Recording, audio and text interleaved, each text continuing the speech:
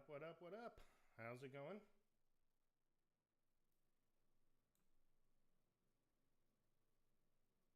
Hey, is my mic too soft or does it sound okay?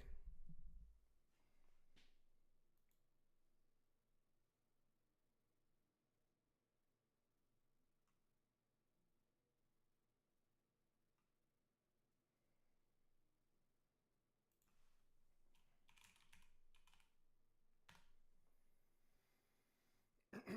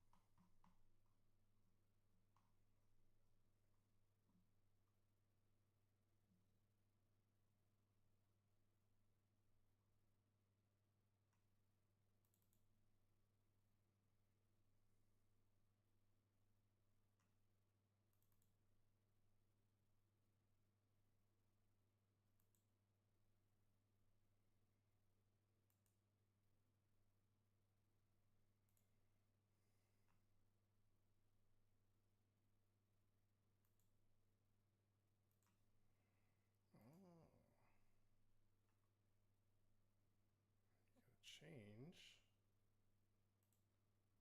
this to.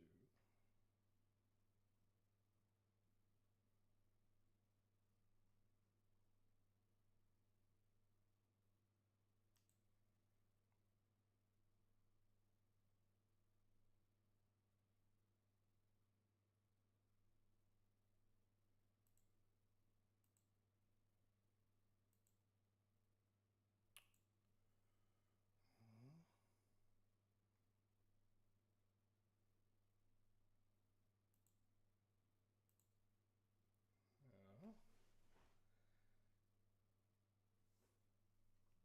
Can you hear me?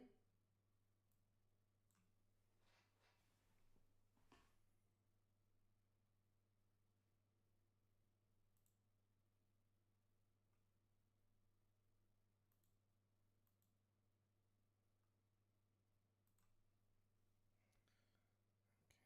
let me just.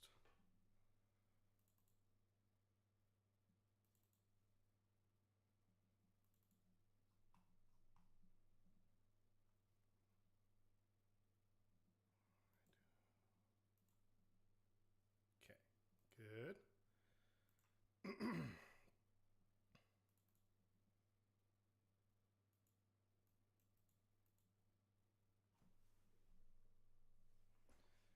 Okay, so, but for some reason I'm not getting audio.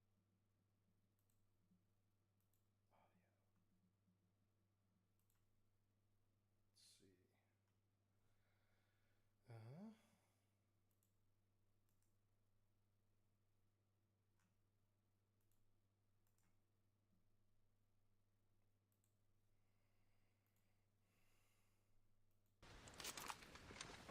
Uh, okay, can you hear sound? Not me?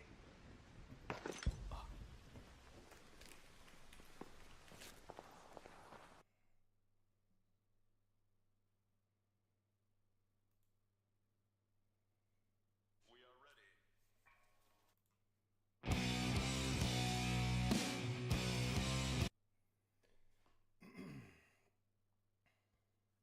All right.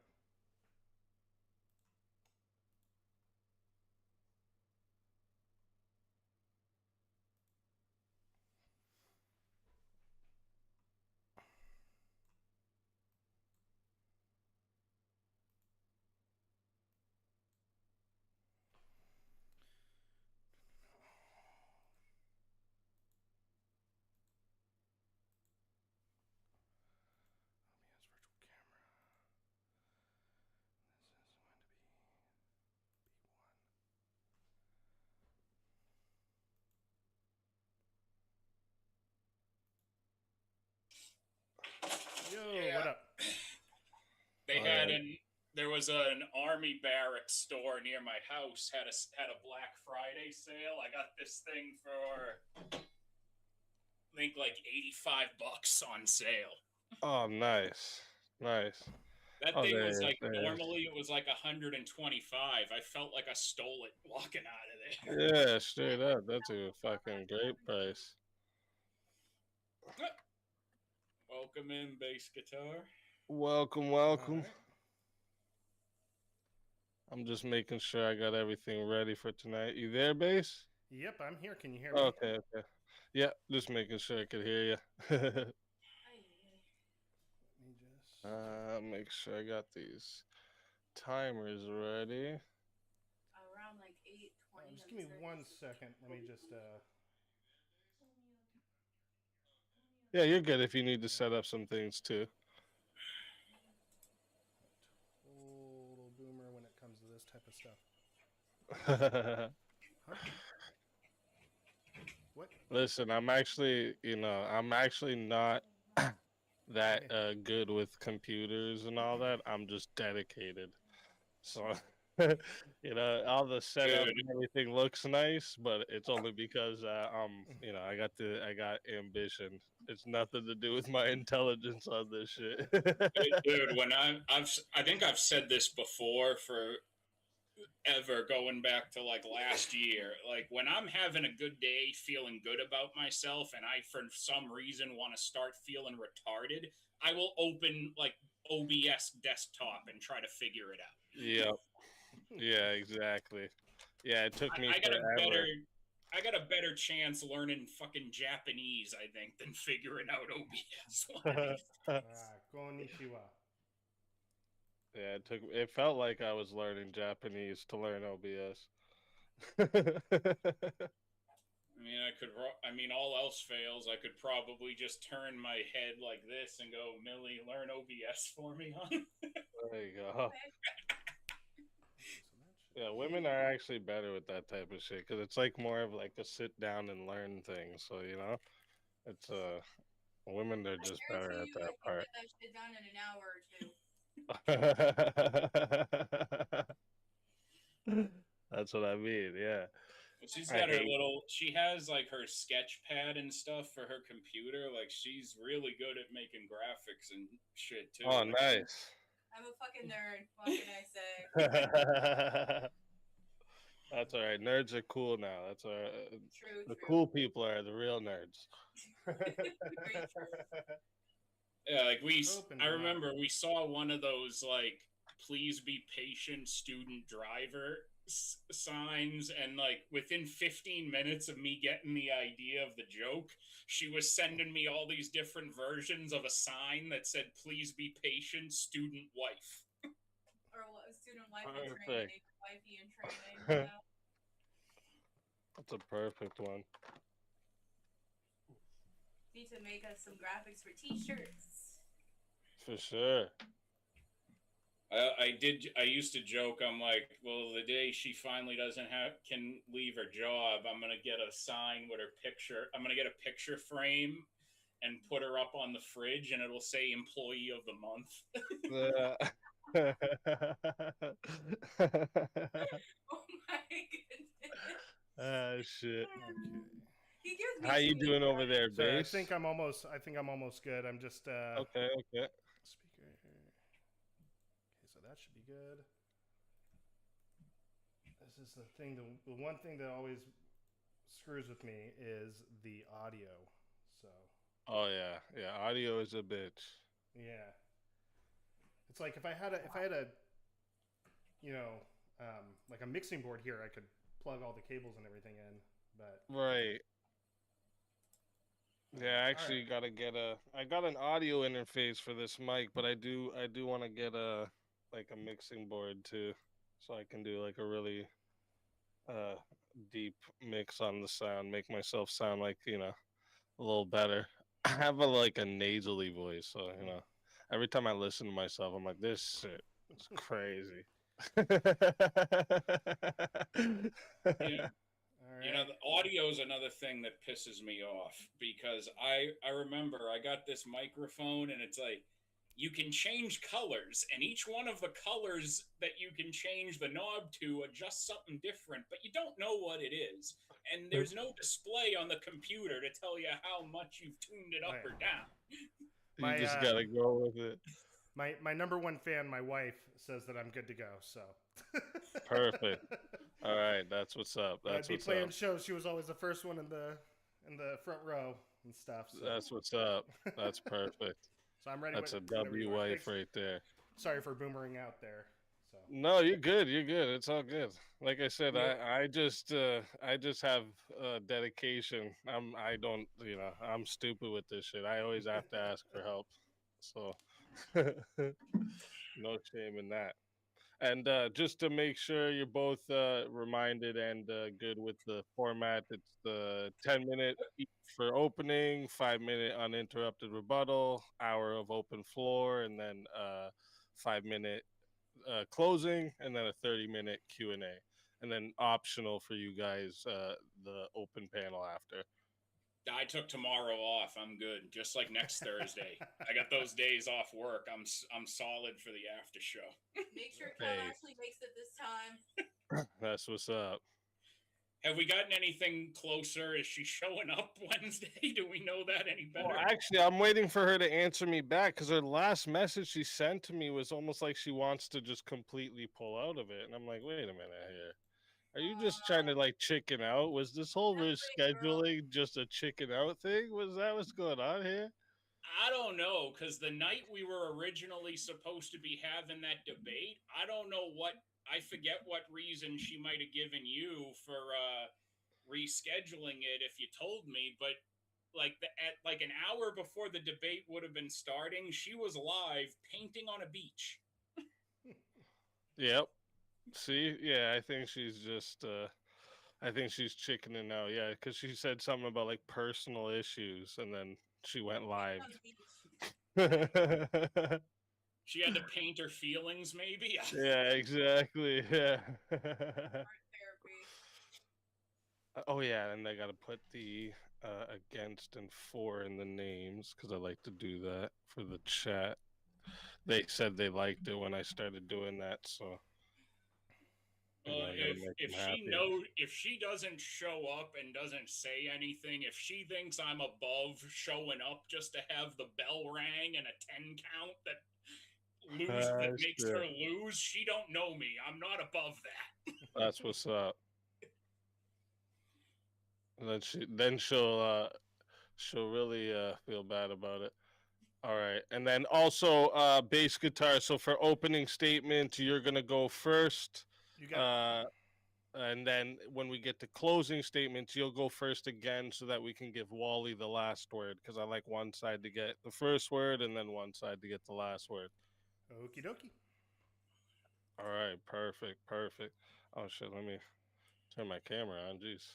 And then also when I start it up, it'll do the little disclaimer that I have, and then my intro. So like with the disclaimer and intro, it's almost about 3 minutes. And then I'll introduce the show, introduce the prompt, introduce you guys, and then we'll get right into the opening statements. Both good with that? Yep. Sounds good. Okay. All right, perfect. And you're both ready? I'm ready. All righty. All right, good luck to both of you gentlemen. And thank you for both of you coming tonight. Let's rock. Let's rock and roll. Warning. The information shared in these conversations and videos are intended for general knowledge and entertainment purposes only. It should not be considered as legal advice or professional guidance. Additionally, any documentation or references to specific content are solely for the purpose of discussion and understanding. It does not imply endorsement, promotion, or support of said content. The views expressed in these videos and/or conversation are those of the individuals involved and do not represent any official stance or opinion. The content you are about to experience may contain strong language, including explicit words and phrases. This language is used for artistic expression and may be integral to the storyline or character development. It is important to note that the use of such language does not endorse or promote offensive behavior. Viewer discretion is advised, and please enjoy the show responsibly. Disclaimer. Copyright disclaimer under Section 107 of the Copyright Act 1976. Allowance is made for fair use for purposes such as criticism, comment, news reporting, teaching, scholarship, education, and research. The Canadian Copyright Act, Section 29, allows an individual to use copyright-protected materials when creating a new work, such as a mashup, and to post the new work online on a site like YouTube. Fair dealing provision for specific purposes like research, private study, education, parody, satire, criticism, review, and news reporting. Step up, step up. Yeah, we pledge. We pledge. We pledge. We pledge. Yeah. Step in the arena, mind locked and loaded. Truth on my blade, every line's exploded. You swing your words, I counter with precision. Battle of reason, this is my mission. Raise your fist, let them know. No. Raise your voice, let it blow. Woo. We clash our swords of reason. Cut through like no retreat. Yeah. No fear, no chain, no treason. Woo. We clash our swords of reason. We clash our swords of reason. Cut through like no retreat. Yeah. No fear, no chain, no treason. Woo. We clash our swords of reason. Step back, I'm a scholar and a fighter.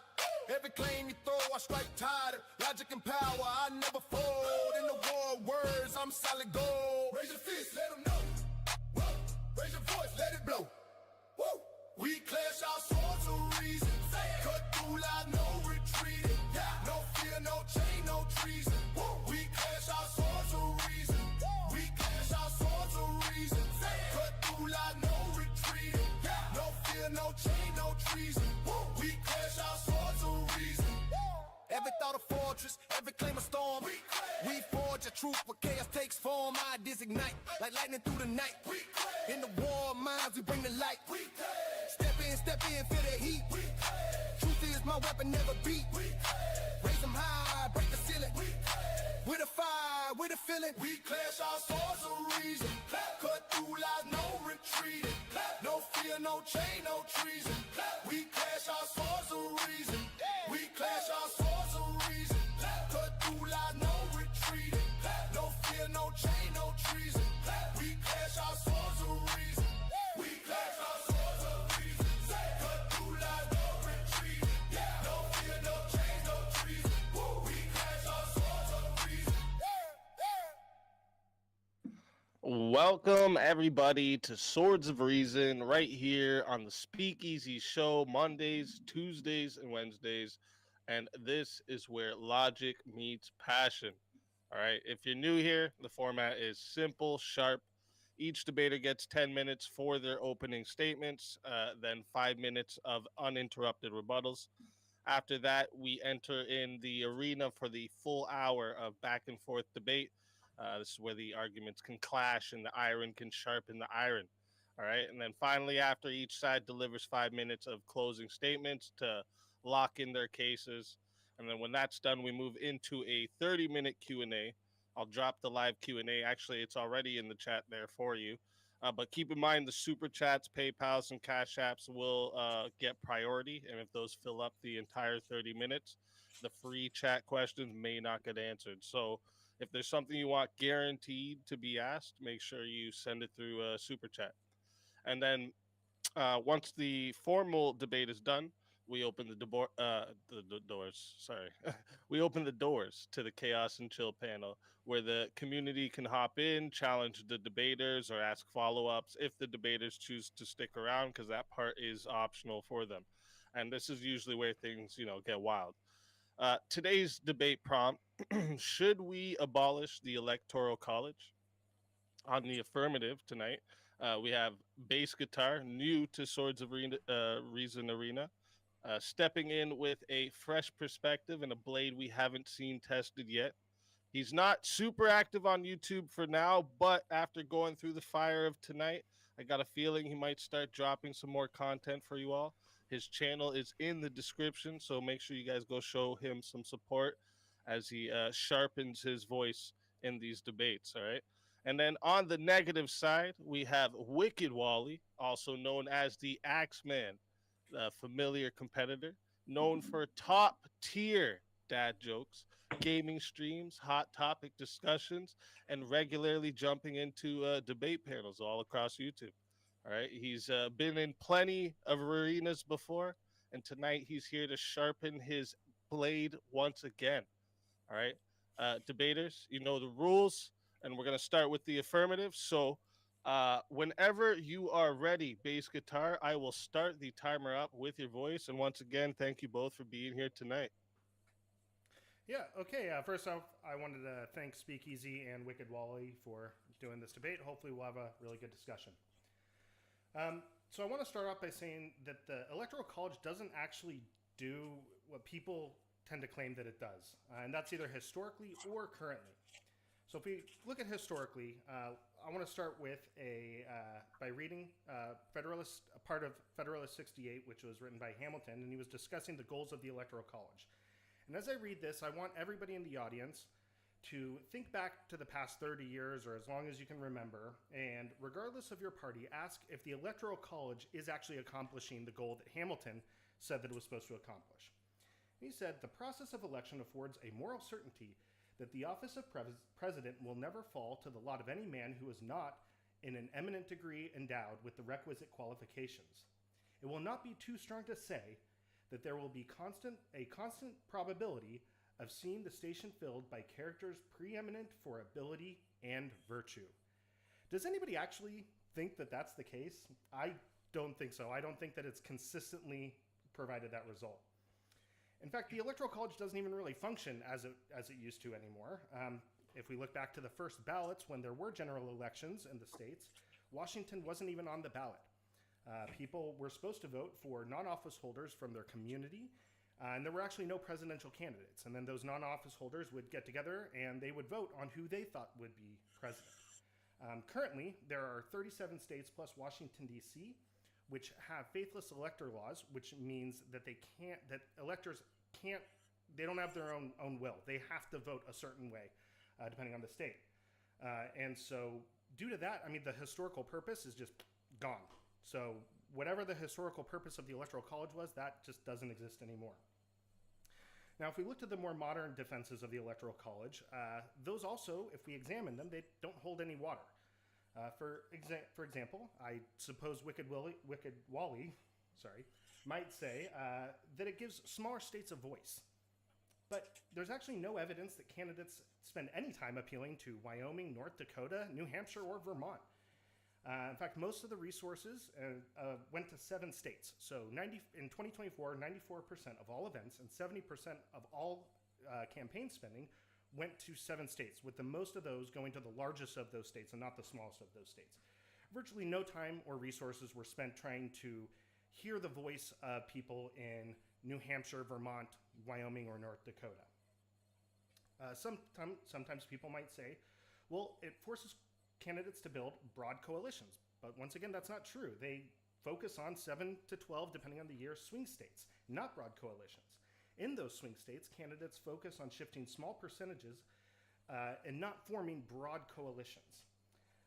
In fact, if we want to look at broad coalitions, it took Trump 42 states to win the popular vote in 2024.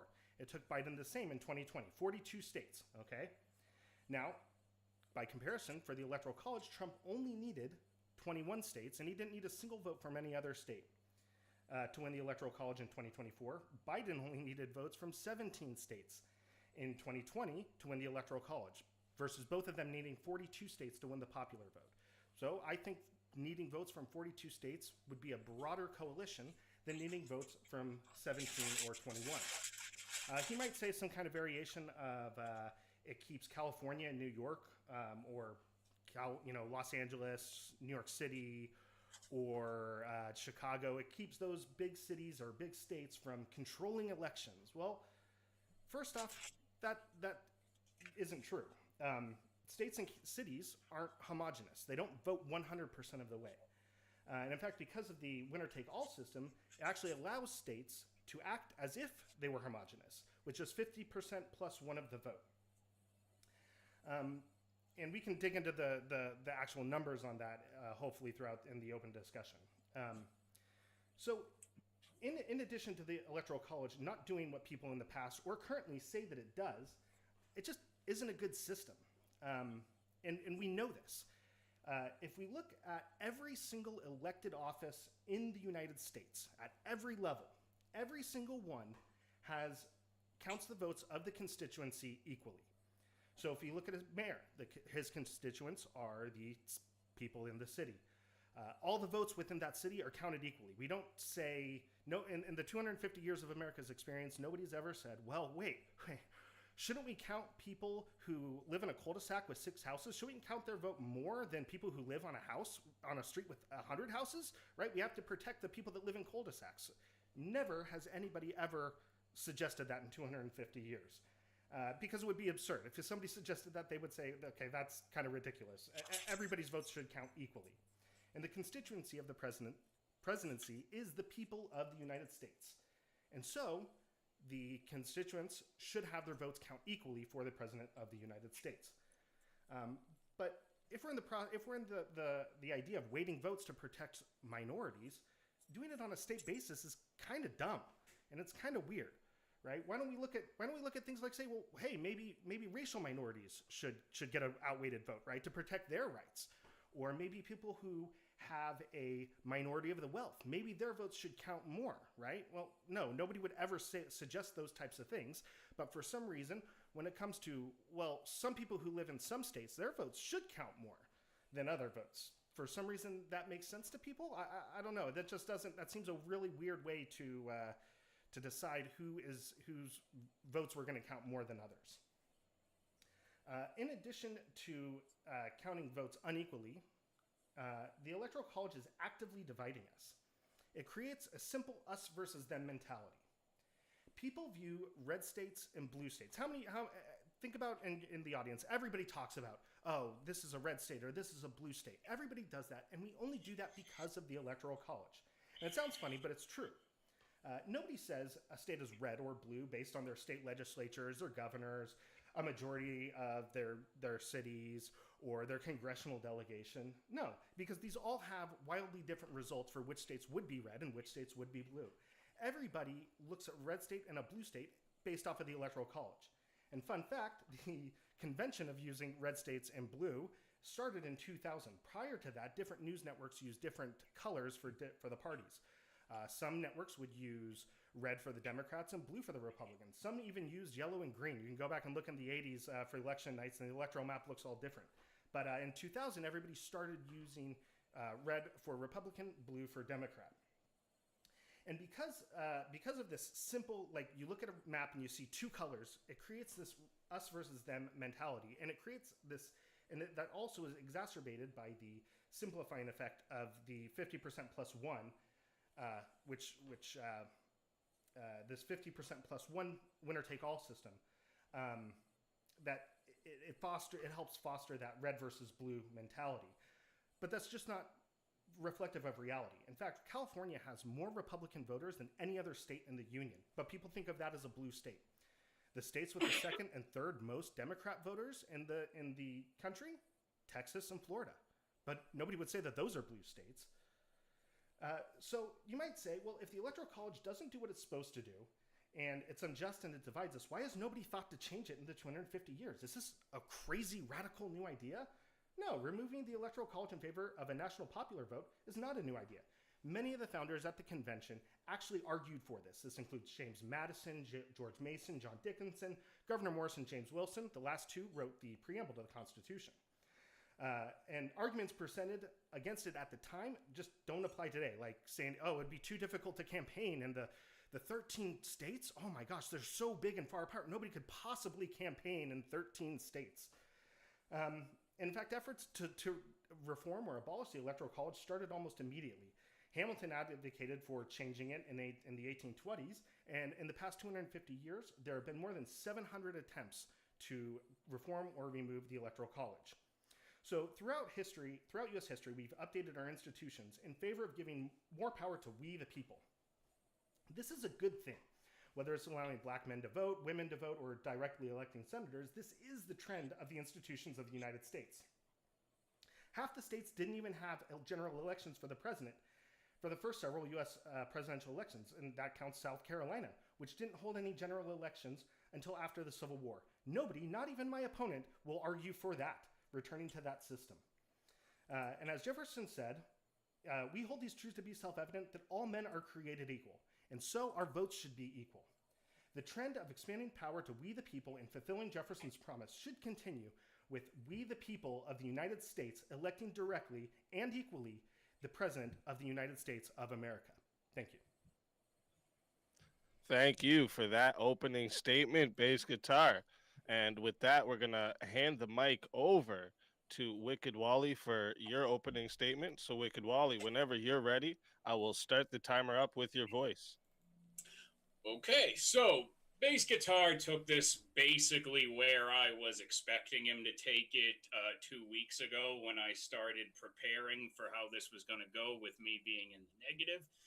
And we heard a lot about my popular vote, my equality, stuff I have heard before. And to start out, I'm just going to boil this down to as simple and basic of a logical explanation as I possibly can.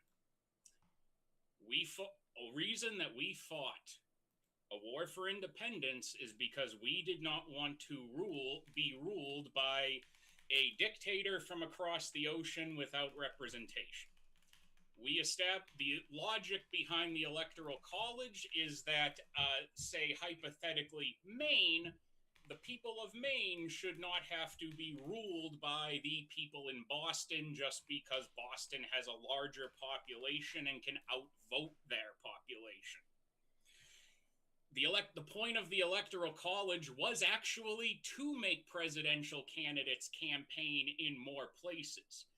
If, hypothetically, in the early days of our country, the most populous areas in the country consisted of Boston, Philadelphia, Richmond, Virginia, and maybe some small surrounding areas thereof, yes, you could literally have campaigned in those 3 cities and probably won a presidential election in those early days. That was the logic of the Electoral College, was to actually encourage candidates to do the opposite. And the Electoral College is basically the way it functions. It's a suggestion to presidential candidates that they ought go everywhere. They ought campaign in every state and be coming out with policies that are sensitive to the needs of Midwestern states, Northwestern states, agriculture-heavy states, industry-heavy states. They should be going everywhere and getting a comprehensive understanding of policies that work in different areas of the country. A voting population in Miami does not give a flying fuck about what farmers need. They don't care about what Wyoming about what might or might not be good from Wyoming versus for economic policies or conservationist policies. They don't live there. They don't have to care. It makes much more sense that there's a system where every state is weighted somewhat for the purposes of that. And if we don't have a direct democracy, then who cares? We can have any kind of system in there that we want. I don't believe just a flat popular vote in America would not be practical, because it ultimately would just make it easier for one side to tilt the election in their favor. Now, going back to early in his opening, going over what states have been campaigned in just the last few elections. Yeah, it's been well known since 2016. Trump focused on key battleground states because their electoral value, which a lot of it was some Midwestern states and areas like Pennsylvania, that had the ability with their electoral votes to tip the election in his favor. And he went into those battleground states with messages that were important to farmers, important to manufacturers, important to factory workers, important to the business owners. And that's how he won those states.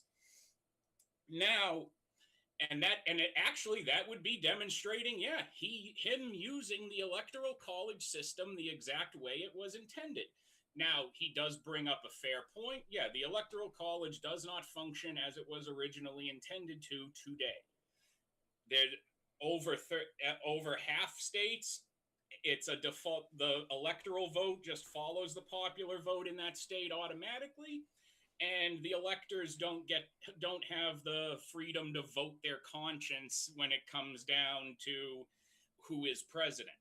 And of course, because they have the majority, yeah, the states that don't have that as that don't make the popular vote married to the electoral vote, they just follow suit, because at that point, what else is there to do for them?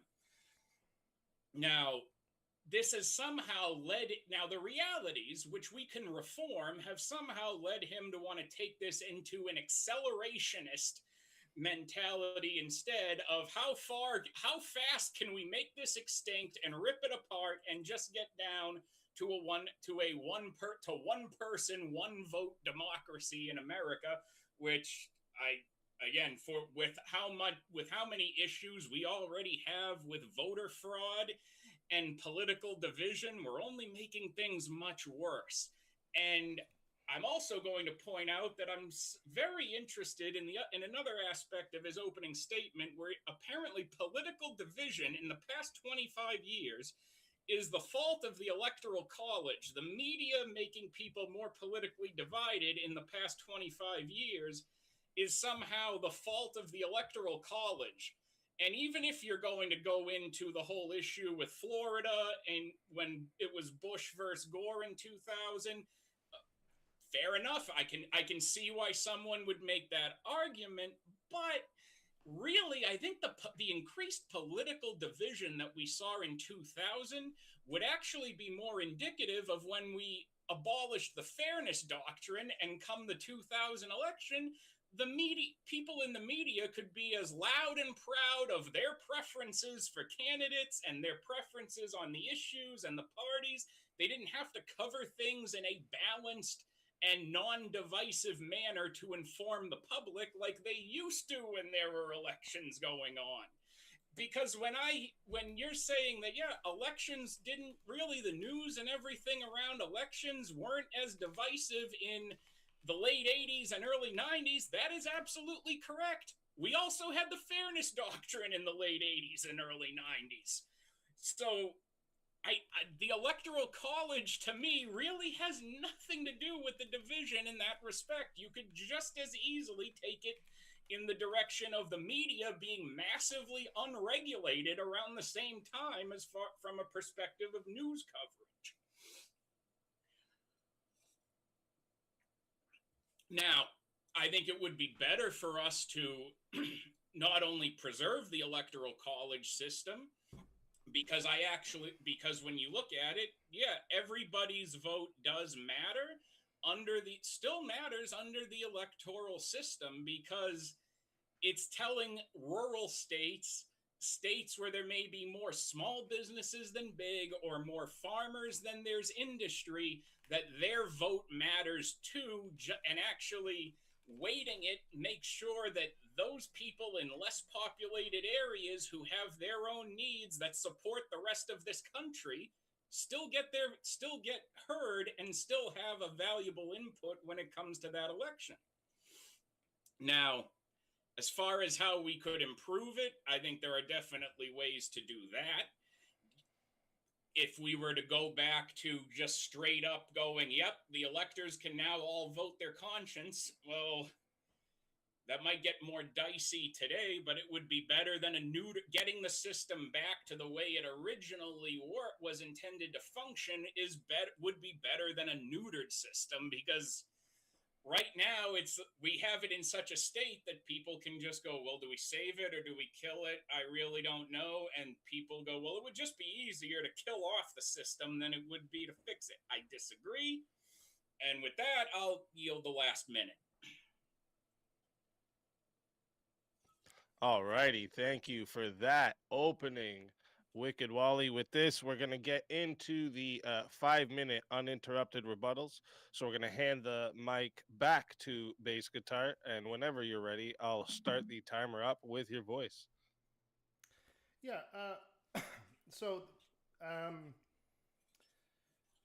so Wicked Wally said, let's see, he said that it forces candidates to campaign in more states, but that once again we looked at that and that isn't true. It doesn't really force candidates to campaign in more states or even in more diverse states, even more rural states. The two states that have the most farmers in the country are California and Texas, and nobody really campaigns there because those are locks. They're not battleground states. So nobody really cares. So I mean, why are those farmers not deserving of attention as someone in like Ohio? I don't know why that would be why a farmer in California doesn't deserve to have there to be appealed to, but a farmer in Ohio or a farmer in Pennsylvania does. Also, I want to be clear. I'm not saying that I don't think the Electoral College created political division, but I'm saying it exacerbates it by creating an easy us versus them mentality.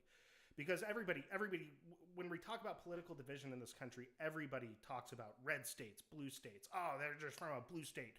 Oh, don't blow up my red state, right? And I'm saying that simplistic way of saying red state, blue state, that is directly attributable to the Electoral College. That's exactly what people are talking about.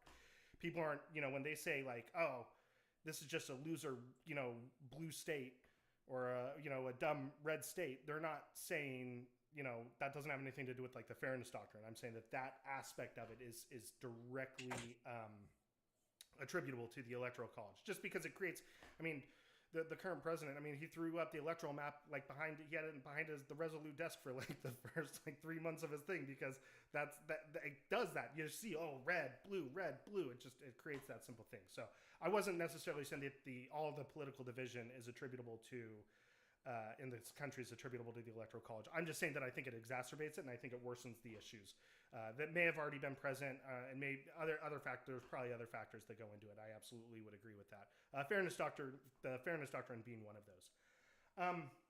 That being said, I kind of would just I want to get more into the back and forth. So I don't know if we can take the extra 2.5 minutes and just add it to the back and forth, or what. Yeah, no, that's a problem. If you want to yield the rest of your time there, no problem. Thank you for that rebuttal. And we'll hand the mic over to Wicked Wally whenever you're ready for your uninterrupted rebuttal. I will start the timer up with your voice. Okay, so my issue there is still, as far as the Electoral College somehow exacerbating political division. Well, the Electoral College apparently had over 200 years to exacerbate political division before the year 2000, and it really didn't seem to be doing it. Nobody was saying there's increased political division because of this damn Electoral College. So I would say the popular, because here's the thing, when you under the electoral system, I actually think it's in some ways less of an us versus them, because like I live in New Hampshire. New Hampshire, when it comes to state elections and local elections, tends to lean pretty to the right. For whatever reason, when it comes to presidential elections, we tend to go blue when it comes but then so does most of New England for that matter. Some of Maine doesn't, but Maine lives under an odd rule where they divide their 4 electoral votes, so you can actually win all 2 or none, or maybe 1. Now, under a popular vote system, I think you would actually exacerbate that political disharmony, because now in every state, everybody around everyone, they're going to be looking at, okay, well, you either have to vote, or you have to or I have to try to persuade you to vote for my guy, because now every single person in every single state could be the difference maker in this election. And suddenly we're putting even more of an emphasis on the fact that everyone around you is either politically your friend or politically your enemy, or someone you can make a political deal with. And when you're going to take the election down to a matter of just bodies voting, which is how parliament systems are run, yeah, you're actually encouraging parties to engage in more corruption and engage in more fraud, because they just have to throw a higher number at everyone than the opposition does, and they can win. I would actually say, and as far as issues in states like California, well, guess what guides California's electoral votes? Basically, LA. A lot of the liberal strongholds in California end up swaying the state to blue under the electoral college, same way as New York City basically negates all of the conservative votes in New York under the federal electoral system. So this is where we come, when it comes down to reform, if anything, the fact that an entire liberal stronghold or a conservative stronghold can sway a state federally that may, the entirety of that state may lean in the opposite direction, actually makes a very good case to me as to why we should not only save and reform the electoral college system, but I think we should actually expand it into every state having an electoral system that determines their electoral votes. Because then New York City would no longer dominate New York. LA would no longer be negating these Republican voters he's concerned about in California. If we start determining the electoral votes and dividing states by district and county, then now everybody's vote matters in every state, and we don't need a popular vote to do that. And with that, I'll yield my minute. All right. Thank you for that rebuttal. Great rebuttal from both sides.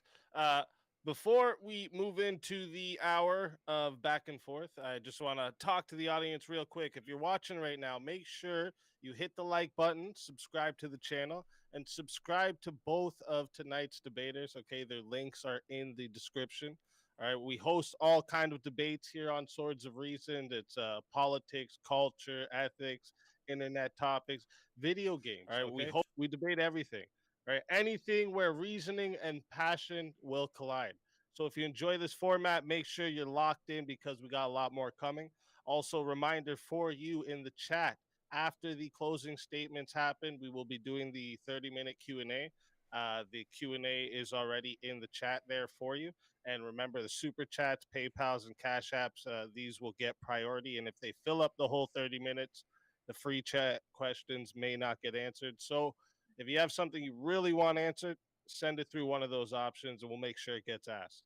All right. And finally, thank you to both the debaters for being here tonight and bringing your perspectives to the arena. So whenever one of you is ready to start up the open hour, I will start the timer with your voice. Yeah. So when we're talking about, you actually, it almost seemed like you made my argument for you when you were talking about like LA and California, that it kind of negates the votes of people in the Central Valley or other more rural parts of California. Just so if we're looking at on a national level, how many cities and by what margin do you think somebody would need to win, like a presidential candidate would need to win that would just negate the like everyone else in the country? Like if they got 100% of the vote in New York City, or like let's say they got 100% of the vote in New York City, Chicago, LA, and we'll count the metro areas, right? So not the suburbs and stuff of all of that too. They got 100% of the vote in those three cities. How, like, do you think that would push them over the top? I mean, it's possible, depending on, I would have to look at a population map to figure that out. But when you look at but the ultimate but it still goes down to the basic mentality that under a popular vote, the more you have these ideological strongholds in major metropolitan areas, which is like for example, I used to think Boston was a big city, and then I went to Nashville. When I initially think of a major metropolitan area, I came to learn my mental image of a major metropolitan area was very small by comparison to other major cities elsewhere. But the mentality is still, you have enough strongholds, well, then everybody else voting isn't going to matter what way they go or how many go this way or another, because if you could lock in, say, we can at least guarantee that in these cities, we're going to come up with like 30% of the votes we need. Well, then you've got at least 20+% of people in other parts of the country who are going to go with that party and that candidate no matter what, because that's how they've been conditioned. Because just whether you get rid of the Electoral College or not doesn't break that you have people who are conditioned in areas to just say, yeah, well, I live in Boston, so I vote blue no matter who's running for president. That stuff is not going to get any better. In fact, I think under a popular vote system, a lot of that gets worse, because then it becomes not only is it 1-to-1 with the voting, but now it's like, instead of going like, okay, well, you know what? I went out and voted in New Hampshire. Our electoral votes are going to a Democrat, but we still have other states that are going to balance those out, because, again, maybe Republicans don't campaign in Wyoming as much. Nobody my campaigns in personal Wyoming. feelings on Wyoming's own existence is a whole other debate entirely. I'm willing to dispute it's even a real place sometimes. There should be one Dakota. No. So sorry, any North Dakotans or South Dakotans out there. If we're going to add a 51st state, then I think we should just consolidate the Dakotas so we're not doing different math. And then we don't have to change the flag, right?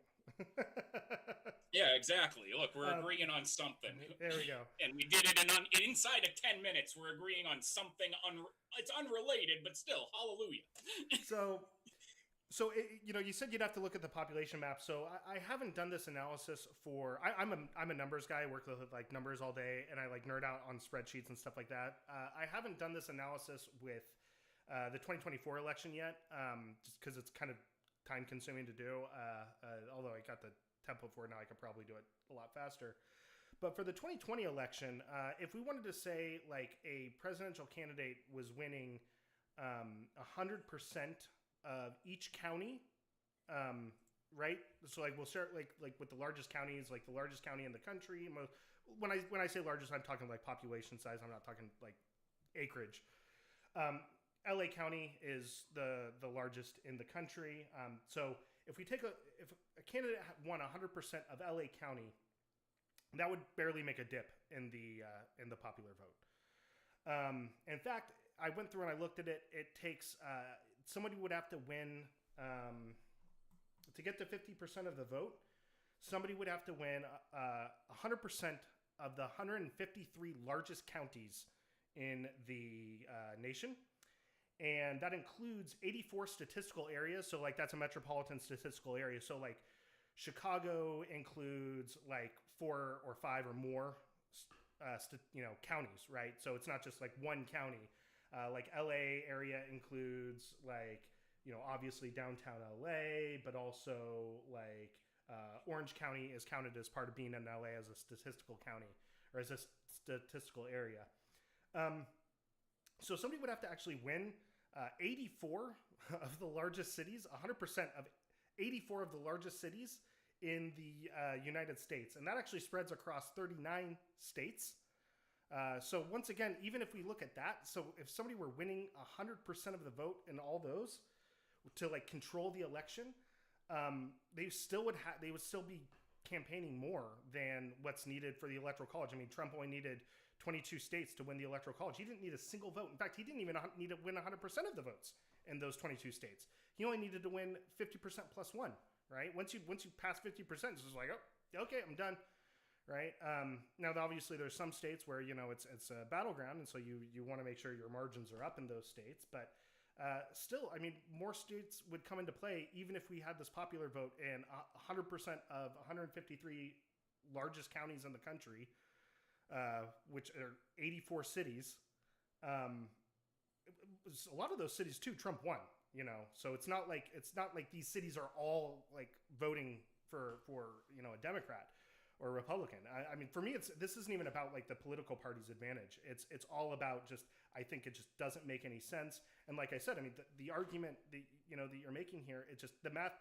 It's kind of ludicrous. I mean, let's be honest. If somebody won 100% of 84 of the largest cities, I mean, I couldn't even name like 15 of the largest cities in the U.S. somebody won 84 of the largest cities. Maybe they should be president, right? Like something that's strikes pretty me impressive. as odd with the populations there, with as far as the numbers. So I want to just make something clear here. Now, when you're saying they would need to win all these dozens and dozens, almost 100 cities to win by popular vote, are we supposing everyone is participating? No, I are we just supposing if we got rid of are we supposing well, if there was no electoral college and literally every eligible voter in the country was voting, so everything's on the table, is that where these numbers would be coming into play? Because it might be. I would be inclined to believe it might be a little bit different based on what the actual voter participation and turnout is.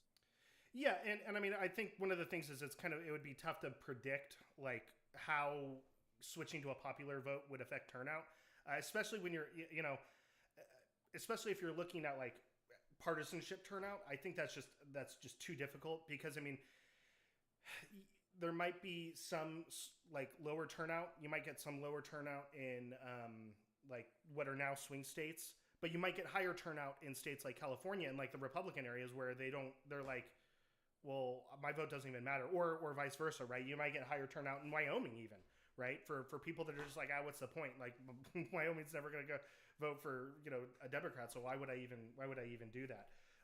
So I just use. Well, I think in in those states, I think you have it can be a very different situation because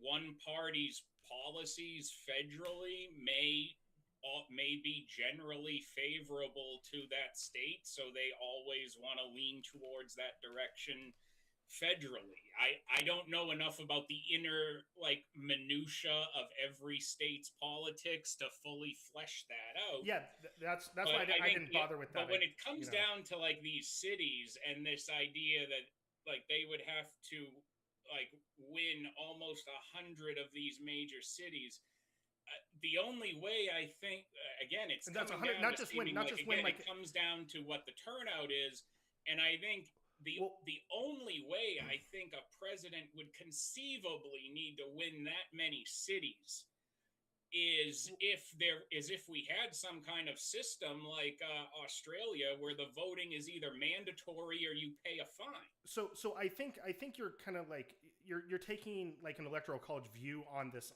analysis, and that's part of the problem. I'm not saying like. Well, no, I want to understand exactly what those numbers are based on. Like, are we assuming? Like, are we taking the populations and just assuming everybody there votes who can, or are we basing this off of like how many people have been voting in those cities in the most recent elections? Yeah. So like I said, I went through on a county by county basis for. 2020. I haven't done this yet for 2024. I had 4 years to do it for 2020, so don't give me a year or so to work on this for 2024. Because I like I said, I'm a numbers nerd. I'm a math nerd. I do this kind of stuff for fun. So like LA County had in 2020 4,264,365 votes. So I just took the total votes.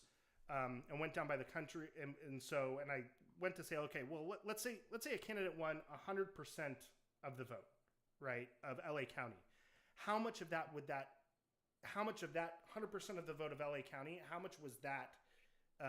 And I'm using counties as kind of like a sub-in for like a city, right? Because it's not just winning like an electoral college where it's 50% plus one that they'd have to win. I'm saying 100%. So every single person who's voting in this city, if every single person had cast a ballot for Joe Biden, right, in LA County, he'd have to take like 84 cities, 100% of the vote for 84 cities to do that.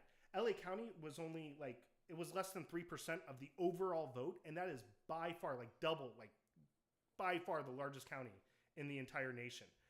Once we start getting down to counties, like for like Tulsa and Albuquerque, right? those metropolitan areas are way smaller, but those are still included in this analysis. So if a candidate won, they'd have to win 100% of Tulsa, along with 100% of LA, to be able to like control the election. And that's the 84 different statistical areas that I'm talking about, right?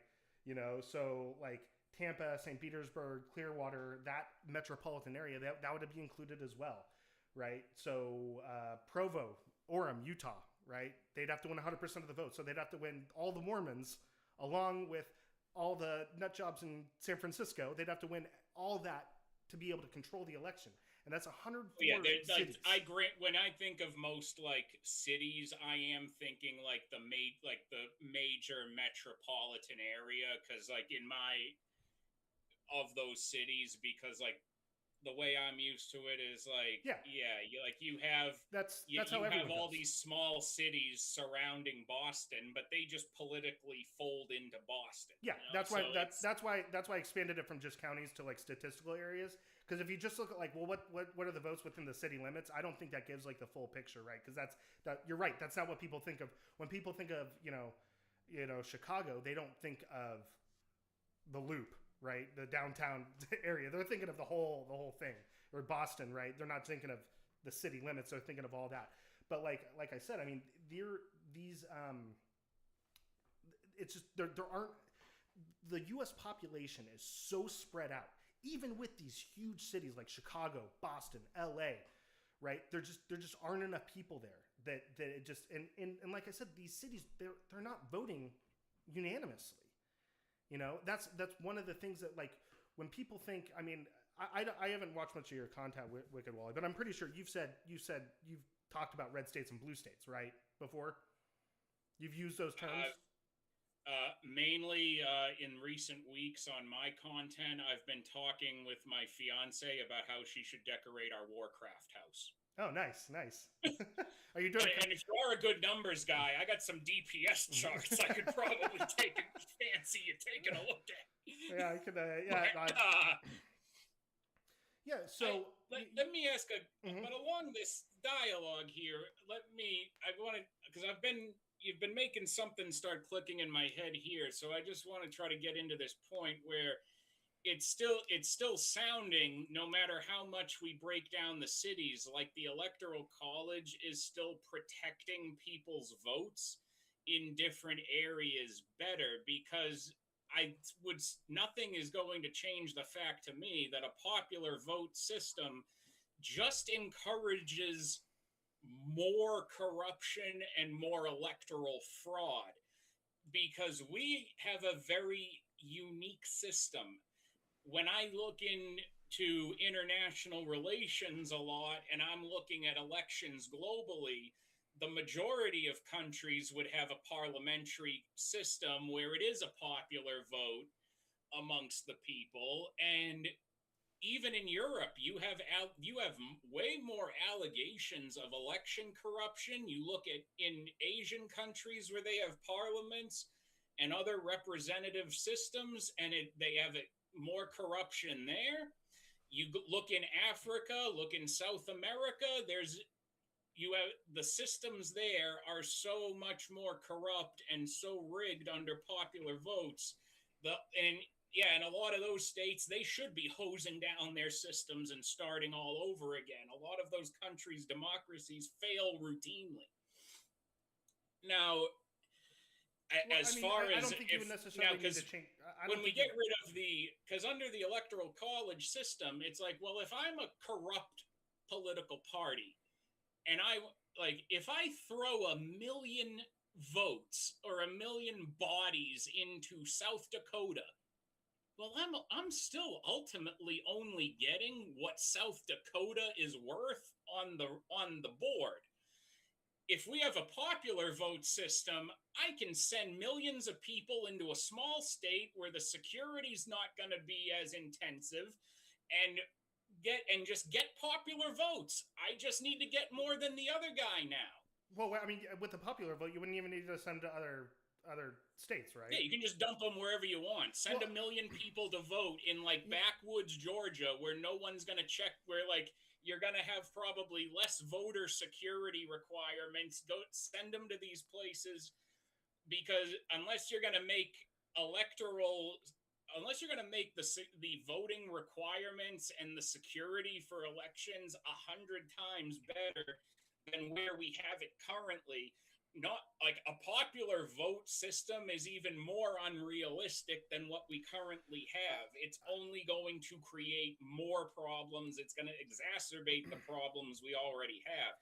I don't see anything from a point of, within the machinations of the system, how we are making anything logically better. Well, so first off, I don't think if we look at the 1970 proposal for the Bays-Suller Amendment, which was one of the most recent efforts to get rid of the Electoral College, it still allowed for the states to run their own elections, which I think is a good thing for that very reason. I think it helps reduce that type of thing. But because obviously, if when you look at other countries that have less reputable things, it's because it's all kind of in one hand. But I mean, you would almost have to as well, because like I don't see how would you even have are you gonna have the federal government like creating ballots that have like city council members on it for like in some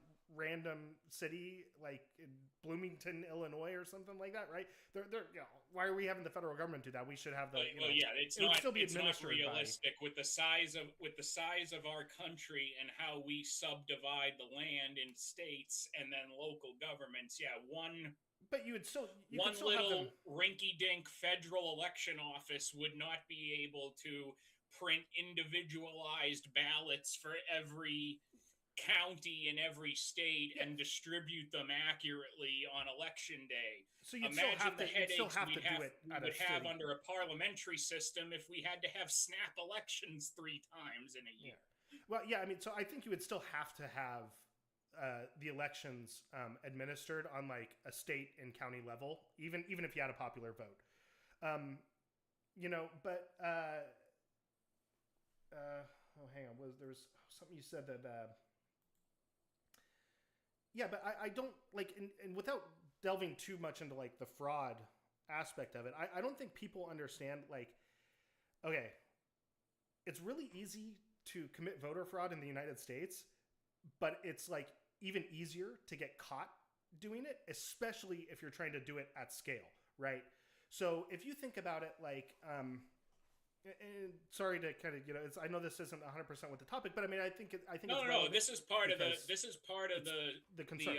Election security issue. So if Easy's good with us getting into the weeds on this for a little bit, I'm fine with it. I shouldn't be too much, but like let's say I wanted to dump 100,000 votes in one county, right, for a specific candidate. Right. Okay. Well, what am I going to have? Never done before. Yeah. Well, it would be, and I'm going to explain why it's essentially like impossible. So what you would have to do is you would have to have a list of everybody who's registered to vote, and then you would have to take. Okay. Well, there's more people that are registered to vote than actually vote for it, right? So you'd have to find 100,000 people who haven't voted and aren't likely to vote, right? But just because you voted in the past doesn't necessarily mean you won't vote in the future. So let's say you do 100,000 votes and you're able to predict with 99% accuracy,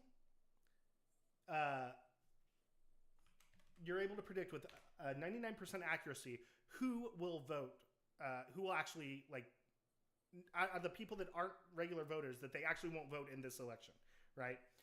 So with 100,000,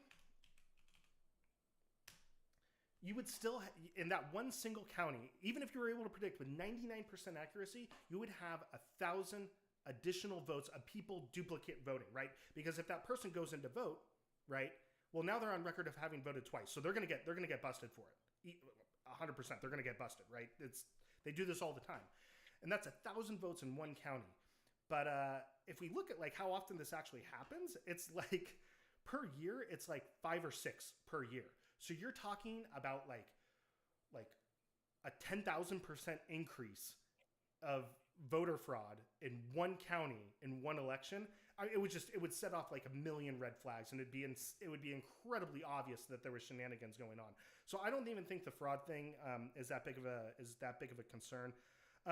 You did say something else. What if there was a party of necromancers who decided to get votes for their candidate? They're going to cast some necromancy and raise the voting zombies from the dead. Like, here comes 150,000 of the voting undead lining the ballot boxes with their votes for the necromancer party. Well, I mean, it'd still be insanely obvious, because I mean they do check those roles, you know, and people get caught for doing that stuff all the time.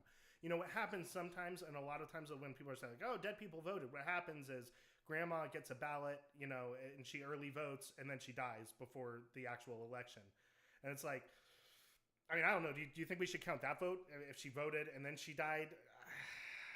I don't know. I would say if I went, you know, even if we did on the day of the election, if I vote for a ballot and I put it in the drop box, you know, in person, I'm voting for it, and then I get in a car accident and die on the way home, should that toss out my vote? If you are alive for them to physically receive your ballot and count it, I would say that's a reasonable standard to say that it would count. But if I get an absentee ballot and I have a heart attack 5 minutes later and die, God forbid, my intent to vote should not matter when someone sees my ballot, especially if it was found by a friend or family member who may not agree with me politically. That's actually more likely to happen with someone I'm related to than anyone I'm actually friends with. But and granted, I'll admit, I mean that very specific type of fraud might be kind of difficult to catch, where you have your ballot sitting on there, you die, and your friend walks in and says, "Oh my God, Wicked Wally just died. Oh, here's his ballot. I'm going to fill it out." I don't think that kind of fraud is happening. That'd be the only day in my life I'd ever vote Democrat. So yeah. Because at least I know if that happened to me. Like Millie would like write in Trump. Doesn't matter if Trump can run again. She'd at least just write him in for me and put it in the mailbox. Well, I kind of have a question that I always ask when I'm talking to people about the Electoral College. That I'm just for my own personal curiosity is, do you mind saying who you voted for in 2024? I voted for Trump. I voted for Trump 3 times. And see, this is one of the things that I think is very important, because you actually never voted for Trump. You voted for some person who you have no idea, and I would say you're probably, I would probably put you on like above average on like political astuteness, right? Like for people in the nation, I would put Speakeasy. I think all 3 of us are probably like above average like political awareness, and I would bet money that nobody in the chat knows the names of like any of their electors, right? So nobody's voting for like the electors, right? They're voting for the president, you know? So that's just another thing. So like, that was kind of my point with the historical argument, is that nobody really, the electors just aren't serving any purpose anymore other than directly weighting the votes. So, and this is part of the problem though, with the way the system exists currently, is under the way that the system exists currently, if I'm in one of those 36 states, where it's just an automatic electoral vote follows the popular vote, I don't need to. Why do I care who the electors are? I don't need to know who they are. I don't need to talk to them. They can't do anything for me. And even if I'm in one of those minority states where they could, because the system is over 50% broken, because over 25 states just default the popular vote to the electoral vote, well, those other 14 states of electors really aren't going to do anything to help me either, because could they, by the numbers, completely disqualify or overturn an election? Maybe, but my guess would be probably not very likely, and they're not. And clearly, the way the precedent has shifted under a broken system, they're not likely to try. And I don't fault the electors for that. The system's been broken by legislation, and we're not trying to fix it.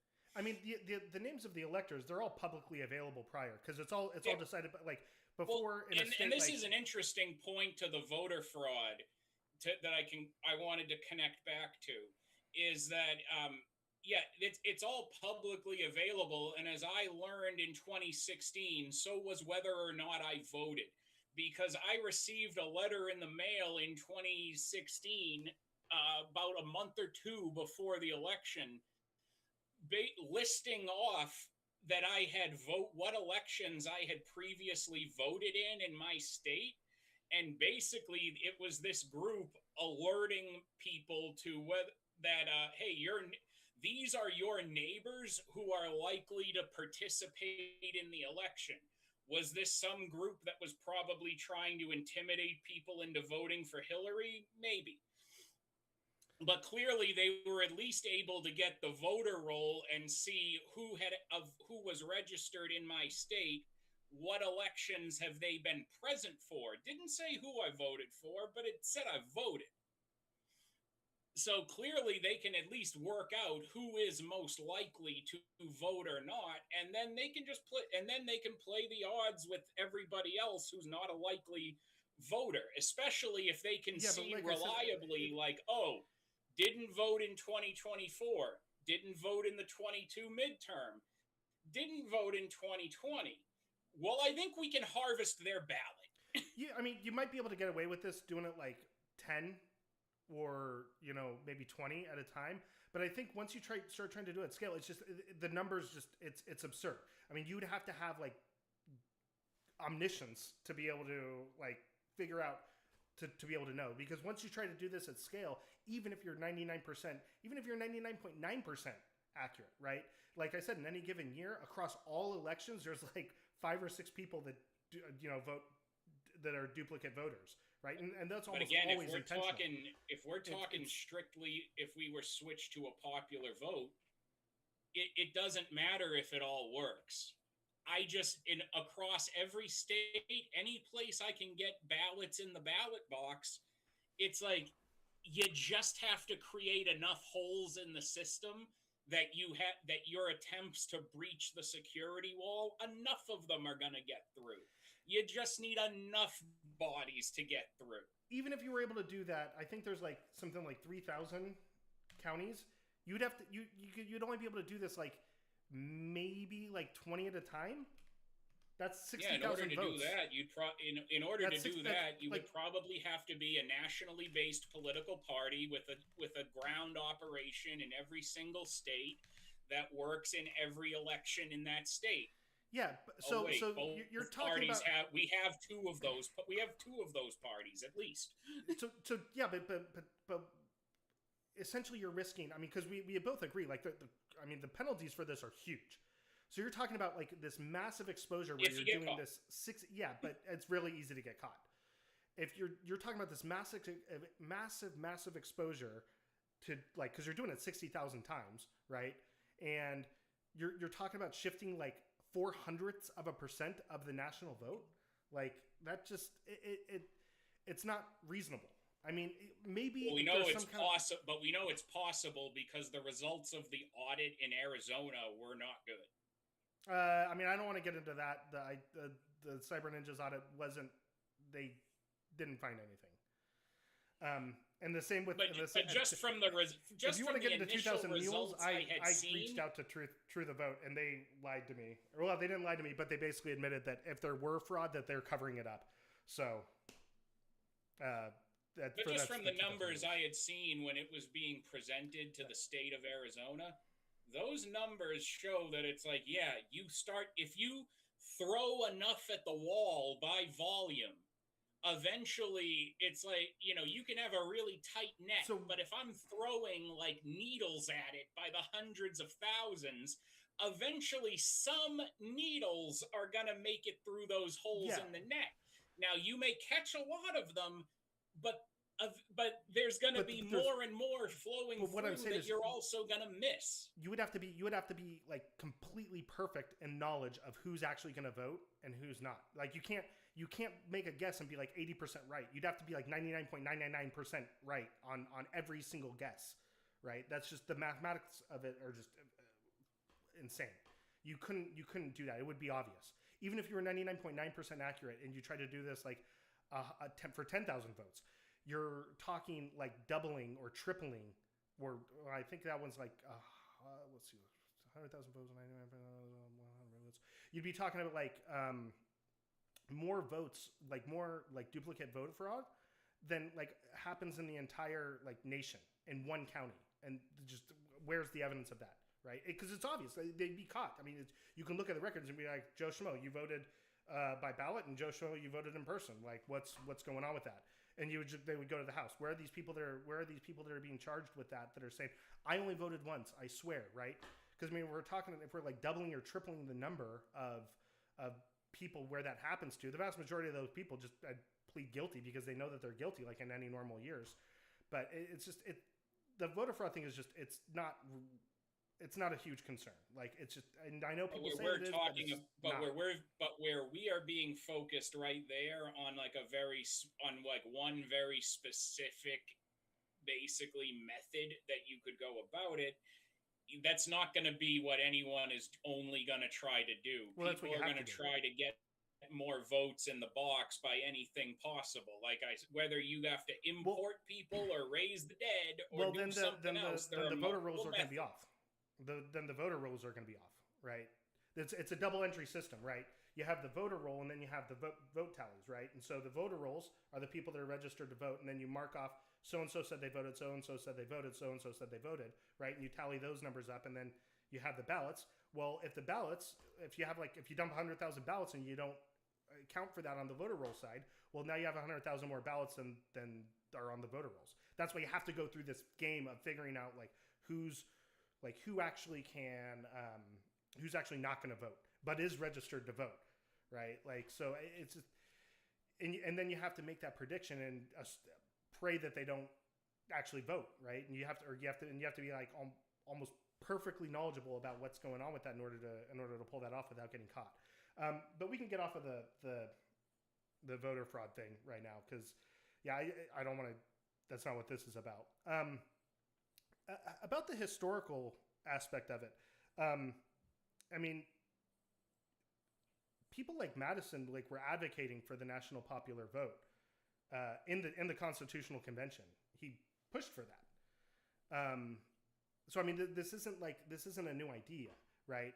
I mean, some concerns that you actually brought up are kind of similar to what Madison said. And Madison said, "Well, I think it's a concern, but I think that it's actually better for the nation if we ignore it." And that was basically Madison's concern was, well, because there were basically three factions in the Constitutional Convention. There was the National Popular Vote faction, there was the Congress faction where Congress picks the president, and then there was the state legislatures where the state legislatures pick the president, right? So there was those three factions that were kind of vying for it, and they didn't actually settle on it until right before the end of the Constitutional Convention.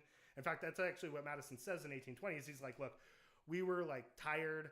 We're at the end of the thing, and we had to come up with something. So everyone was just tired, and so everyone just kind of was like, all right, let's just pick something, right?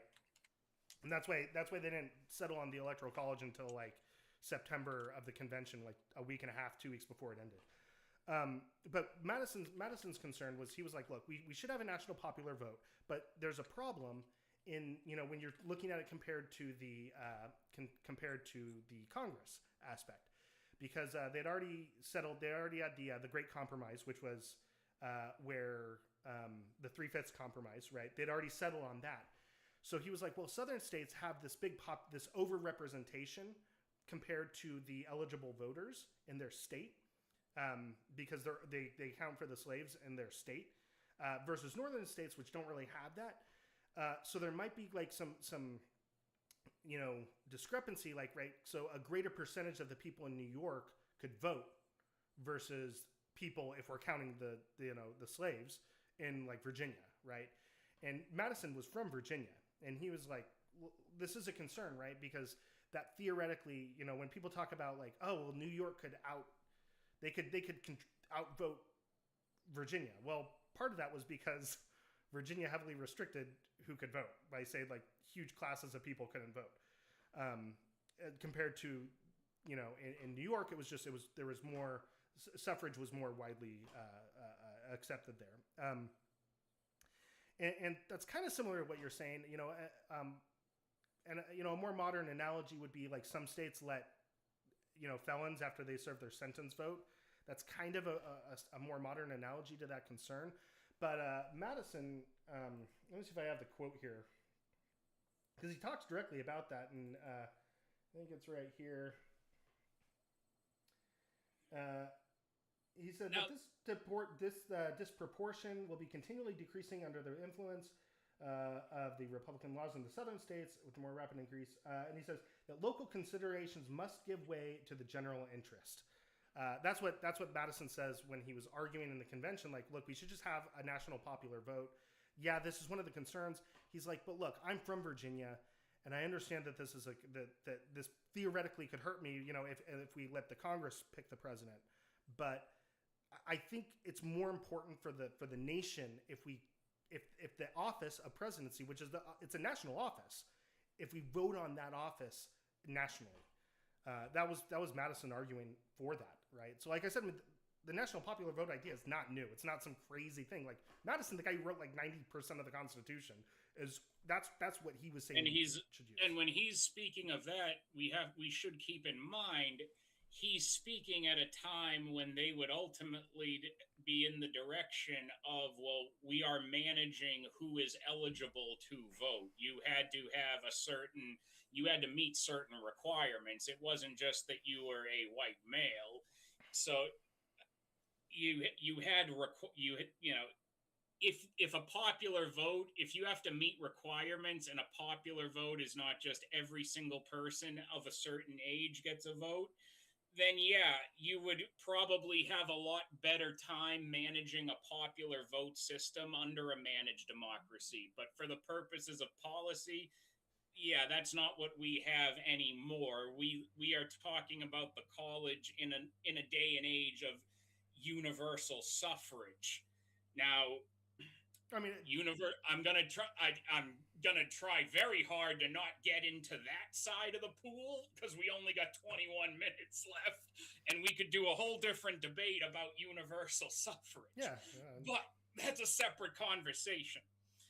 But the other key factor at that time is that the majority of the United States had not been settled at the foundation of the country. There was a whole Midwest and West where we didn't have that many people yet, and that really we didn't even have much of a governing authority until the railroad was built. Actually, I don't know if that was at that time. I don't know. My understanding was that at the time of the Articles of the, I don't even know if the U.S. had like the Ohio Territory at the exact. That's why I say there was under still the this Articles whole of other it was the large chunk of the country to the west of the Mississippi, at the very least, that we hadn't contended with yet. But I mean, that wasn't part of the U.S. That wasn't part of the U.S. at the time.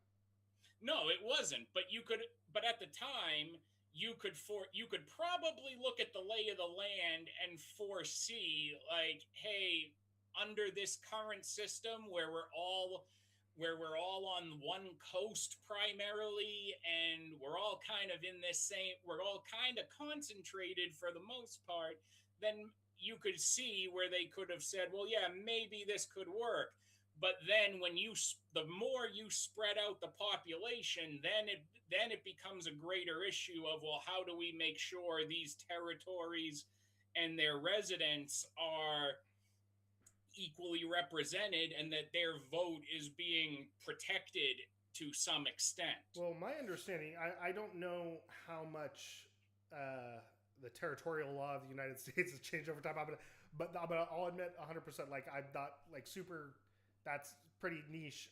But my guess is it would probably have been similar to like Puerto Rico, where they just don't get a vote for president.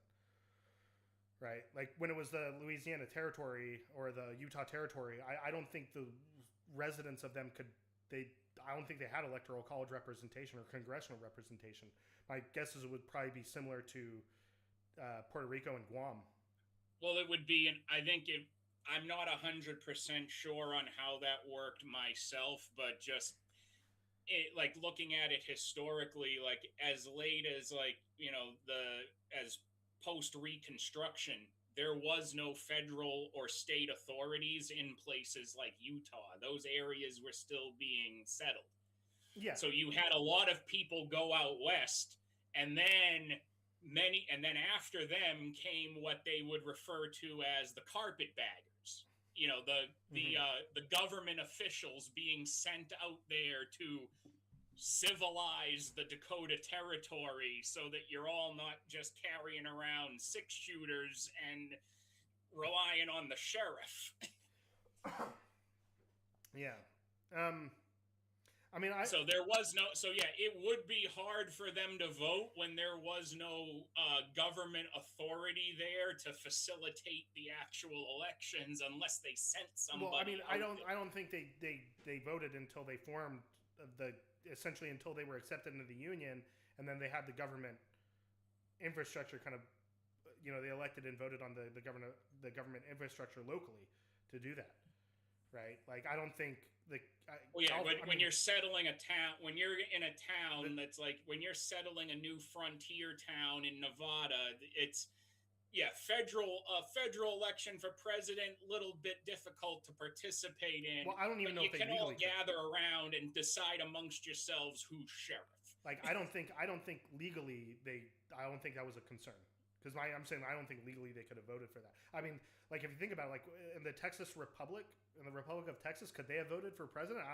Probably not, right?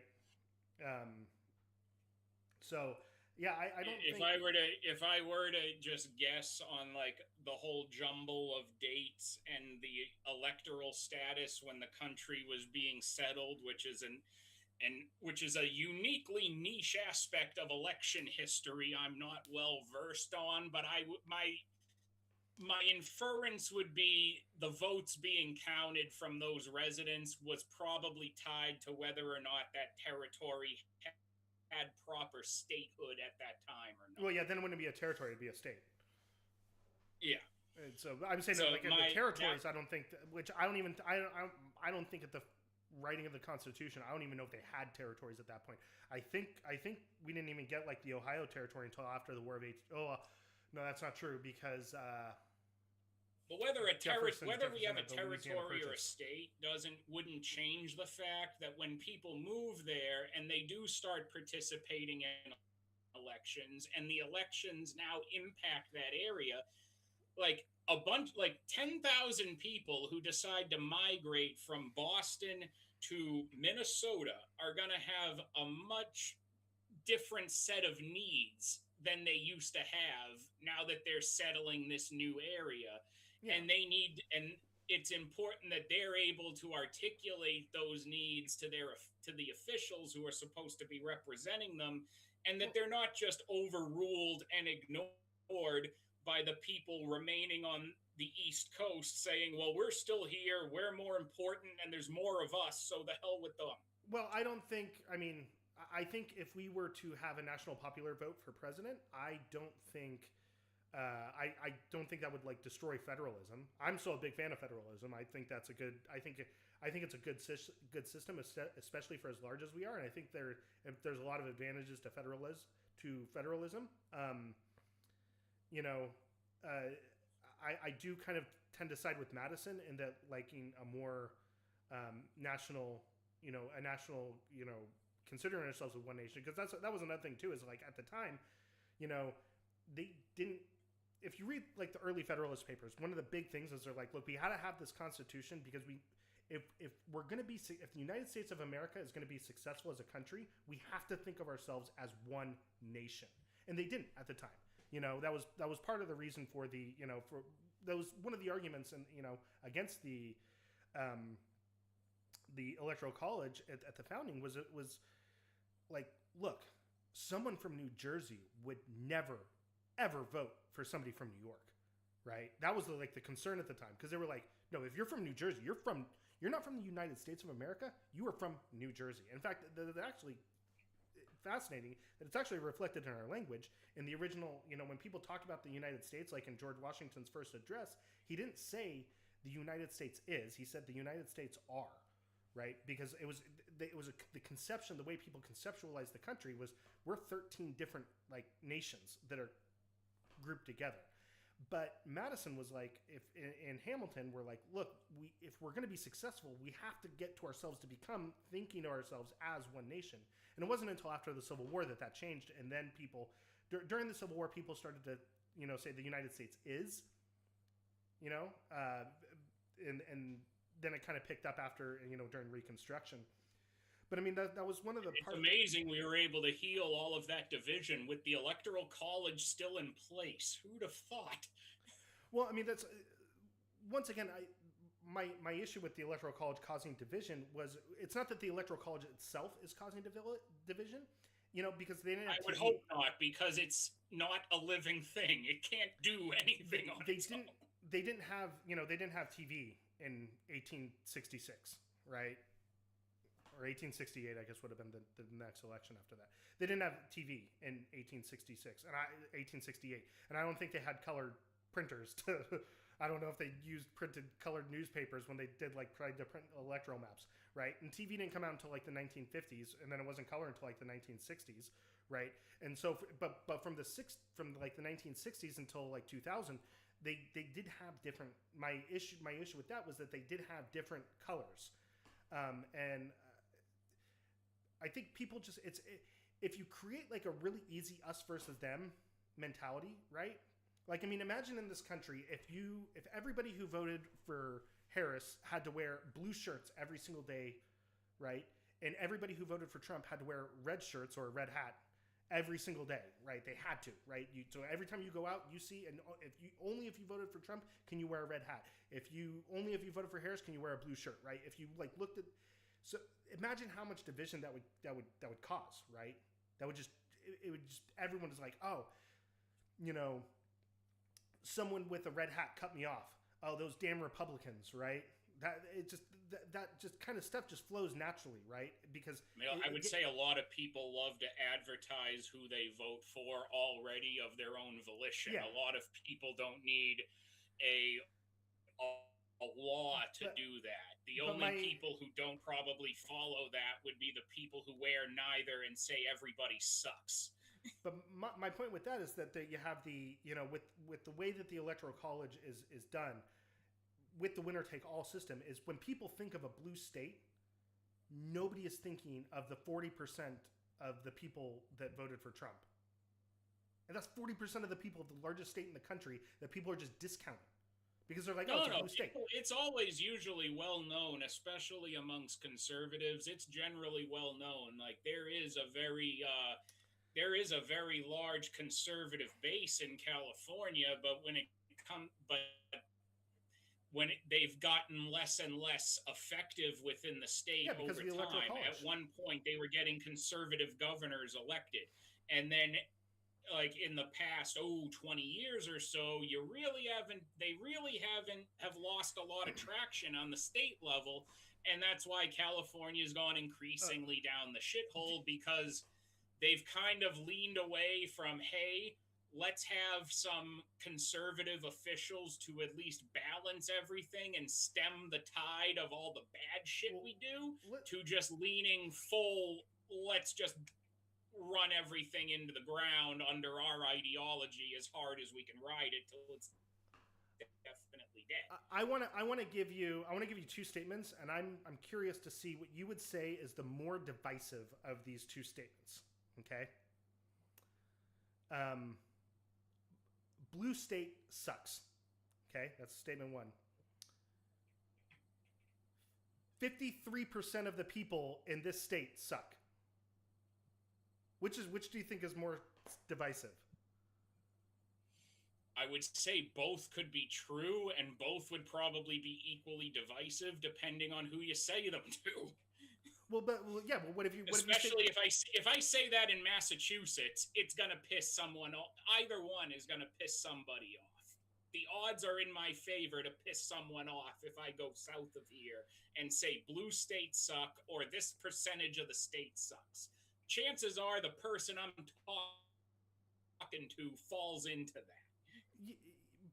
But my point is that when you just have this, it's like it having the blue and red distinction, it creates sports teams, right? that happens all the time with a sport team, right? You don't think every player on your team is the greatest player in the in the league or whatever, right? But and you don't like you don't like the people of the other team, but they don't, you understand, like, you can rationalize it and you can think about it, but it's just when you're in the moment and you're at the game, it's kind of hard, right? But when you have this red, it just it creates this easy kind of like sticking point, right?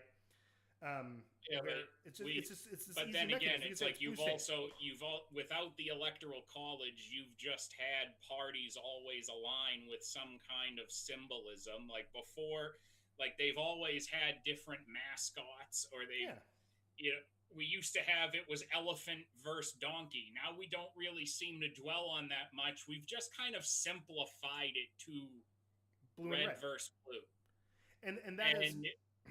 You don't need an electoral college to have tribalism. You don't need an electoral college or like an upper system to exacerbate tribalism. Sports fans are tribalistic without the playoffs, or without a Super Bowl or like a World Series. Sports fans are tribalistic enough without championships. Yeah, wrestling fans are tribalistic. Gamers are tribalistic. Okay. Do you think country or Kentucky? Would you say Kentucky is a red state or a blue state? Generally speaking, my perception of it politically would be from the news that it's generally right-leaning, but my perception of a lot of people I've talked to is that it's been pretty mixed from people who are there. I've talked to just as many Democrats and liberals there as I have conservatives. They have a Democratic governor, right? But they clearly voted for Trump in 2024. Oh, right? That's not a foreign concept to me, because you used to see this a lot, and you still do in a lot of states. This was a common thing in Massachusetts until around 2010, when all political balance in the state elections went out the window.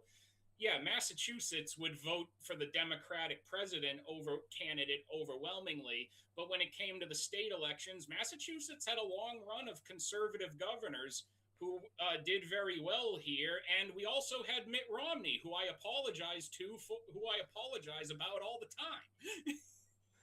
As a former resident of Massachusetts, I apologize for Mitt Romney regularly. So I mean, but I mean that, like, that's the thing, is that when you but the electoral we college, had an understanding. The political culture in the state for a very long time was like, it was good to have some kind of balance. If you have a majority left legislature, have a right-leaning governor, or vice versa. Have some kind of political balance. Yeah. And then when it comes to a federal election, the states go the way they go. But now, I would actually say the real political division has come from that concept going farther and farther out the window in society.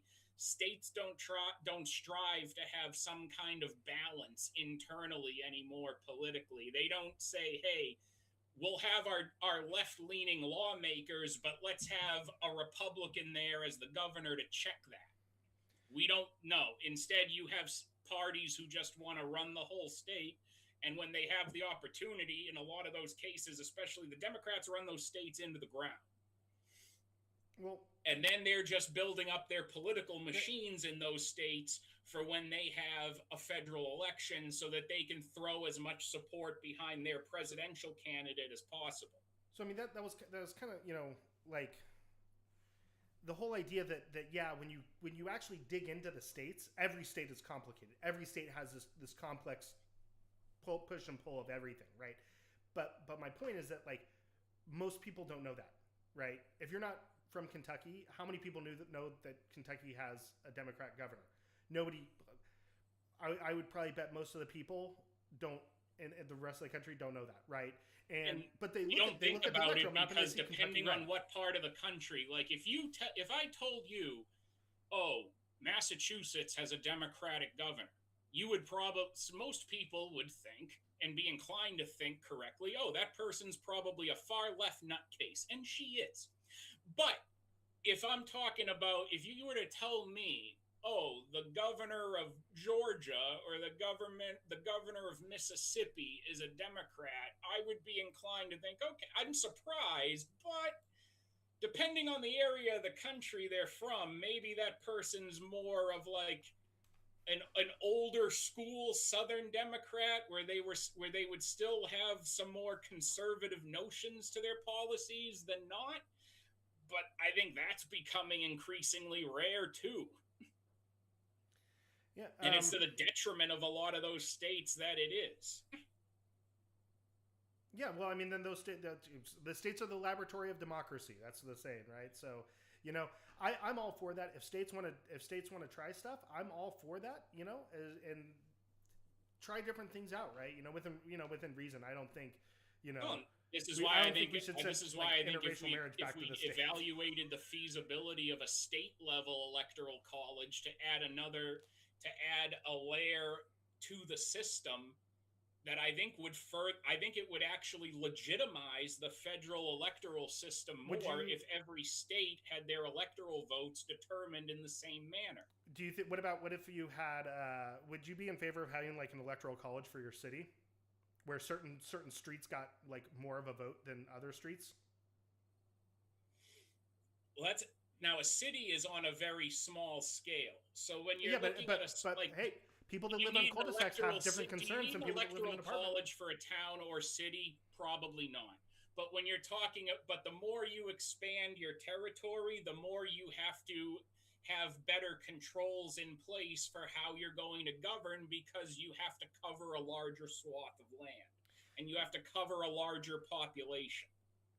That's a big reason I have said, for one reason or another, that a parliamentary system here would not work on a federal level. We're too damn big of a landmass to shut down for snap elections every 3 months if people can't agree.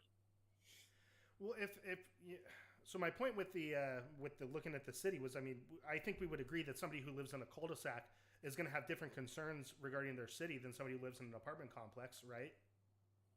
Well, it would depend on how the city is laid out. I mean, a lot of cities, are you more likely to just see cul-de-sacs, or are you more likely to see a sprawl of buildings and skyscrapers and high-rise office and apartment buildings where you got millions of people stacked on top of each other like they're ants in an ant farm? That's what you're more likely to see. You're not going to, it's not like in the middle of, say, Boston, you have, here's this nice little cul-de-sac area, but then that's right next to all like the crack houses. Or maybe it's like a row house or something like that, you know? But the that's point where is you get into more of like those borough neighborhood areas where it's like, yeah, maybe you'll see like townhome looking places in like South Boston, but in the middle of Boston proper, no, there's nothing but people packed ass to elbow. Yeah, but the thing is, I don't think anybody would really advocate for implementing the electoral college on the state level or on the city level, because they understand like it's kind of ridiculous. Why should someone else's vote for mayor count more than mine? So. All right, that is going to wrap up the open floor back and forth. Excellent exchanges from both sides tonight. We're now going to enter into the final phase of the debate, closing statements. Quick reminder to the live chat here. The Q&A is there in the chat. All right, so if you've got questions for either debater, make sure you drop them in now. And remember, the Super Chats, PayPal, Cash App, these get priority. And if they fill up the 30 minutes, not all the free chats questions will get answered. So if you want to make sure something's guaranteed to be asked, send it through one of those priority options. But there's not too many tonight, so I think you'll be safe putting some in there. With that said, we're going to move into closings. Each debater gets 5 minutes to make their final case. We're going to start here with bass guitar. So bass guitar, whenever you're ready, I will start the timer up with your voice. Let me get the timer on here for you. All right, yeah, whenever you're ready, I'll start the timer up with your voice. Yeah. So in my opener, I kind of talked about a couple different things. First off, I pointed out that the Electoral College doesn't function as it historically did, and the concerns for the Electoral College that the electoral, led to the Electoral College don't really apply today. And the Electoral College doesn't serve the function that it originally did, and it seemed that we agreed on that. And then I also pointed out that in even more modern context, that it doesn't, that the idea that big cities or something like that would control all the elections. I didn't really hear any rebuttal of that when we dug into the numbers. Like, right, we talked about how like kind of absurd it was. You'd have to have like 100% of the vote in like 80 cities across 30, 40 states in order to like control the election. We didn't really have any, rebuttal of that. We pointed out, we talked a little bit at the end about the constituencies, and we seemed like we kind of agreed that in cities it doesn't really make sense to have an electoral college type system. But that maybe because if the cities were really large, maybe it would, I guess. There's that. We spent quite a bit talking about the us versus them mentality. I still maintain that I think looking simply as like red or blue, I think that just simplifies things too much. And it creates this easy mechanism for us to divide ourselves by saying, oh, this person's from a blue state, without looking more deeply, like we kind of talked about. Well, hey, this state is actually a lot more complex than just red or blue, right? But by having this mental image of the electoral college map and having this where each state has to be red or it has to be blue, right? That simple mechanism, I think it really does just stick in people's minds. And think about that. The next time you hear somebody say something like, oh, that red state or that blue state, think about that and think like, actually, it's a little bit more complicated than that. But then think about like, well, why are they saying red or blue, right? Nobody's talking about Georgia being blue, despite them having a pretty mixed, both of their senators are Democrats. I think right now, I think Warnock and Ossoff, I think they're both still in office. So both of them are Democrats. So why are we calling, Georgia red? Or it just, it doesn't really make sense. And so I want to, reiterate. I mean, this idea is not new. This is something that James Madison, who is the author of the Constitution, this is something that he pushed for. And in 1820, he recognized like that the Electoral College was broken in 1820, and he said like, yeah, we need to change this. And he had tossed out some ideas for that and letters that he wrote to different people. He wrote some letters to Jefferson about it. He wrote some letters to a guy named George Hayes, who was pushing for an amendment to reform the Electoral College. But this is it's not new, is what I'm getting at. Like, this is something that's been around since the inception of the country, since before the Constitution, right? It was in the Constitutional Convention that this is what was being pushed for by some of the big names, I think, in the convention. And I just want to remind people of in the preamble to the Constitution, it says that the purpose of the Constitution is to form a more perfect union. And ask yourself, does counting some people's votes more than others, right? Especially when, people don't really consider their state identity like huge anymore. People used to think about things like, oh, I would never move from New York. I'm a New Yorker. I would never move to New Jersey. People do that all the time. Or I'm from Massachusetts. I would never move to New Hampshire, right? Because it's like, oh, that's like moving to a different country, right? Nobody thinks about stuff like that. And I think that's a good thing, because that was the whole purpose of the Constitution, was to help us become one nation. And I think we're there, but we still have this vestige of this old mentality where we're 13 different nations that are trying to make it work. We're not there anymore.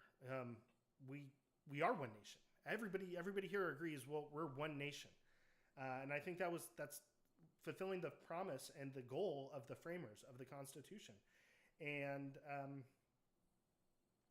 so I think that we should. I'll say again, we should keep expanding power to we the people and fulfill Jefferson's promise and Madison's promise.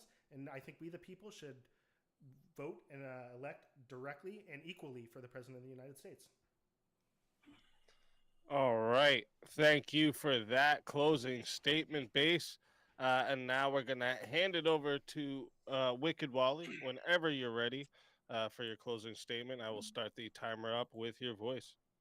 So I came in here as in the negative, open to the fact that bass guitar may have had a persuasive argument or something I have not heard before that would be so powerful and mind-blowing that we should ditch this system that we have, as we agree, we agree that it does not work as it was originally intended, but I say that because we broke that system.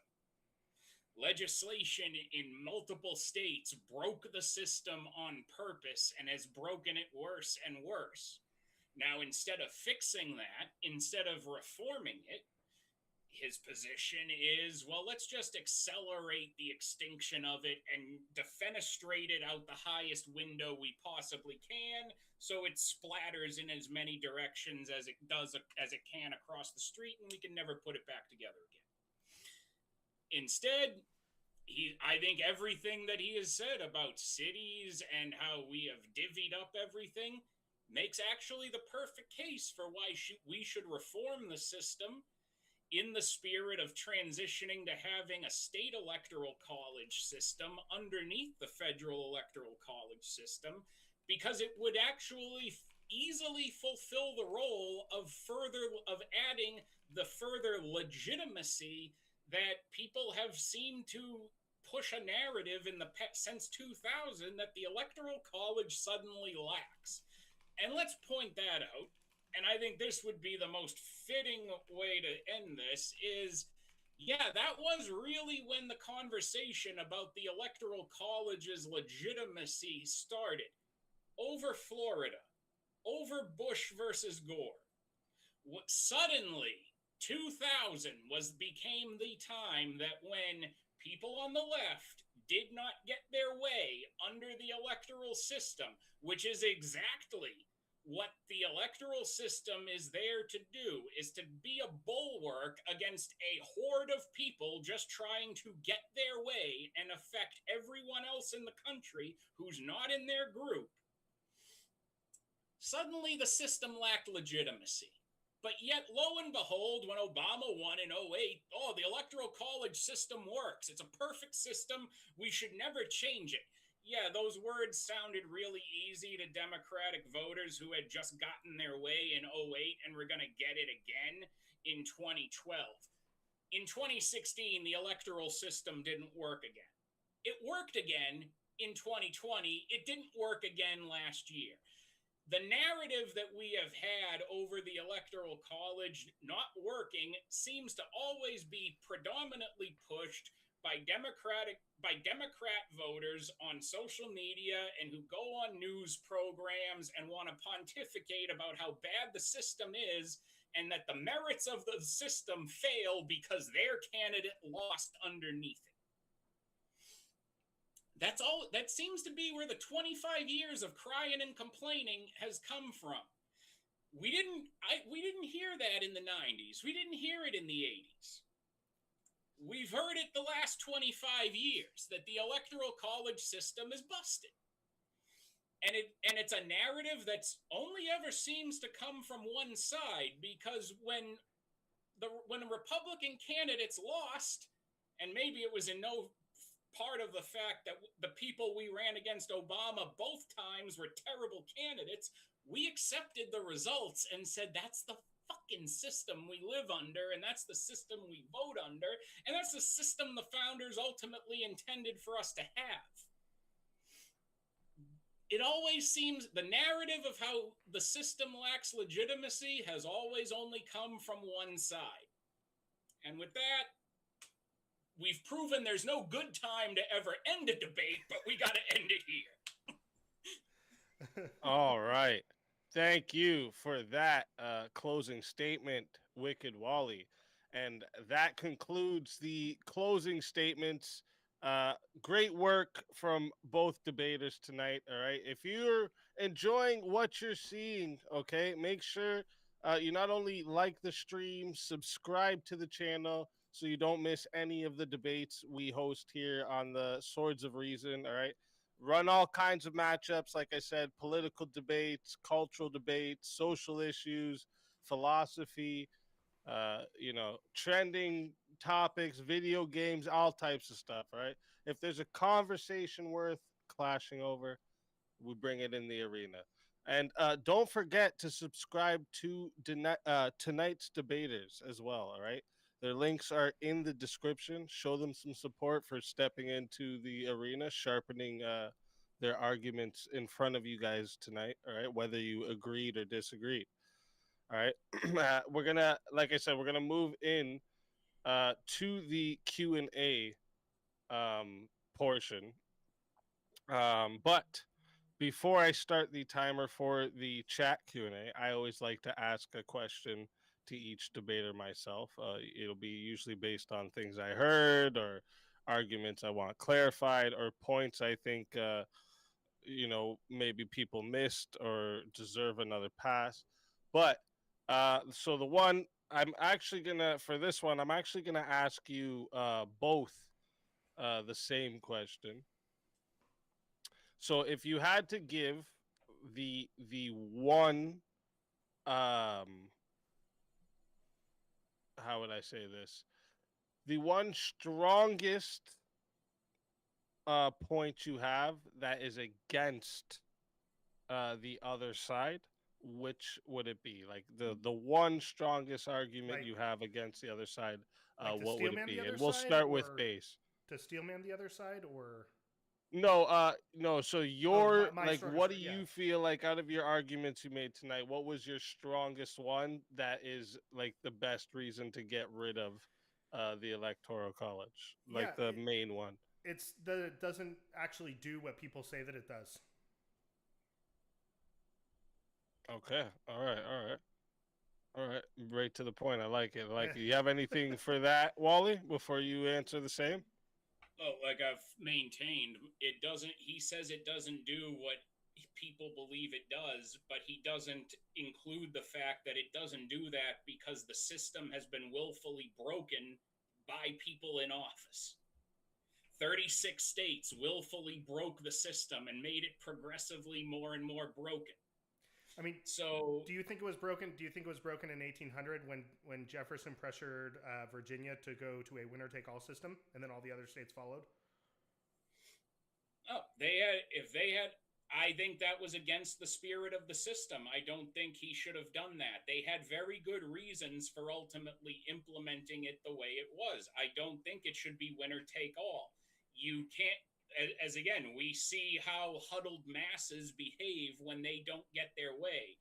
And I don't see how getting rid of the Electoral College would make us any less politically divisive or would make our elections any more secure. To also answer your question there, Easy. Yeah. All right. That's fair. All right. Thank you both for that answer. I like it. Both of you get right to it. So we're gonna start up this timer. Remember, chat. The super chats will get priority, but there's not too many here. So if you don't have a question in the Q&A yet, get one in there now. Okay. You've been a fun opponent, by the way, Base. Just want to let you know. Thanks. This has been fun. Yeah, I debated Rob Noor on this topic a year and a half ago. That was. I talked with him about that actually last week. Nice. Believe it or not. I ran into him like a couple months ago, and he was cool about it. He said he said I would change my opinion if a Republican won the popular vote, and I said I went up to him. I made a point. I was like, no, Rob, I still think we need to get rid of the Electoral College. And he was like, okay. Yeah, I could have sworn when Easy gave me the debate, I could have sworn, I'm like, I think I've heard your name before. Like, I couldn't necessarily place it. That's why I mean, I've watched Rob for like about as long as I've watched Andrew, so I wanted to check with him. I'm like, is he somebody I remember from like the Twitch panel days or something? And Rob's like, he's been around a bit. I've debated him before. I'm like, okay, I'm not crazy. I didn't make this guy up. That's what's up. That's what's up. All right, let's get this timer going. First super chat we got here from Call Me GL comes in for $5. Says appreciate you, team. Appreciate you as well. Thank you, GL. Big appreciation for the support. Next one comes in $10 from Prince of Dogs. Says love and support, brother. Thank you very much. I appreciate that, Prince. We got for the goal, not one step back. Giving women the right to vote was a bad idea. For $10 from Tay Gooch. Shout out to you, Tay Gooch. Did any of you have anything for that? I tried very hard to keep it on this specific policy, or we could have gone down the eligible voter road all night and never discussed the electoral college. I mean, I think there's a good argument to have. I think some of the tests that were applied, like especially like in Reconstruction, I think were like intentionally made to like go after a specific group of people. I think that's obvious. But I think there is an argument. I don't think that same condition would apply today. I would be in favor of actually something instead of just like kind of a universal suffrage. I would be, I wouldn't be opposed to something like everybody having to pass the civics test that U.S. Naturalized citizens have to pass. Although they only get asked like 20 of the questions. I'd say give them all 100 and make people pass that. You know what? At least that's something. Before we even get into more of like people holding a stake in society, you're most of the way with agreeing with me on the suffrage thing. So I think we can skip a full debate on it. Yeah. Although I would say one thing about like doing something like that, like kind of bringing back the suffrage a little bit. I don't think if you're not forcing people to vote, I think people that are just kind of like not interested and not aware of that stuff, I think they're going to self-sort out anyways. So I don't think it's like a huge issue. But I wouldn't be opposed to something like, having to pass a citizenship test or the civics test. Based. I like it. Next one we got is 20 comes in from Kokomo. Says, can't stick around. Have a good one, fellas. Thank you, Kokomo. I appreciate the support big time. Then we got $2 comes in from Barrett, dropping some axes for Wally. Let's go. Appreciate that big time. Then we got a 20 from Mr. B. Says, we clash our swords of reason. Fuck yeah. Appreciate that, Mr. B. Then we got Prince of Dogs again for $5. Get those chats in with your questions and to reach the goal. Facts. I appreciate that, Dogs. All right, so that's it for super chats. A little, you guys leaving a little lonely on the super chats tonight. But I think we got had a break. I think everyone had a breakthrough and realized they can just send you money, and I don't have to talk no more if they don't ask a question. True. But there is some questions here in the Q&A. First question we got is from Re-Examination Show. Shout out to Base. I'm the Christian from the Wilson debate. He's hey, the one up, that debated the 1 verse 5. Oh, I saw you. Yeah. There will be another debate coming What's with up? him and Andrew probably in the new year. Andrew's so busy. Especially this month that we're probably gonna have to wait till the new year. Was at that Wilson debate. But yeah, I'm probably gonna talk to him sometime in February. Yeah, they're probably gonna be talking sometime in the new year. But I'm gonna make it happen. I'll make it happen. But it says, how does getting rid of the Electoral College not favor the richest areas and enslave the agricultural sector? Well, I mean, so like I said, the agricultural sector is already kind of screwed, right? I mean, the largest state almost completely, essentially disenfranchises their, I'm using that term loosely, all their like agricultural sector. The state that produces the most, that has the largest agriculture sector, which is California. So the Electoral College already does that. Um, does it have the largest agricultural sector by size or by the size. population of farmers? By Because size. like you look at all the Midwestern, you look at a lot of other states, like there's a lot of farmland. Probably more farmland than there is just in California. Yeah, but I mean, most of the production and the numbers are just so much smaller. And you know what would be a great way to re-enfranchise that farming sector in California? A state electoral college system. I'm sorry to cut into the Q&A, but by that, do you mean just like proportionate allocation of the electoral college, or are you talking about like, I don't know what you mean by like an electoral college? Well, how we would act, I mean, I would just envision that broadly, because I've never had, it's not like I've had like 2 hours with someone where we've in-depth like fleshed out a state system in particular and what that would look like. So it's like a state electoral college is almost like, I think in a sense, it's like I'm giving you my particular definition of Christian nationalism here. But I would say broadly, you could at least start with basically you could divvy up the electoral votes in the state by county and distribute them that way. Or you can just have it be based on which candidate wins the most counties or the most districts in that state. Either, I'm open to having a conversation on either way. I think those are basically the only two ways you could realistically implement it that people could get on board with. Yeah.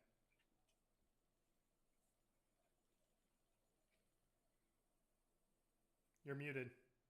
Speaking. Sorry. Wouldn't be a speakeasy show if I didn't talk on mute at least once. I just do the Hogan here because I think that does a lot more than yelling, "You muted."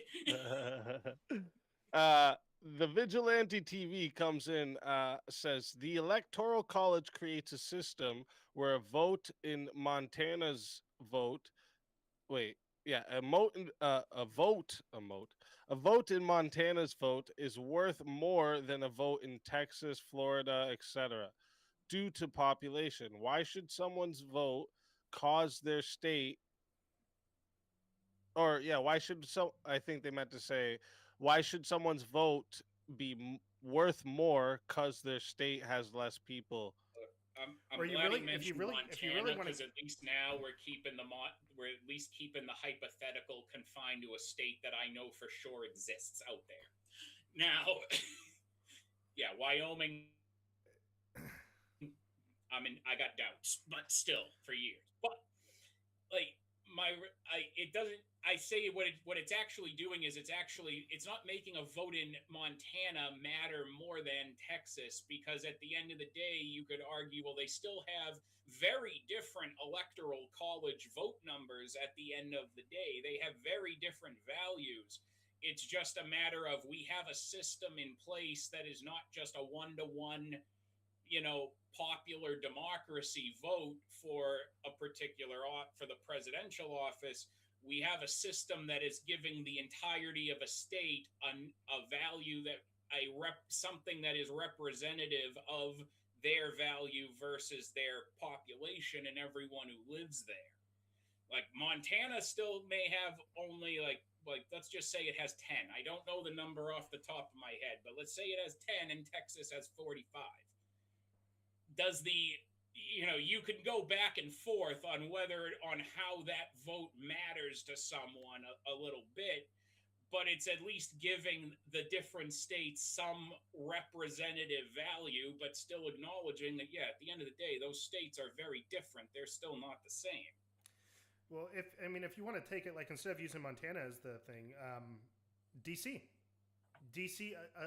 a Democrat's vote in DC counts for three and a half times the vote of a Republican in Texas. But how many electoral votes does DC have? 3. But an individual in DC, if a Democrat votes in DC, and you're saying it's 3 times more valuable than a Republican vote, well, in the grand scheme of things, it may sound really good with the numbers, but in the grand scheme of things, that value doesn't seem very real to anyone. That 3 times value doesn't seem very real when DC is still only worth 3 votes at the end of the day. So are you saying that because the state is small, that the candidates ignore them because of the Electoral College? How can, if you're running for president, exactly how do you ignore DC? You, like, everyone in Washington DC knows who you are. You don't have to campaign outside of the Capitol building. No, yeah, but why would you? I mean, if you're Trump, why would you campaign in DC? They voted like 90% for Biden or Harris. I can't remember in the Harris. Well, and it doesn't mean that this. And the thing is like, this system doesn't make a lot of prescriptions to candidates. It's just basically there to be like, you ought be campaigning in every state. You ought be considerate of the needs of the voters in every part of the country. So it's like, if you have 5 states that are really close together, chances are they have a lot of similar issues. And when you campaign there, you're going to be able to just go very quickly around those states, probably build a very effective consensus that gets people on board. And suddenly, those 5 states that all have little electoral vote numbers, they group together in favor of a particular candidate. Suddenly, that block matters a lot more. So how come Republicans don't really campaign in Vermont? Why do they not really campaign in Vermont at all? Because on the state level, Vermont is what I believe is even more left-leaning than Massachusetts. Vermont, of every state in New England, is probably from a conservative perspective, I would say, as a lifelong New England resident, Vermont's a lost cause to the right. Like, you run the people you can, because at the end of the day, you still have a lot of people in Vermont who care about issues like gun rights because of how the state is as far as land. But again, Vermont is a very different animal from other states, even in the Northeast alone. I'll give my answer for why they don't campaign in Vermont, because Democrats won it with about 63.8% of the vote. And it's just not worth it to shift to spend the resources. And under an electoral system, you make calculated decisions on where you're going to essentially put the troops for an election. Yeah. Same as you would if there was a popular vote. That strategy would be exactly the same. It's not something that's an indictment of the Electoral College in some way. However, under a national popular vote, a Democrat or a Republican might want to go to Vermont because, hey, if they get an extra 10,000 votes in there, yeah, they're not going to flip the state to be majority Republican. But hey, 10,000 votes is 10,000 votes. But if it was just a popular vote, why would they need to move? Well, because that's where the votes are.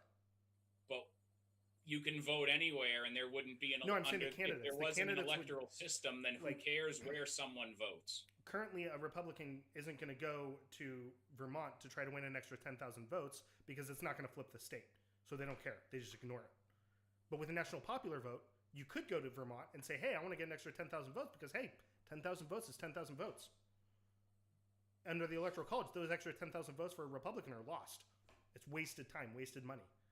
But in the national popular vote, you also showed that we can't prove it would lead to a higher participation, and that people who currently vote Republican in Vermont would not, or would vote more or less than they do currently. So it's like, if you're looking at, if I'm a Republican running for president, looking at Vermont, if there was a popular vote, I would probably say, you know what, we'll send the campaign people out, but that state, like that we probably have at least the regular Republican voters are at least locked in. Like, we're not going to gain.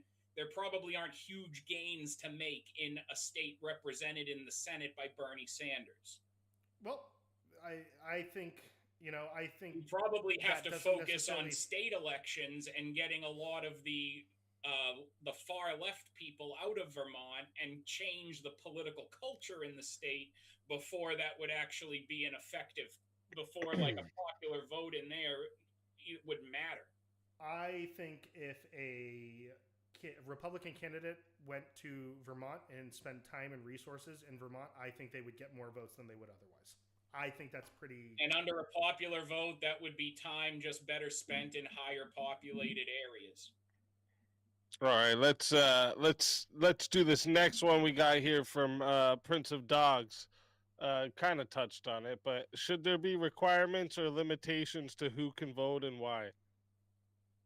Yeah, I said like I said, I don't think it's as big of a concern because I think the people who are like uneducated on it and just like I don't think they're interested in politics, which is unfortunately a lot of the country.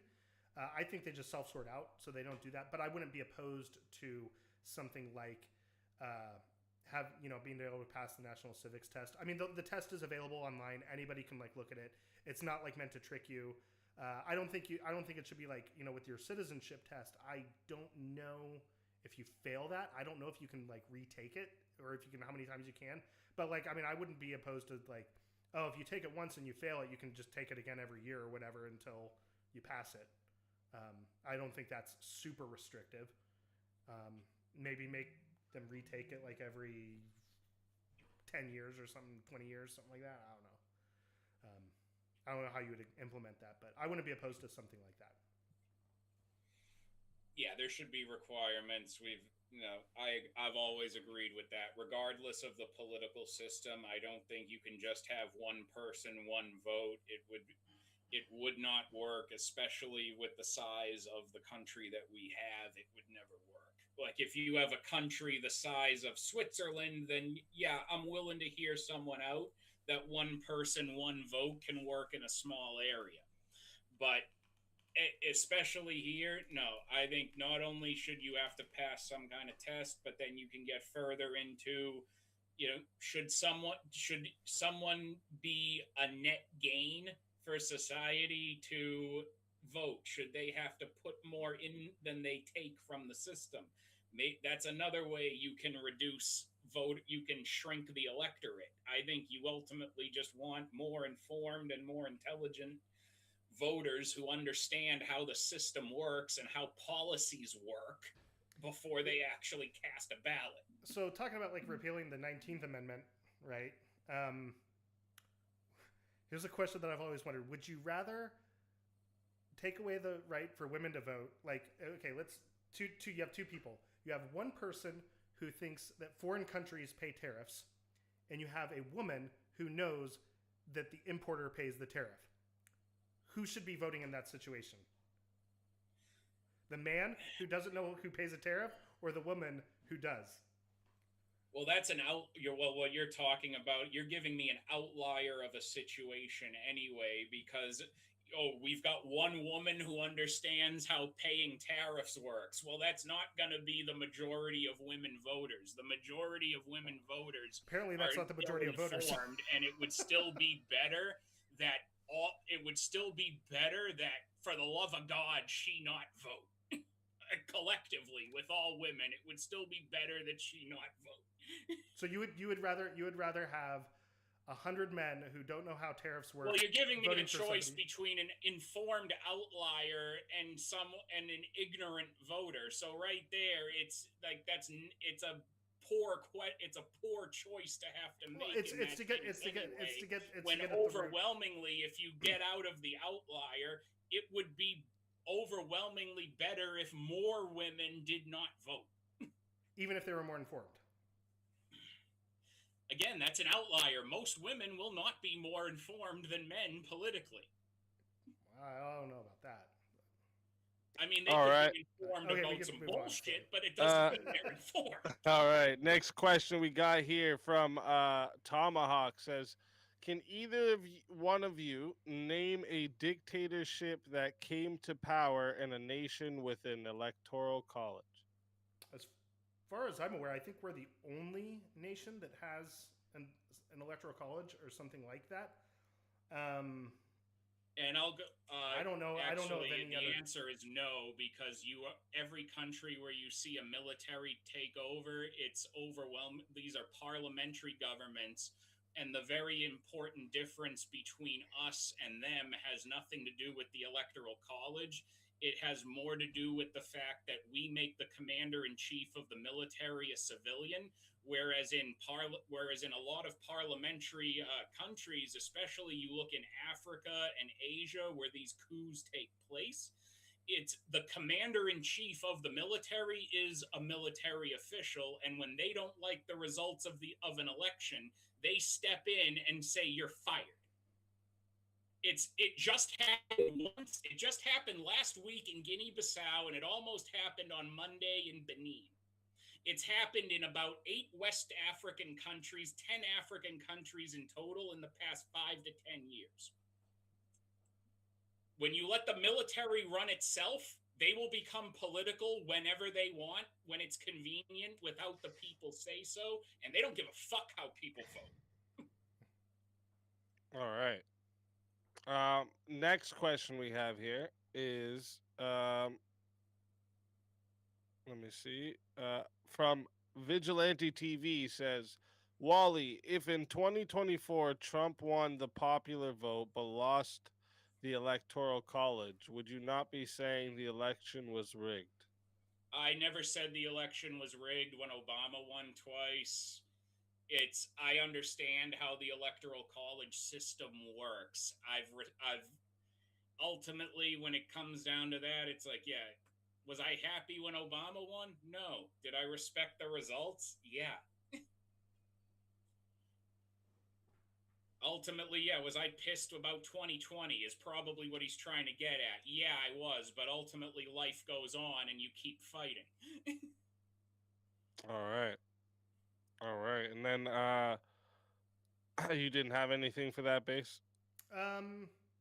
Did you want to say anything? I will say that a lot of people think that that the idea of like getting rid of the Electoral College was just because of like 2000 and 2016. The thing is like that's kind of when I went through and I looked at the historical times. Like I said, there's been 700 times that people have tried to change or get rid of the Electoral College. Like in 1970, they were like it was like maybe like 10 votes shy of the Senate. I don't disqualify that those. I don't doubt that, but my point in the closing statement was, as far as a loud public narrative, for most people, I think for most people who follow politics and follow the news, that public narrative began getting loud in 2000. Yeah, but like I said, I mean that's just like the noise, I guess. I don't know how else to say it, but like it's not. But new. the context of when those kinds of public discourse happen absolutely matters, because then you can frame it, because then it really, as you stretch it out over time and that narrative keeps coming out publicly, you start to see a pattern of behavior forming where where the majority is people of one side of the political spectrum who seem to only think the system is busted and needs to go sometimes, and the sometimes is always when they lose. Yeah, but I mean, like I said, I mean, there was an effort in the 1970 which got really close. There was that it passed the House. It was filibustered in the Senate. There was another one in 1950 that passed the Senate, and then the House never took it up. And there's times in like going back to the 1820s, like it's the whole idea that like this is just because, you know, Dems mad, like that's historically not true. Well, I mean, another part of that though is like, yeah, they try to change the system. Politicians submit legislation all the time. That never means that it succeeds. And certainly in the case of something like an electoral college, like, yeah, we're not meant with the way our system works to be able to just chuck some grenades in the room, blow it up, and then build a whole brand new luxury apartment out of the space in 5 seconds. It's not like any change we make to the structure of our system was formed in a way that changing it was not meant to be done lightly. And it's something that if we took that seriously more broadly as an American society, we would actually still be having constitutional conventions as we were intended to have, and not relying on judicial fiat to change the Constitution. Yeah, I think that's one thing that I think too many people, I would agree on that I think too many people these days view the Constitution as kind of like a set document, and it was never intended to be that way. It was always the living document is out the window. It's basically what the Constitution, I would even argue right now, is a corpse that the Supreme Court gets to dissect. Yeah, it's all original until you need to come up with like buckets of official and unofficial activities. But there's like one of the issues with the Articles of Confederation was that it was like extremely hard to change. That was like one of the issues with it. When so as difficult as it is to change the Constitution, they made it substantially easier to change the Constitution than to change the Articles of Confederation.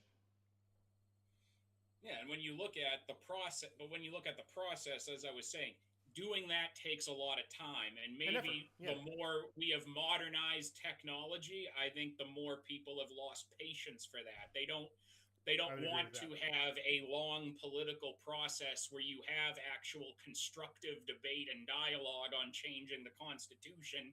The Supreme Court can do it in a jump cut from one scene to the next. So, of course, some people will be like, hey, this is really good as long as the Supreme Court makes rulings that I like. Yeah. All right. Well, we got one more question here. So this one's also from Vigilante TV. It says, Base, should we abolish the Senate? So that's an interesting thing. I used to be a really, really big fan of the Senate until I recently reread, a few years ago, I reread the Federalist Papers. And I believe it's Federalist 72 or 62, whatever the Federalist paper where I think it's Hamilton is talking about the Senate, and he says something where he's talking about why the Senate should have equal representation, and it goes back to what I was talking about, the idea that the United States didn't consider themselves one nation at the founding, and that's what he points out is that. He says, like, look, if everybody in the United States of America considered themselves to be one nation, the Senate would actually be unjust. He says it would be the moral way to do it would be to have proportional representation among the nations of the people. He says, but we don't have that. We have people who are New Yorkers and Virginians and Massachusettsans. I don't know how to say but we used to call us, you either use the term Bay Stater or you use the acceptable term masshole. Yeah. And so the idea is that they didn't consider themselves one nation, and so that's why something like the Senate is okay and why it works. I don't think that applies today. I think we do consider ourselves one nation, and so because of that, I think we should follow Madison or Hamilton's advice. I think logistically it's more difficult because it can't be just done with a simple constitutional amendment.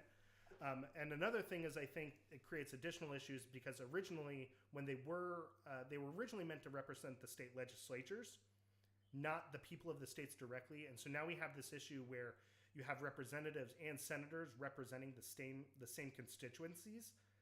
Whereas I think it was good to have different constituencies kind of from the Senate and the House that kind of could conflict and create that kind of check and balance. But when you have the senators representing the same constituency as the House, it kind of defeats that check and balance that was originally built into the Constitution.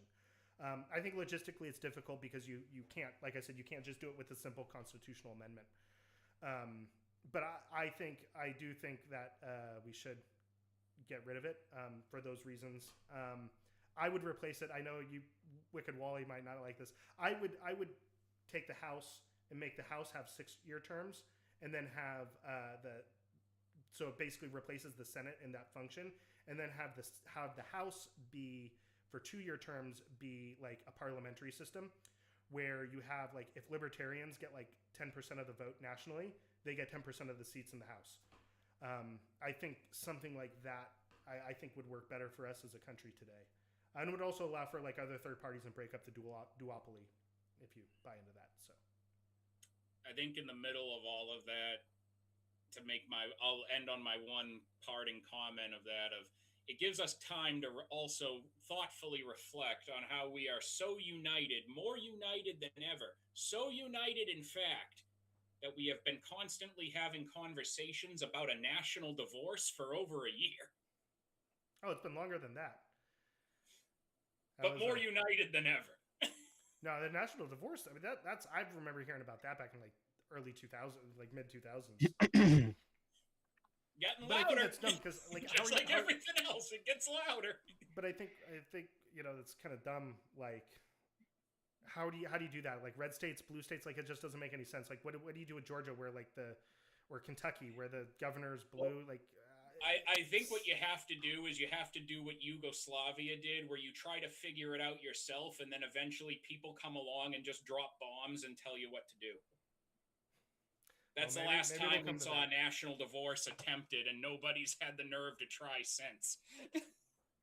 All right. So that is going to wrap up our Q&A for tonight. Again, thank you everyone in the live here for all the questions, the engagement, the support. This is seriously a big help, and what allows me to keep bringing you these debates, all the content that I'm bringing you. Thank you so much for helping me bring that, and I appreciate every single one of you for that. And of course, a huge thank you to our debaters for stepping into the arena tonight, all right, sharpening their ideas in front of all of us. All right, so before we keep going, just check real quick. Are you both planning to stay for the open panel tonight? Yeah, sure. I just need to take like a quick staying, I'm breaking out the tequila. Yeah, I was gonna go crack a beer, but if I just need to take a quick like 2-minute break and grab that. I know the regular VK watchers haven't seen me touch alcohol the past 2.5 hours, and I know they all deserve better of me. That's what's up. Well, that's perfect, because see, this is what's gonna happen next. We're gonna roll the debate outro song and video. It runs for about 4 minutes. It's perfect time. Go hit the washroom, grab a drink, stretch your legs, do whatever you need to do before we do the Chaos and Chill open panel. And during the outro, I'll drop the link in the chat for anyone who wants to join the panel, test your ideas, continue the conversation on tonight's topic.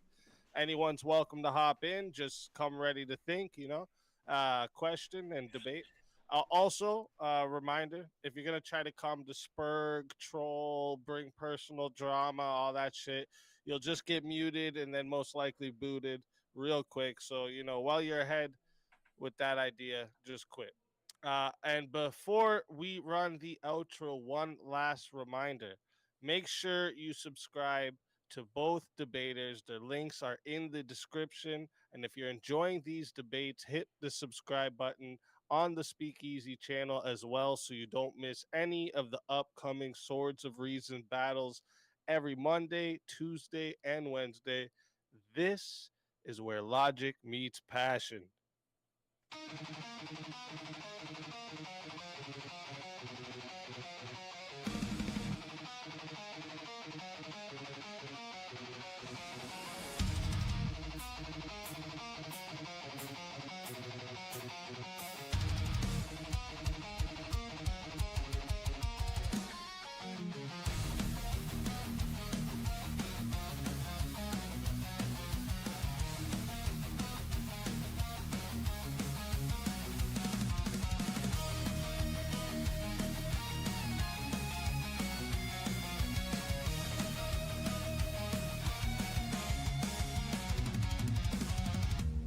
Into the circle where the echoes collide. Truth through the static, no place to hide. Iron tongue, sharpened fire in our breath. We dance with conviction on the edge of death. Your words are bullets, mine are storms. Ideas forged where lightning forms. No retreat, no treason. We clash our swords of reason. Cut through lies with steel precision.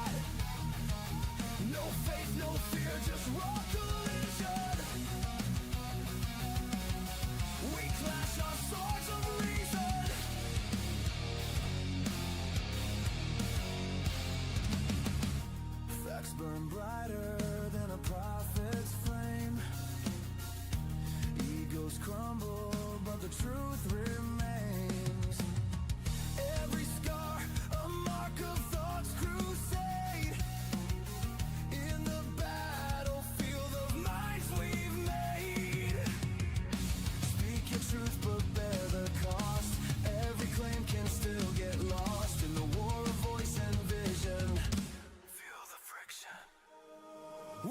clash our swords of reason.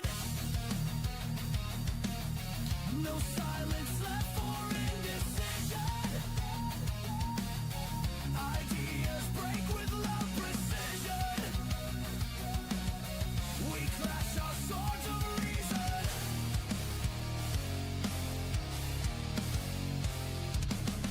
Strike me with logic, I'll bleed my proof. We cut through chaos to carve out truth. Let the sparks fly, let the echo scream. This is no debate, it's a metal dream.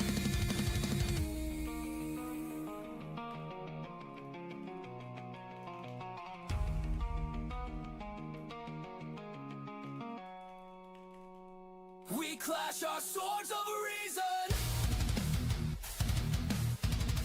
In the storm of thought collision.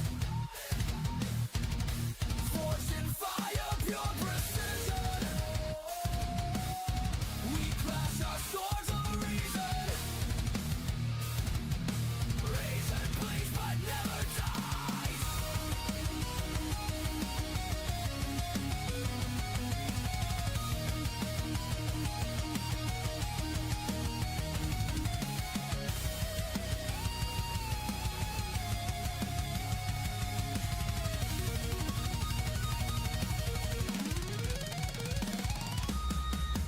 No surrender, no retreat.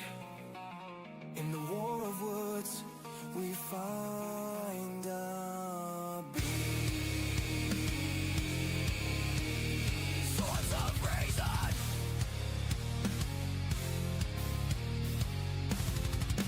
Oh.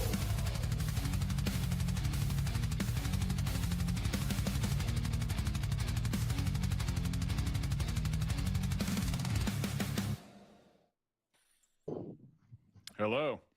And we're back. Welcome, welcome. Howdy. Hey, Long time no see, bass guitar. How you doing? yeah, I'm doing well. I saw you on a panel a couple weeks ago. I think was that Yeah, that with was Destiny. Abe Dinkus versus who was his opponent? Oh yeah, Wrath of Reason on the death penalty. Yeah, that was fun. That was Yeah, fun. yeah. There's the actual bass guitar behind you, the legend itself. Is that a Yeah. Fender Jazz? Yeah, that's the Fender Jazz, the Marcus Miller Fender Jazz. Awesome, awesome. Oh, by the way, for the chat, fun fact about the debate we were at: it was cold as ice in that room, and I was the only one wearing shorts because outside it was hot. So I'm like, I'm studying. I'm bringing these books to the Starbucks, and I'm like, okay, we're gonna do this debate, right? I got to be studied up, and it is cold inside the Starbucks and blazing hot outside. Then I go into the hotel where we're doing the filming, and it is cold as heck outside, and that is So cold. cold. No, sorry, it's hot outside and cold as heck in that room. And I'm like shivering. I'm like, am I nervous or am I cold? I can't even tell anymore. Cheers, boys. Cheers. I have water. Cheers. I'm Irish, and I Wait, cannot afford to live on the edge. Someone must have thought a while back that the day will come when there's a show called Swords of Reason that someone will bring a literal sword onto the show and that person will most likely be Wally. And anyone who thought that was very fucking correct. Fair. Is it short for Wallace, like William Wallace? You run around the countryside screaming freedom and slicing Englishmen's heads off? No, it's short for Walter. Okay. And Wicked is just a common saying if you're from New England, and it has a good ring with my name, so I just rolled with it. So I Okay. have a question about the debate. Is Oh, good. so let's take the populist vote for instance. I have one thing I would debate on that is like, so let's take, there are many estates that like the populace is in the big cities. That's where it's at. It is not the rural, it's in the big cities. Let's take my state for instance. In our major metropolis area, or however you say that, sorry, there's 2.4 million people there, where the rest of our state, which is more than, I'd say, 90% of the mass of the state, the rural, hardworking folks, don't live in the big city. And the total population is 4.2 million. So if the populist vote goes like that, and all these big cities outnumber the rural folks, then you create a system that only these big cities are the voters. Yeah. So, I this is something that I kind of touched on, and we touched on it in the debate, and I hear this a lot, and so like that's why I was like, what does the numbers actually say, right? Like, do the numbers say that there's enough people? Like, so how many big cities do you think like it would take, right, to like, let's say on average, a Democrat wins 70% of the cities, right, the city populations, and they don't get a single vote for like anywhere outside of the cities. And I don't know if you're counting, you can get in the metropolitan area. The numbers don't show. Well, I mean, that's kind of a usual circumstance in that there's usually not just the city itself; it's a greater expanding. Yeah, and then, but once you start adding in the suburbs, like they tend to kind of even out a little bit. Will be. But it's still this point, and then there, this group of people that are in the same mindset of town versus what supports rural America, and what actually supports America past that is rural America. The farmers, the loggers, the craftsmen. So that's where my qualm with trying to abolish electoral college. I do believe it needs reform. I will agree with that fact for sure. But when you take populace, when all these major metropolitan areas have most of the populace, but don't understand the rest of America, and now you're creating a divide again, and it could escalate from there. Like, but so I don't think, like I said, there aren't enough cities. They're just, I mean, there just aren't enough cities, and the cities aren't unanimous enough that I don't think it really would have the effect that was my state, and over half the state lives in that one spot. Yeah, his point is like, if there was hypothetically a state take all the Wyoming, other larger cities in these states that most of the populace lives in these cities. Yeah, so you get where the thought process is coming from. So like, okay, let's look at the Electoral College, and let's say there's a city or there's a state that has like 55% of the population. Roboting, or maybe it's my end. Might be, I don't know. Am I better? I didn't. Okay. I didn't catch that. You cut out a little bit there. So try again. So if we have a state, right, and 55% of the population lives in the cities, and that city votes unanimously for one candidate, that candidate is going to win the whole state, right? So that's already an issue that's already creating the issue that you're talking about. But what I'm saying is that if we got rid of the Electoral College, because you only need to win 50% plus one to win the state for the Electoral College. But what I'm saying is that there just aren't enough cities that would give rise to the concern that you're having. There's not enough. There's a lot of people in big cities, but the United States is a huge country. It also goes. It goes back to each state as well, and how they do their electorals, and how they vote for their electorals, and how they distribute their electorals as well. So they don't always just give all their electorals to the mass populace in one spot. The electorals are distributed throughout the state. Yeah, Maine and Nebraska both split theirs. They give the two. Again, depends on the state, which is the right. It's Nebraska. Nebraska and Maine are the two that do that. They give they divvy up by the congressional district, and then they give 2 to whoever wins overall.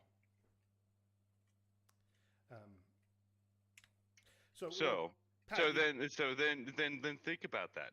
If the populace again was only in one big city, and that tend to lead the rest of the state, then none of the rest of them that could have had electoral vote then have no vote.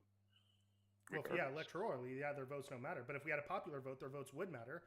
And if those people aligned with other people across other states, then their votes would outnumber the city, right? But right now, it's just if you Okay, so I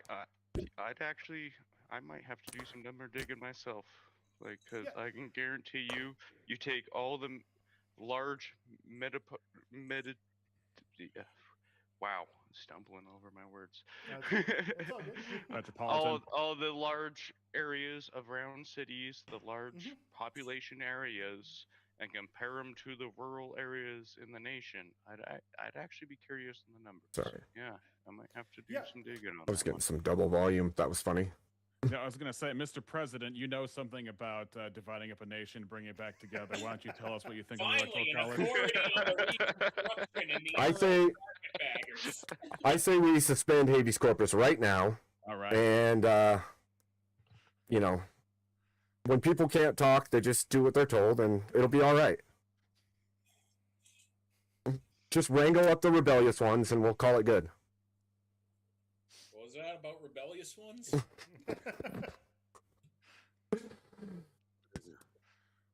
No, I think we all good. I think we live in a far different time than Lincoln did. So Hopefully it stays that way.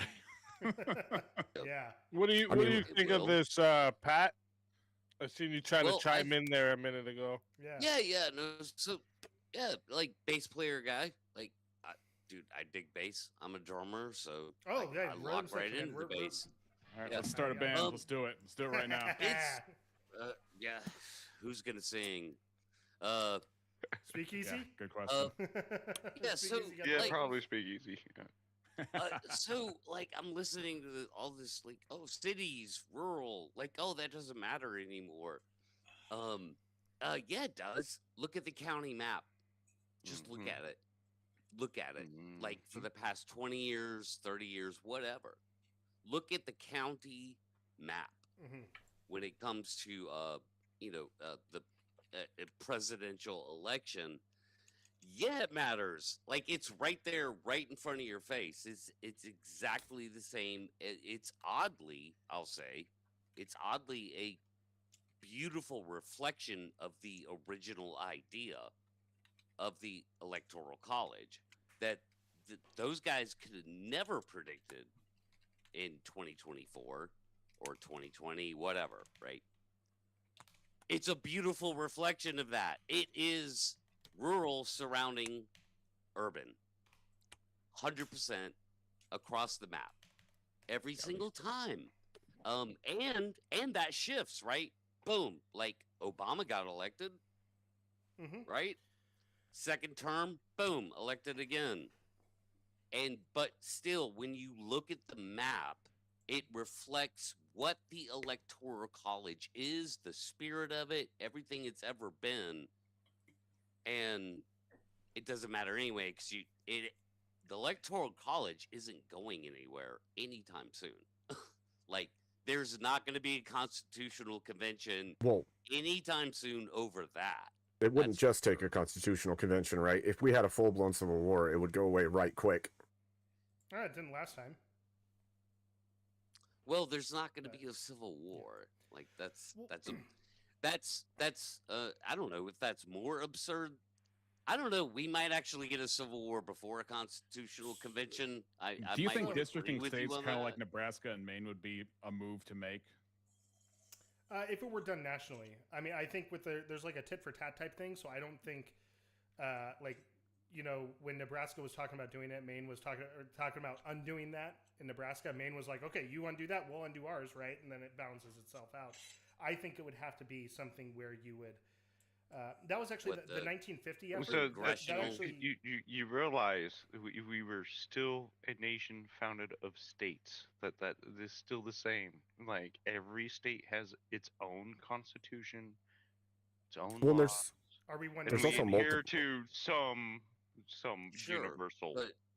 but Are we Well, one there's nation or are we there's fifty? multiple state- arguments on That's this the whole too. point. the states elect presidents. technically, you could have a dog race, Well, red versus blue. Do you think the constituency of the president is the states or the people of the United States? It's not a federal election. It is the states choose who's going to be the president. Right, and the people Technically- choose who runs the states, right? Yes. Yeah, I mean that, Right, that was correct. even when it was, you know, if you there.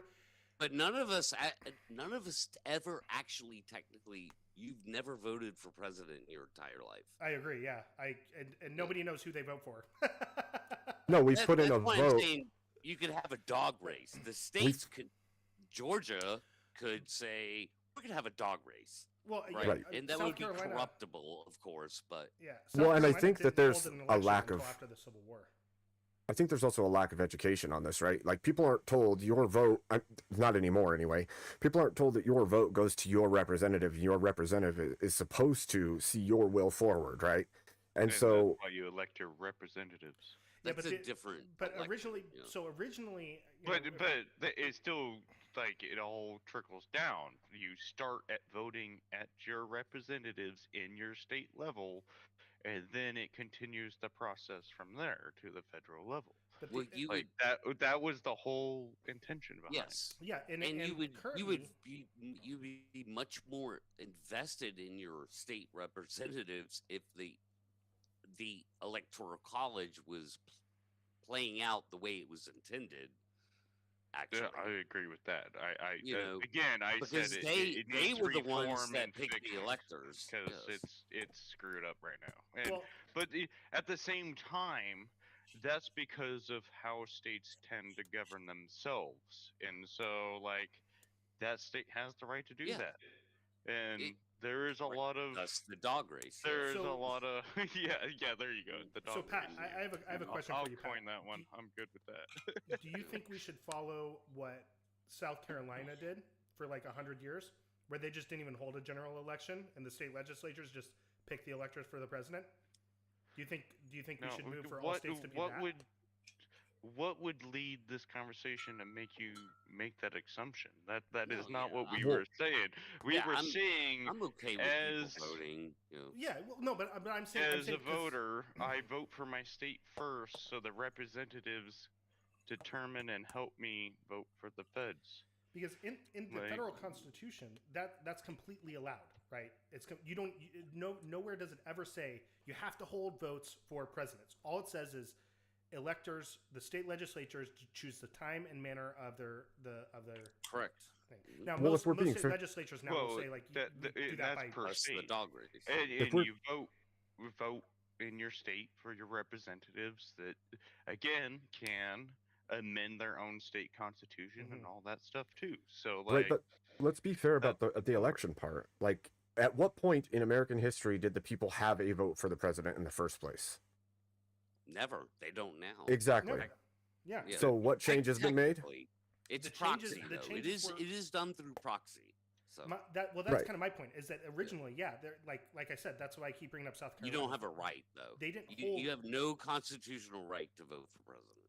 Yeah, Well, some people have. but, well, but never mind. at the states that they've implemented that, and so that whole function of the electors, like where you weren't even supposed to know who was running for president, you would just think about people from your state who you trusted, and you would elect them, and they couldn't be. That's why they couldn't be elected officials, right? Because they were like, well, we don't want to have.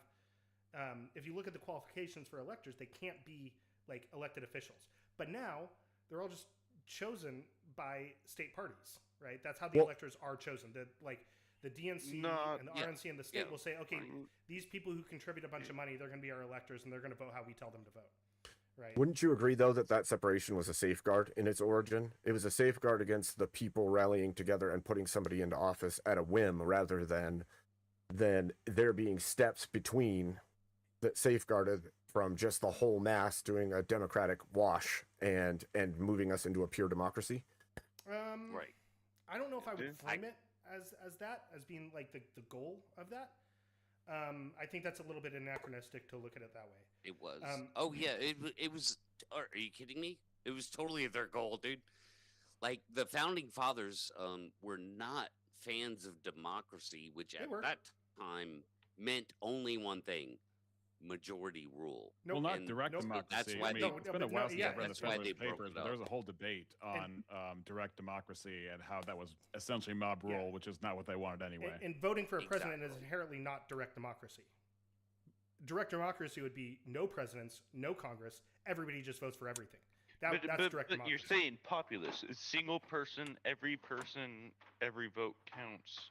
Yeah. Single that would be. That is a direct vote. It's That would be a Yes. popularity contest. No, Yeah. but that's not democracy. That's a representative democracy, which the United States And is. it is. I mean, just Okay, look at- I think we must be Would- talking past each other. Without because- I agree representatives, with there you. is no hold representative on here. democracy. Yeah. I mean, well, just look at the historically presidential elections are a popularity contest for the Well- most part. Mm-hmm. True, but without the Extra steps. representation in between, there is no representative democracy. At that point, you're saying because the two people who ended up at the top were at the top, there's a representative democracy. That doesn't make So- any sense because if you had Yeah. voting all the way along to decide who those last two were, all that way, it would still be a pure democracy. You wouldn't have any representational Right. democracy And at you that could point. never have a In- protected constitution ever in- because if we're you using- could vote it and you could just majority vote it If we're wherever you want it using to go. the Federalist 10 as the guide, that he says very explicitly that there's no representation in a direct democracy, in a pure democracy. There's Right. no representation. It says all We agree. citizens in person. Yeah, exactly. Yeah, I agree with the examination. But Hamilton gave another speech to the New York Ratifying Convention where he goes through the whole thing and he's like, look, nobody knows what the fuck a republic is. Nobody knows what the fuck a democracy is. So I'm going to lay it out. And he goes through and he lays it out. He's like, look, sometimes people talk about republics to talk about the Sparta under kings, right? That's a republic. That's not what we're talking about. He's like, and he quotes Rousseau and Montesquieu about it, and he's like, look, all democracy means is that the people of the country hold the ultimate power, right? And he goes on to say, he's like, even with, and this is before the Constitution's ratified, so this is talking about the electors as it's supposed to function, and talking about the Senate as it was originally intended with the state legislatures doing that. He's like, look, all of these offices, they all trace back to the people, right? He's like, he says the House is directly elected by the people, right? The Senate is done by the state legislatures, which is the state legislatures are elected by the people. So the people, if they don't like the Senate, Right. they can change their state legislatures. He says the president is by the Electoral College, which is decided by the state legislature, so also by the people. And so he says, so that makes us a representative democracy. And he talks about these different, it's a great speech. Unfortunately, we don't have he didn't write it out like word for word. He outlined it, but you can read the outline, and he does explicitly say that the Constitution sets up a democracy, representative democracy, obviously not a direct one. But he talks about the power is inevitably coming from the people, which is what Montesquieu and Rousseau both said were democracies, which are types of republics. Yeah, every political a lot of position semantics. is representative in Yep. some way. Like, yes, you could say we directly elect representatives, but we are electing those representatives to then vote on legislation essentially in our place, so that everything isn't being voted on by Civics, a popular referendum. Yeah, Civics, exactly. Right, bro. running on Yeah. policies, elected on those policies, and then representing the will of the people per their state. Duh. Yep. Yep. And this was I another. thought you encouraged civics class. just how Wasn't it that works. the thing? Like, We No, don't I learn it. agree with what They Wally don't do said. civics class anymore. that's and that's how it plays out. I mean, that's still how it's playing out today. Mm-hmm. Not Now, if not we as had- much as it should, but it is playing out that way. Now, this was a hypothetical I did want to pose in the debate, and I didn't have time to get into it. Yeah, sure. By the time I could have gotten into it, I think I had just forgot until I started drinking enough that it jogged my memory. But hypothetically, and this is not an awful hypothetical where, I'm going to have easy trampled by elephants unless people vote the right way or something of that Mhm. nature. But hypothetically, if we had an electoral college that functioned as intended, on it, and I mean on every level, where you had electors who actually did firmly believe that they had an important duty to vote their conscience after the election, after they've been informed of the people's will within their states. Would we need term limits if the system functioned correctly? Or do you think you would actually have people who would take the position seriously and go, you know what? I think this FDR guy has had 3 terms too many. I don't care what the popular will is. He's not getting a 4th term in office. I'm voting against him. Well, that's a problem of perception, right? Because it comes down to what Yeah. your belief structure is, what your perception of the situation is, and you're gonna base all of your decisions on that framework. And so long as that framework is averse to whatever the opposition is, right? Say you're left and somebody else is right. As long as that exists, they're going to want those term limits. Period. It doesn't matter which side it is. Somebody's going to demand it because you don't want your enemy or your political enemy, your religious enemy, whatever it is, to stand in office the whole of a lifetime. Even the person that doesn't care and just hears one random thing about it and says, you know what, I don't want that.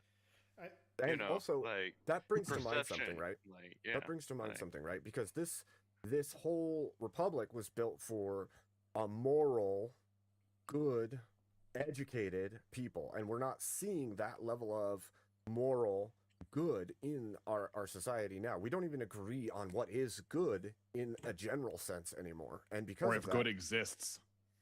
Exactly. Because if we take this from a purely materialist atheist position, that's all subjective. It doesn't. Everybody could just have their own opinion on what's good and bad, what's good and evil, and then what? Your political system is going to slowly decay into nothingness because you don't actually have moral anchors. Yeah, that's why I specifically phrased the hypothetical in terms of having electors who actually understood the intent of the moral duty of the position in elections as it was originally established. Yeah, I mean that's and if they actually did handle that duty in good faith, you would have people minded in the direction of, nah, I don't like this guy's been president for you could say at that point, let's say they've allowed this guy to be president for 20 years. Eventually you would have enough electors who don't want it. Yeah, I mean, honestly, it's like the way that the Electoral College was supposed to function is so like far removed from how it is today. Like I said, I mean, like it used to be you got a ballot, right? And it was just names of like random people from your state. Not random. Well, but like, it's only random people if you don't pay attention. That's like, why the system became flawed. But it wasn't because people weren't taught to pay attention to this, so it became flawed because people were just voting for the random names instead of actually paying attention to the politics of the electorals that were voting for them. What I mean by random was that they weren't they weren't people that were like campaigning. There weren't like people that were campaigning to be electors. It was just supposed to be stuff like, hey, you know, so and so is really good in our community. I really like him. He's an upstanding member of our community. I'm gonna give him the job of picking the president. That's how it was supposed to function, and I could see something like that happening, but like trying to put that in, like, I mean, how do you handle that with like something like TikTok? Wait, hold on right? here. Hold on here. We can't cram that into 2025. I don't know how that would work in 2025. So you're just saying, oh, just because this person's good at this, there's no people voting for them. They just get crammed in there. That's what you're saying. No. Like what I'm saying is that like on the very there was like only a few states that held like general elections in the first election. And Washington won, obviously, right? Everybody knows George Washington was the first president. Washington's name never appeared on the ballot. So when people were voting, they weren't voting for Washington. They were voting for like people from their community. You realize you can still fill in, bro. Nobody voted for Washington. Everybody voted for these other people. And I'm saying I don't know how. Like these people weren't like campaigning; they weren't like going door to door. What do you mean by everybody? You can because still do that would have that. been Like, primarily just like property owners and people that had a say in the public world, right? It wouldn't be My the general understanding is that they population. We were should just go like, back to they, that. They were probably just like upstanding members of their of their communities, Well, businessmen. They couldn't be like politicians, so you couldn't vote for like your state legislature. it was a rough time. Look, it was a rough time. They were trying to figure things out. It was only white men. That's it. No, New right? Jersey had women. So Yeah. let's like They take this backed that out of out. They America backed that out in like and look at 1806 how or in something another like that. system, like I believe it was a recent African election. I want to say it might have been Cameroon. But you have a president there who was just reelected. He's over 80 years old. He's like the oldest serving president in the world. He's had like 8 terms of office. He's kept changing the constitution with his party to keep himself in office. And that's under, a system where there's no electoral college. He wins the election. Now here's the problem. Most of the adult population in that country is under 35. He's been president longer than most of his people have been alive. It's actually. And then when he wins, you had a lot of opposition with the latest election crying fraud, and you had a lot of younger voters protesting because they're like, well, most of us want another person in office. Like, how could this guy have somehow done this again? Now, if you had an electoral system and you actually had people voting their conscience, you could have had enough people read the room and go, you know what? I think we gotta do something about all of this here, because we have a bigger duty to the nation and not this old politician and his party. Well, that's some of where I was going earlier when I brought this up, is because like what would the United States do if whichever party held enough sway decided they were going to start making changes regardless of what is in the Constitution and said, guess what, you're just going to do it and you're just going to take it, and then you have martial law, you have police hold down, and then one generation later nobody knows that even happened. They don't stand against anything anymore because they don't know any better. And say it's your political rival. Say that they do that. What's to stop that from happening right now in the United States? The Constitution is a piece of paper. It's right, but the Constitution has to be acted upon. It doesn't actually take action. The people have to take action on behalf of the Constitution. It's a piece of paper. So when you have an electoral vote, it balances out the vote versus just the populace. It goes back to the big cities will win it all. I guarantee you. I'm actually going to start digging into these fucking numbers because I'm going to have this on my side.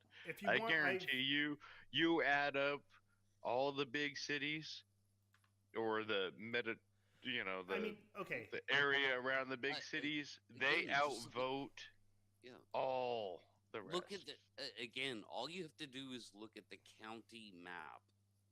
Every 4 years, like it's overwhelming. The problem with the county map is that like Texas has counties with like 10 people. How much extra weight?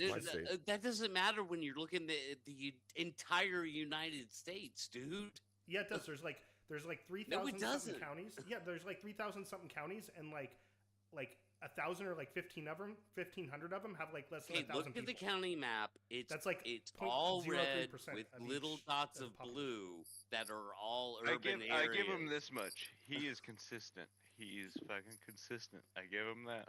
Like, hell yeah, bro. You're consistent. At least you're consistent with your argument. That's good. Like, be realistic. Just look at the county map, and even in blue states, you see all these red counties surrounding these blue dots.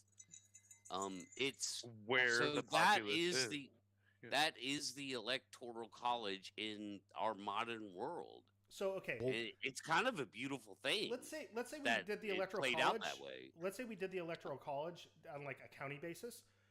If I live in a county with 10 people, why should my vote count more than somebody who lives in a vote? Because you're not actually voting for president. We already went through this. What if you're in a county that if you don't vote, but let's say the people in a major city near you vote, what if they vote to use your county as a dumping ground for all their trash, and you can't do anything about it, and they don't care because they don't live there. Sounds like my I state. think if you're relying on the president to that, Sounds like my fix state. that, We're I going to think you're shut down screwed. all the logging because we don't agree with it, and we want the Green New Deal, but we're going to import like 35% of our lumber from British Columbia instead of just doing it ourselves. One of the things where I we would have say, huge amounts of it, and you cut out all your people because you have no realization of how those people live. You have no realization.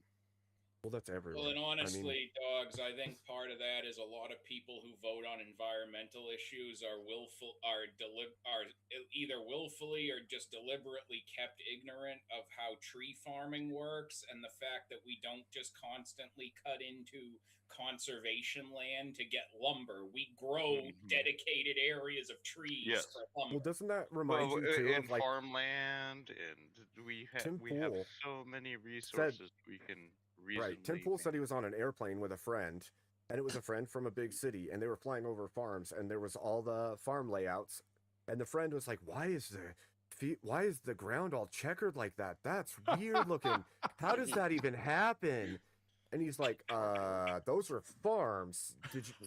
That's and he's where like, your food "Whoa, comes you from." can I see thought 'em?" food comes from the store. Dude, Yeah, I mean- exactly. That's exactly. And it's like there is a disconnect that is it's beyond amazing to me that the disconnect could be that big, but it absolutely is. Just like the environmental and animal rights activists standing outside of places pouring milk all over the place because of the animals that had to be killed to get the milk. It's like, are you right? Okay, The main thing Whoa. is bass guitar is most of us are having nightmares about the idea of a collective of powerful states getting together and saying food is a human right, therefore all your corn are belong to us.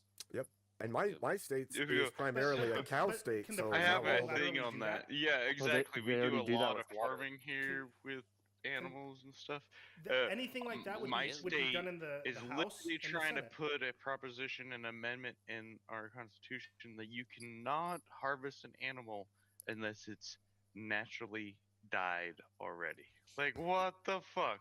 I want the naturally dead animal. How is that good for me? Well, Like, I think what the way you have to do that, dogs, is you just have to make sure you're using certified organic ammunition. All right. Yeah, Yeah, grass fair. fed. There you go. It has to be Grass-fed. locally and humanely Grass-fed sourced. ammunition. There you Here's go. here's With a locally and humanely sourced lead and It's gunpowder. natural. Would you It's- guys would you guys mean, be open to that's- this That brings compromise? up a good point though.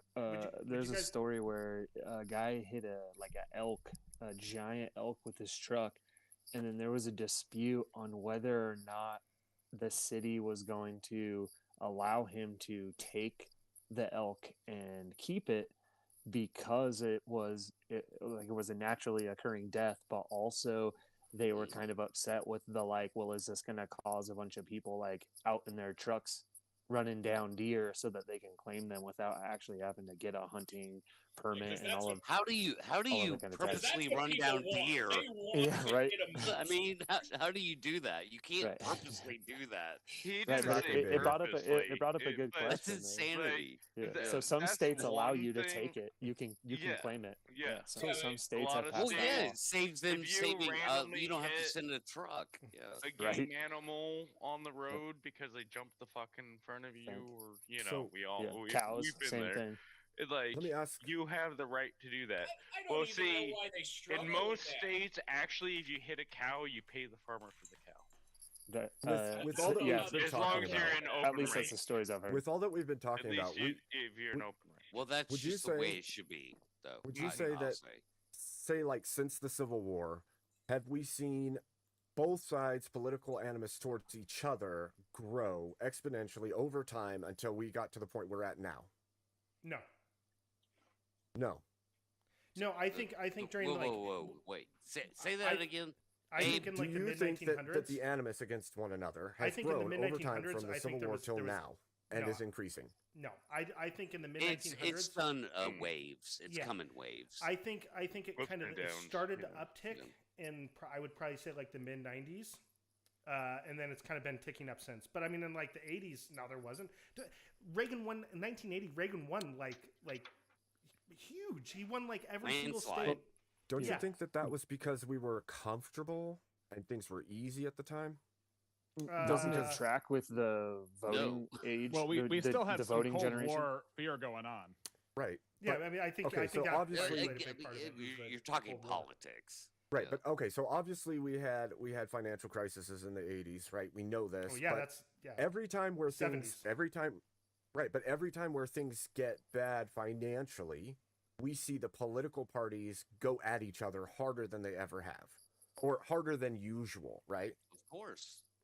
Well, Okay. yeah, Well, that would they be only social work as hard as we dynamics. do. Right. And the I think- populace has grown over time. Hey, the Mhm. parties are only ever going to play politics. Like, so there's Well, you saw really no way around that. you saw know? an increase in votership Yeah. participation Well, because in it's 2016, kind of 2020. Right. But the And next step it's a was human it's human nature.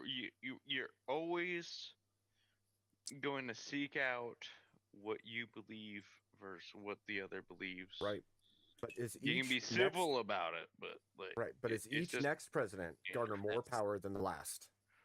Does each next president garner more power than the last? Yes No. or no? That's not a, necessarily. I would say yeah. That's a good question. It appears that way. If that is the Yeah. case, and the parties are going at each other harder and harder year after year, every time that we go into a financial crisis, what is to stop whichever one is at the height of its power when it becomes more possible than ever of just toppling the entire stack of dominoes and saying, guess what? We're making changes regardless of what the paperwork says. Well, yeah, I think that power only Guns. increases because of the people deciding to Guns give it to stop them. that. And Well, plus I think Congress we're passing hitting the a buck very- all the Stop time. that. Because Don't you- Congress We're now pretty just dic- they we're all mutually just want to dictatorship run. proof. Yeah. Don't Congress you think just that seems to mutually want to run for their own next election in their own local area. And so they're just going to continue to pass the buck either to the Supreme Court or to the executive because they are incentivized by the structure of elections wherever they're at to not involve themselves in anything risky or controversial for their next congressional election. I That is a 100% great agree with point. that, and I think that's a problem with us I think as that's like a great as citizens. I think it's incredibly okay. So I thought about this a lot during the last election. A common thing that you heard was, "I'm going to bring prices down on day one," or "I'm going to bring prices down," but like deflation would probably be a pretty bad thing, right? I mean, does anybody here think that like deflation would be good?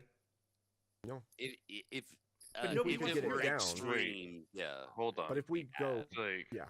You want it to kind of like level off. Deflation and, is like, bad. and go. Yeah, deflation's not great. There Well, might this be is some one- weird. Well, this is another edge thing. Like cases, we could but- go into like Nobody Trump's wants to hear that. campaign Yeah, statements now you're from talking last year economic all policy, night, and yeah. really, it's like his claims with Ukraine. Like he can speak hyperbolically, and people have conveniently decided when that's like a promise, like Ukraine solved in 30 minutes or your pizza's free. That's never what he was saying. Well, what I He mean, was just saying, So look, do I'm we gonna got end it TDS quick going on because on I'm our going to hands? take No, it We're more good with seriously TDS. than There Biden was- is Kind taking it. of going seriously. off the rails here. yeah, my point with bringing that up so wasn't to that's- Hold on. express any We TDS. had- It was I basically did to want to say, build on what Abe Oh, yeah. has been saying because I think it's hitting at a major point with an issue that I think both sides could have with the Electoral College, and it speaks to a lot more than that. Because I think when you ultimately get to how the Electoral College was originally established and the role that they had and the power that they had, and we're trying to look at what do we do with this system today, I think the implication when the counter to a lot of the points is always some element of like, well, politicians will just do this or a party will just do that. And I think what we're doing is we're dancing around a concern that people on both sides of the political spectrum are right to have. And what we're not saying is what really concerns me is I don't think we can find 50 people who have a conscience to actually cast those votes See, as they're intended to be cast. that's what I was going to do. I was going to drop that final point and say, That- don't you think that the electoral college works as a bulwark against that final stance of let's just topple it all and take what we want? Because it's not Yeah. so simple to do that so long as you don't have the Well, the But full where I force think, but when behind we you. get to the conversation of should they work as originally intended, I think the underlying concern no one's really saying out loud is I don't trust 200 and set. I don't trust like 300 or how many electors there are in the system to vote their conscience, because I don't think we could find that many people in this country that have a conscience today. And Yeah, that's exactly. the bigger Welcome- That's where I brought up Right. the random Welcome to question Sodom and earlier. Gomorrah. Shouldn't there be voter limitations? Like, shouldn't you be a contributing strong member that really has a reason to Yes. vote? Of course, we need A less reason voters, to not vote more other than voters, just TDS or yeah. No, you I want mean, all this my emotions Yeah. emotions I think first physically looking Oh, at tell- it and tell wanting me. to do the best Tell me for about your yourself emotions. and the country. Like, so. No, yeah. I think that's a good point we need because less voters. We need Yeah, less voters, not that's more what I was. voters. That's It's what I was not that just we gonna need say. Is less. all of this ultimately comes back is who decides who gets to vote. For some reason, his mic gets cut off if anyone else speaks at all. Yeah, I feel don't bad know. because he's the only naysayer here, and we need to hear what he's naysaying. So yeah, okay, sorry. Here, I can try and do. Let me see if we do this. Sometimes if we do this and just turn them up on my side. Try now. okay, is this easy. better? That volume was a great impression of Abe you did there. Well, Yeah, you were loud. You know what? It's not like I mean to. I can't hear myself, so I don't know that I'm like. Yeah, booming over sometimes Right. like right when I Right through, unmute, if totally I fair. talk right away when I unmute, it'll be super loud. I don't know why it does that. it's gonna be hard for you to hear after that bad night at the theater. So Who knows? Is your I might head not be you able got to a hear right splitting now. headache? Okay. Oh, sorry, What was it, brother? base. Whatever you were trying to Yeah. say there, base. yeah, babe. Hang on, I lost my train of thought. Let me try to put it back on the rails. You were saying less people vote, more people vote. Oh yeah. I don't think it's necessarily an issue of less people vote. I think it's like I think if you were to just say, okay, we had what 170 million, 160 million people vote, we should just cut that number down to like 120, and that'll make things better. I think it's a deeper issue. I think us as Americans, I think we need to be more politically engaged, and I'm going to use a phrase which maybe not a lot of you have heard, but like we need some Montesquieuian virtue, which is kind of what Abe was talking about, where like a good and moral people. What that really was talking about was if you go back and you read Montesquieu, who was like the big guy who influenced the framers, like. He's the most cited person in the Federalist Papers and the Anti-Federalist Papers. Everybody was talking about like, oh, no, Montesquieu said this. Montesquieu said this. He basically says a republic, whether it be a democracy or an aristocracy, he says it only works if you have virtue. And what he meant by virtue was that you can't really be too self-interested, right? You have to think about your nation. You have to think about your country. You have to think about your good of it. That's why, like, in the debate, I mentioned this quote from Madison in the Constitutional Convention when he was talking about having a popular vote for president. And he was like, yeah, it might hurt the southern states, but I think they need to have this like love of country to just kind of like get over it. And I think a lot of people don't really have that kind of civic virtue. That's kind of maybe a better that's way to why say the it. populist vote wouldn't work. Yeah, because virtue Yeah, only and- exists. But the in Electoral a College doesn't religious fix sense. So Because- some people vote non-virtuous just because they dislike And, somebody. and keep in mind, I'm not First, talking about virtue like a Christian not trying virtue. to be or- virtuous. Well, no, you There's don't even only have one to take. virtue. Right. Like, you Yeah. don't There was even only have one to moral take that framework into at the time. That was a consideration. biblical Like, one. Well, and not just that, virtue is Well, virtue. Like yeah, either it's virtue- I was virtuous or just it's gonna not say, virtuous. yeah. I want to do Montesquieu better and for virtue my was- man, my people, versus just having my emotions involved, and I vote against this, even though they could do better. Like, Re- Yeah, well, Republican you're not, civic virtue, according to you're Montesquieu, not was a gonna very raise the specific bar. thing. Wait. Say that again. see, you're not going to Big. raise the bar, so you're not going to raise the bar like when I say there should be less people voting, I'm taking that bar and I'm lowering it to what you just said, bass player. Like you have to lower that bar to get into that like quantified area of people that are whatever smarter, more No. civic minded, blah blah blah.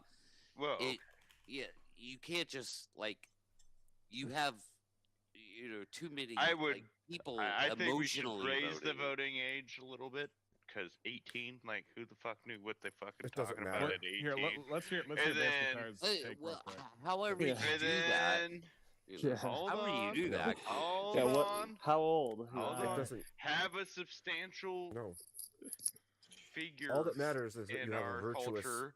You're public. a business owner, you're a landowner, Well, you're I a just- military service member. all blah, But if I'm you're- saying is it's ideal. It's way too unrealistic idealism to expect the population to be smarter about voting. Well, and if you're basing virtue off of age, then you've lost the plot already, because there's people all the way into their 90s that are degenerative Don't own, assholes. don't own so- property. I didn't Well, no, say but that. Yeah, virtue- I wasn't going on that part. Oh, okay. I'm just saying that the age Yeah. changes nothing. You're going to get the same result, regardless of Yep. whether or not you make it a little bit older or a little bit younger. Sure, people get more conservative as they age, but you're still going to see Yeah. people that never, or they started so far left that they end up not even in the middle by the time they aged out. So, like, I don't think changing the age gives you any up or down. Yeah. No, It doesn't it's remove just- the problem. I think it just scoots it over a little Yeah. bit. Virtue, The problem is there's too many people voting. So you figure out how Well, to change If you agree with that, yeah. that number based on whatever criteria that you think's necessary. That's you know, the tricky part. You want to Yeah, hear a chunk outside that I of think it is? anything unconstitutional. I think we extended adolescence into late adulthood, and Yeah. everyone has suffered for it.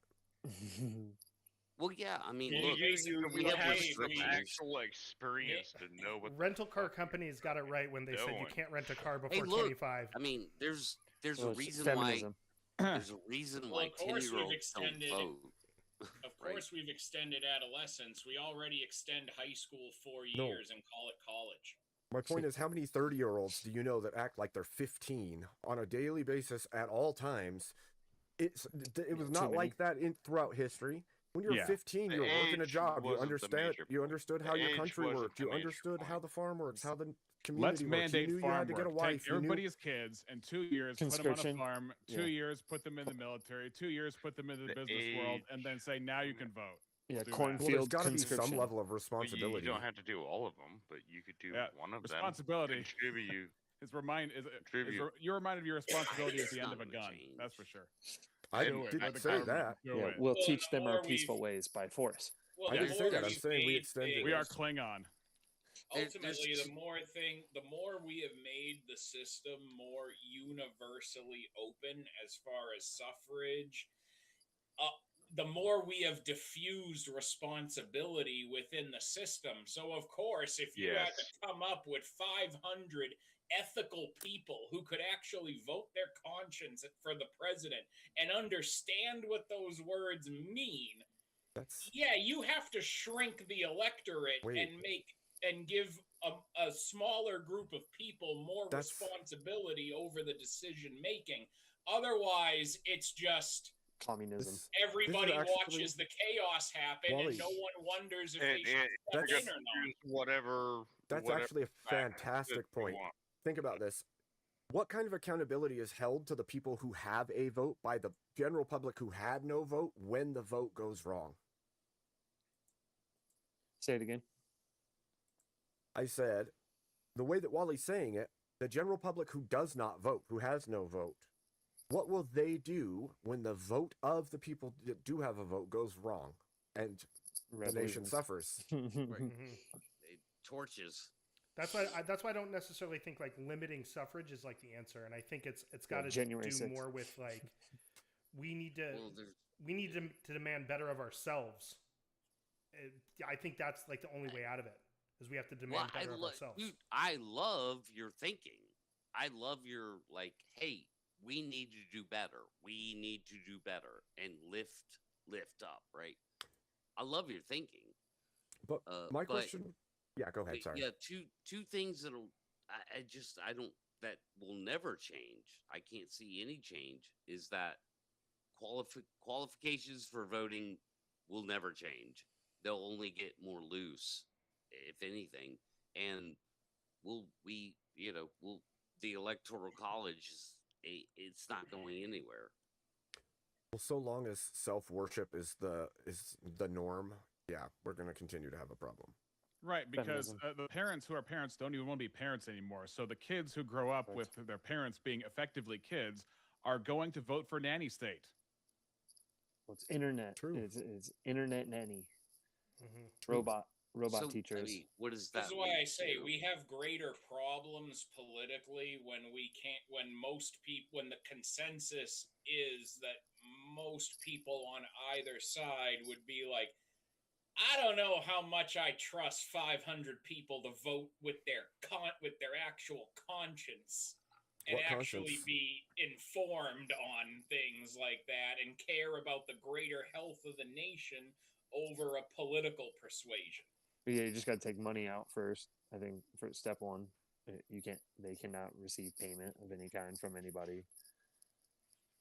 Well, the thing This you is forgot why I too find is it funny that conscience. it's like when you have people who say like, well, I just got a lot of money, I'll self-finance my own fucking campaign. Good. I wish more people would do that, because actually people with the money to spend on running for office on their own dime is how you get big money out of politics. Correct. Because Elon. you need but is that how you independent get great capitalists leaders? who don't need to take the system's money. That's a separate debate. It's a Yeah, I separate mean, debate, how but you that's get how you great get That's a there. whole Is that different thing. you need Humans are more really people who go, hey, I'm really That's rich. like I got some good ideas. I'm going to run, and I can actually change the system because I'm not going to take its money. If only it were that simple. Yeah, If only We it were all- that simple, I think but Mitt it's Romney at likes least that idea. like the right idea. It's at least the right mindset those people would have going in. I don't know. The problem is that we all know that like CEOs and political leadership and all of these, they tend towards narcissistic personality types. They tend That's towards where I was gonna opportunistic go. personality types. And so what you're going to find is if you yank the money out, it's going to be whoever's most cutthroat will make it to the top at that point. Mhm. It's going to one way Yeah, or another like- resolve itself back to that Yeah. same group of people. Yeah. And they're going to find a way. Trust me, they want that power. And I would also add to that, like, it's a mentality state. Like, you have to have the mentality of, I want this power, because why else would you even go there? That you already have a mentality of, I'm going to seek out this in order to have power to contribute to my society. I'm not saying it's a bad thing, but it's already mental state that way. Like, you have to have that, or you're not even gonna you're gonna fail. Right, and 'cause that's otherwise you're part back to I think part conscience. of the problem is, I think, Yeah. also over the past like 30 plus, at least most of my lifetime, I think in the past 40 years, many Americans have grown increasingly cynical politically. That's why you started seeing more of those lines like, oh, I had like with South Park, when South Park was going like back in like 04 or 05, being and Stan saying, I realized I need to choose the lesser of two evils because two evils is usually the choice I'll have. Like, that's basically telling people broadly, yeah, it's a political satire, but what is that also telling people? Don't demand better. Just be apathetic and cast a vote, because fuck it. Let's vote harder. Dude, the lesser of two evils is such a trap. It's such a trap. The lesser of two evils is still And evil how does it get because, there? like, yes, Tibet's no Propaganda. longer ruled under a Buddhist theocracy that tortures people, but China is communist. Like, the lesser of two evils sucks. Yeah. Or in The Venezuela, enemy of you your can all- enemy can't be your friend, because look at how that's worked. The LGBTQ community is enemy of conservatives, so are like the very far left. So any Democrats with actual sense are yet willing to shake hands with them because they want to win an election. Yeah, but how do you get there? How do you get to the lesser of two evils, which is actually a very fair process that the people decide themselves? Yeah, but I'm just saying, like, that kind of the way So the they- rhetoric was they- being posed to people, and has been for a long time, has just made more people politically cynical and apathetic to the point that There they is think, like, apathy, well, there I is don't cynicism, need to I agree. demand better because I won't Yeah. get better. So what? I'm most likely not going to get better if I demand better. So why try? Just vote. Well, yeah, you look at the '08 primary. What do they give us? I get it. It was the anti-Bush vote, but it's also John McCain, and so it's like, why bother? You know. And then what do you get next? Mitt Romney. Why bother? And so I'm like, I'm just doing a protest vote. I'm just doing a protest vote this time. I'm voting for Gary. What is Aleppo Johnson? Just to stick it to the GOP. Oh, I love Gary Johnson. Just because What's an my Aleppo? emotions, What- my what's journey Aleppo? fills me. My emotions. But I have those to vote right. against those this three person. words are the definition of isolationist libertarianism. What is Aleppo? I want to be president. Vote Yeah, for me. dude, you were I, definitely Well, look at the you were ultimate definitely example apathetic. look at the ultimate example of a very smart gentleman who was, unfortunately for all of us, like, about 20 years too soon for the country, and that was Ross Wrong. Perot, the man who was ultimately proven right. In Alright, some ways. Allegedly. I Yeah, see you. allegedly. I see you. Allegedly. What do you have? Well, I there's see a you. whole bunch of those, right? There's a whole bunch of men that would have been great in office. They probably would have been good for the country, but no way they were getting the funding they needed to get into office. And they probably didn't have enough narcissism and cutthroatness to them to push themselves forward into those positions. So, again, Exactly. License to Exactly. Kill and Living Daylights were two of the best Bond films of all time, but the public wasn't ready for Timothy Dalton as Bond. But at the same time, somebody's got to play that role, right? Yeah. well, and that's Not actually the everybody second can stage. play that role. That's Like, actually the second stage. yeah, You see leadership like- that comes from that group of people, and generally they are the better leaders because they're willing to make harder decisions. They're willing to Yep. step Yeah, on others yeah, if they have that- to. And it sucks that that has to be that way, but when it Maybe comes you to did. an entire nation, It was Yeah, and I think Yeah. it brings me back to your point, Abe, about it being like now the next election, the next president, are they gonna like shift into a different direction? Are they gonna double down, or is that person gonna?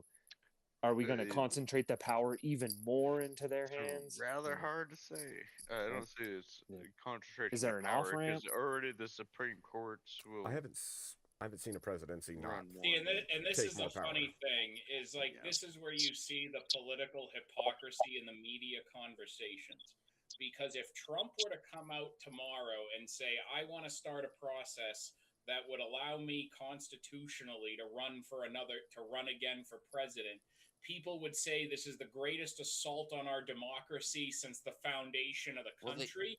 they This is already the have. fall of America if we don't stop it. Yeah, he yet- already said he's not, but they But still yet, say that. in Yeah, they- 2015, if Obama had said, I Oh, want no, to he change goes the back and forth. Constitution Oh, yeah, to yeah, run yeah. again, Yeah. Obama did, they would have been like, Yeah, yeah. he would've got- Well, he he would've got talked this is about the 85 million a fundamental votes. glorious transformation of the country. progressive change for our Constitution.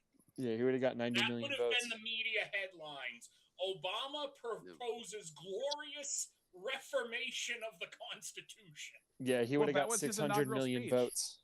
That was his inaugural speech. He said, "Welcome to the fundamental transformation of the country." Now, Chris Change. Plant is a He- great radio host, and he says, "Can you imagine saying to your wife, 'Honey, I love you so much. I would like to fundamentally transform you.'"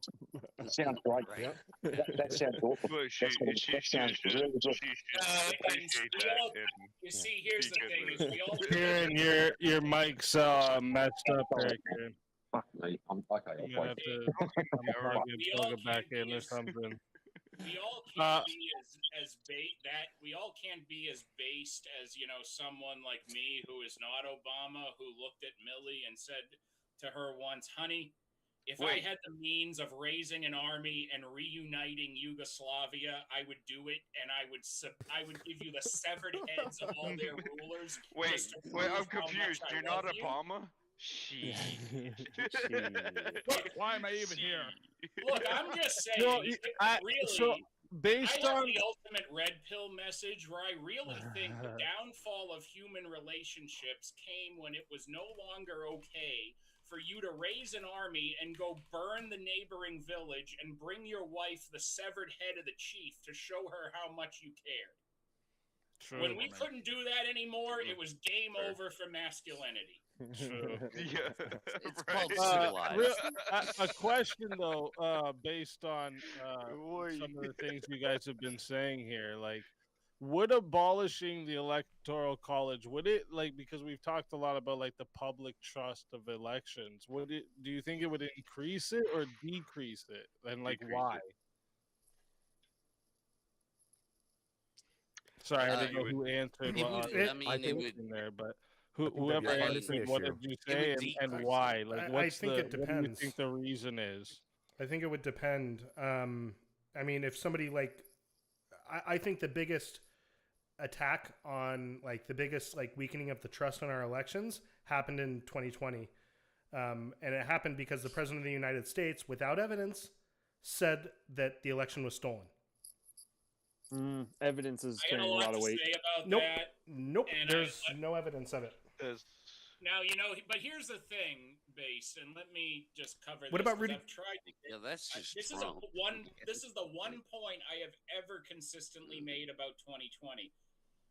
All the controversies and all the shit talking could have been easily resolved if none of those judges would have just flatly rejected the cases and would have let the cases go into discovery. Because discovery is where the voter rolls would have been opened and where you could have actually done the analysis and proved if the case had merit. Which But case? judges would not Correct. allow those cases to proceed to discovery. These never Which- had to go to trial. You just had to give them access to the evidence to establish if they could prove the claim, and they Same with weren't the allowed Texas to do lawsuit. it. Which case specifically do you think should have gone through? That wasn't. I That think, didn't Philadelphia? get the, I think in the name Or of Pennsylvania? election transparency. So here's the thing. I think in the you know, virtually all of them, the merits were not analyzed, right? in the name of election, but in the name of transparency for elections, which is what everybody is supposed to care about so much, I think they all should have gone through. So Right. this That would is be the this question. is Could you something not this is deem something all of that them? I think a lot that, like we were talking earlier about like you know, like understanding the civics and understanding the government and everything, and I think a lot of people just have a poor understanding of how our government works. And Agreed. and so, for instance, my whole thing, like when Doge was going around doing their thing, right? And they were saying they were finding fraud, waste, and abuse, right? That was their motto. They went to USAID. I asked a ton of people, how many, and I'll ask you guys the same question. How many of you guys have read any of the fiscal year audits, like that are conducted by actual like CPAs for the USAID? Because they're done every year. How many of you guys have read any of those? None. How many of you guys have listened to like any of like, because the director of the USAID testifies before Congress like 2 or 3 times a year. How many of you guys have listened to any of those testimonies? Some, but I couldn't tell you what was But said. I So- don't have- Just to give a little bit of I background, am my a dad, hardworking man, so I only have my one. my dad was the director of a federal agency, and he had to go before Congress all the time. And his department was hopefully this doesn't dox me, but was with the USDA. Okay, so he worked with farmers, and he had to go before Congress all the time, and he had to go with the federal budget with the agency for his agency, and he had to say he had to go testify under oath. This is how I'm spending your money, and the Congress people on the committees that he would testify before would ask him, be like, well, why are you spending money on this? And he'd have to explain, well, this is why I'm spending money on this, is to accomplish this goal, which is in our federal charter for doing this, this, and this. Nobody pays attention to that kind of stuff. Nobody even knows that any of that stuff is out there. But Elon Musk comes out and he says, oh, we're finding all this fraud, waste, and abuse in USAID. The reason that they don't It's buy in is waste because when money is and handed abuse is the biggest thing. Why the fuck should we pay other countries to have like trans schools Who's and all See, this here's other the- shit, and that then like y'all Hogwarts? It's not- go, it's "Oh, not it's even their that. lives." So Like, not so even that. The so why question wasn't any of that brought up becomes- in the audit? Why wasn't any of that brought up in fact, there actually were recommendations for better spending in the audits if you like read through those. Hey, it's not only that, but like, why are we spending for other countries to have a better lifestyle Yeah, when and here's we're the already thing, like- suffering ourselves? And here's the thing, when they hold those hearings, they're not holding those hearings to scream loud and proud from the rooftops that they're giving 20 million or whatever it is to some random like conservative Arab country to advance LGBT studies. They're not holding those hearings to shout those from the rooftops. The purpose of Doge was to put a public centric spotlight on what are we spending the money on and where's it actually going to better inform people, which you would think would actually All that be stuff a was good public. thing, is to have people more informed on where the Don't money's you want to going. know where your money's Wait. going? All that Wait, stuff there's is public. It's all There's public. dollar tags. Yeah, I was Right, but gonna there's say. dollar tags. There's You can dollar look it up tags if you wanted that go to. to every single dollar is accounted for.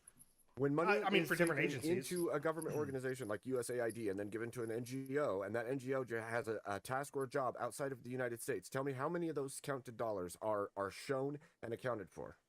How For much of the money, once USAID? it enters the hands of NGOs, is public to the American people? I mean, but not a lot of the money. It's tracked, and there are mechanisms. There were some recommendations in the audits for like better reporting and stuff like that, and better streamlining of payments. But I mean, but it's all there. I mean, you can go through and you can look. They have all that stuff. You know, did you guys know that the books for the United States federal government are public? You can go pull up the chart of accounts and you can see the books. It's like 100,000 pages long. But an It's not in NGO is QuickBooks, a private but- company, so that's not always listed on there. That's my point. The point is Other that money than is the handed money to going non-governmental there. organizations. Yeah, and those Not non-governmental necessarily organizations what provide the- reports and the stuff of how the money NGO is spent. spending it on. So, right. Yeah, Say so again, Big. That was at the end of the day, bass player, like, are you disagreeing with the absurdities that Doge pointed out with those findings? My Are you issue saying is they didn't exist? well, first off, fraud and waste is not things I don't like. Okay, that's not what those things are. The absurdities, the transgender studies, and all that, all the public, Most of high that stuff. public Did you? stuff. Okay, when you heard about Are the you transgender disagreeing studies, that happened? okay. or Let's just that- take the trans. That's not real. Let's just take the transgender studies thing. Like, Did you see that in a whatever. report? Like an audit report? All I'm asking you is, do you disagree? Did they make it up? No, Or this is or this is that is, real? I don't know. You tell me. Where did you hear it from? Was it from like an audit report? Was it from a report that Doge released? I heard it Sorting from the the- head of Doge. You heard it from the head of Elon Musk. Okay, so he told you something. Do you have any other evidence for that? Because I looked it up. So but I want to know what your Yes, process was. I had confirmation of that from other sources. From other sources. Okay, that Yes. it was how much was spent? And where? I'm not trying to get into the exact dollar amount. Dude, I'm just, saying in what's your general. source, bro? Okay, You're you're gonna probably take talking your about- Do you source as disagree maybe bias. with their You're probably Already talking bias about- again. you're And probably that's the Disagree whole with the problem finding. these No, sources. you're Where'd you get it probably from? talking about the $60,000 that was spent on a transgender comic book in Peru, right?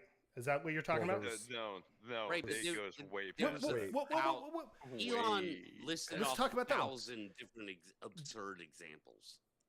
But Like, all but kinds just of- there saying was a something lot isn't of isn't evidence of absurdity. something. So And with again, the that one example, NGOs. no, let's stick to the example that you brought up. We'll stick to the example that you brought up. Okay. But not So the it was like 1,000 other ones. it was Okay. like 60,000. Well, but hey, we don't want to we don't like gish scallops here, do we? No, we just want to. Shit adds up, bro. So the shit $60,000 that was for like transgender stuff, right? It was actually a comic book about STDs and sexual health. Do you know that a lot of people, a lot of Americans who go to Peru, do you know they end up coming back with STDs? Shame on them. That's their Shame fault. on them. That's why But we do have. you think if You we know, if we reduce so the here's rate? the thing, like Wait, if you don't engage in unprotected sex with people you barely or don't know, you're like 99% less Especially in likely Peru. to acquire an STD, and I'm going to allow a 1% margin of error. That's really the bottom line as far as STD awareness. And I can't help but thinking the comic book is going to so- be the way that they're going to be like, oh, I'm in the checkout line. If I didn't have this comic book in Well, front of me, I wouldn't it have got was- that it was- STD. it was- I just it- don't it- see. It was like a sexual demographic health pamphlet crossover. that was like Well, it'd be stylized like as a if comic book to hypothetically we enable told to Easy facilitate reading. 2.0, we're going to give him his But- own comic book. Isn't that also cutting it short? Because like they were funding HIV clinics in India for the trans community in India. So like, Where did you read that? When you say comic book, it kind of seems to make it like you minimize the content. Like sure. it's a comic book, right? A comic book of what? Yeah, so And- yeah, and so for who? Kieran, let me give you a hypothetical because I think it Sure. would be even better for the people. So Sure. let's say that hypothetically the Australian government approaches you and says, "Hey Kieran, we want you to be the face of our new public service announcement comic book. Are you interested?" And you No. just say, "Yeah, I'll take your No. money."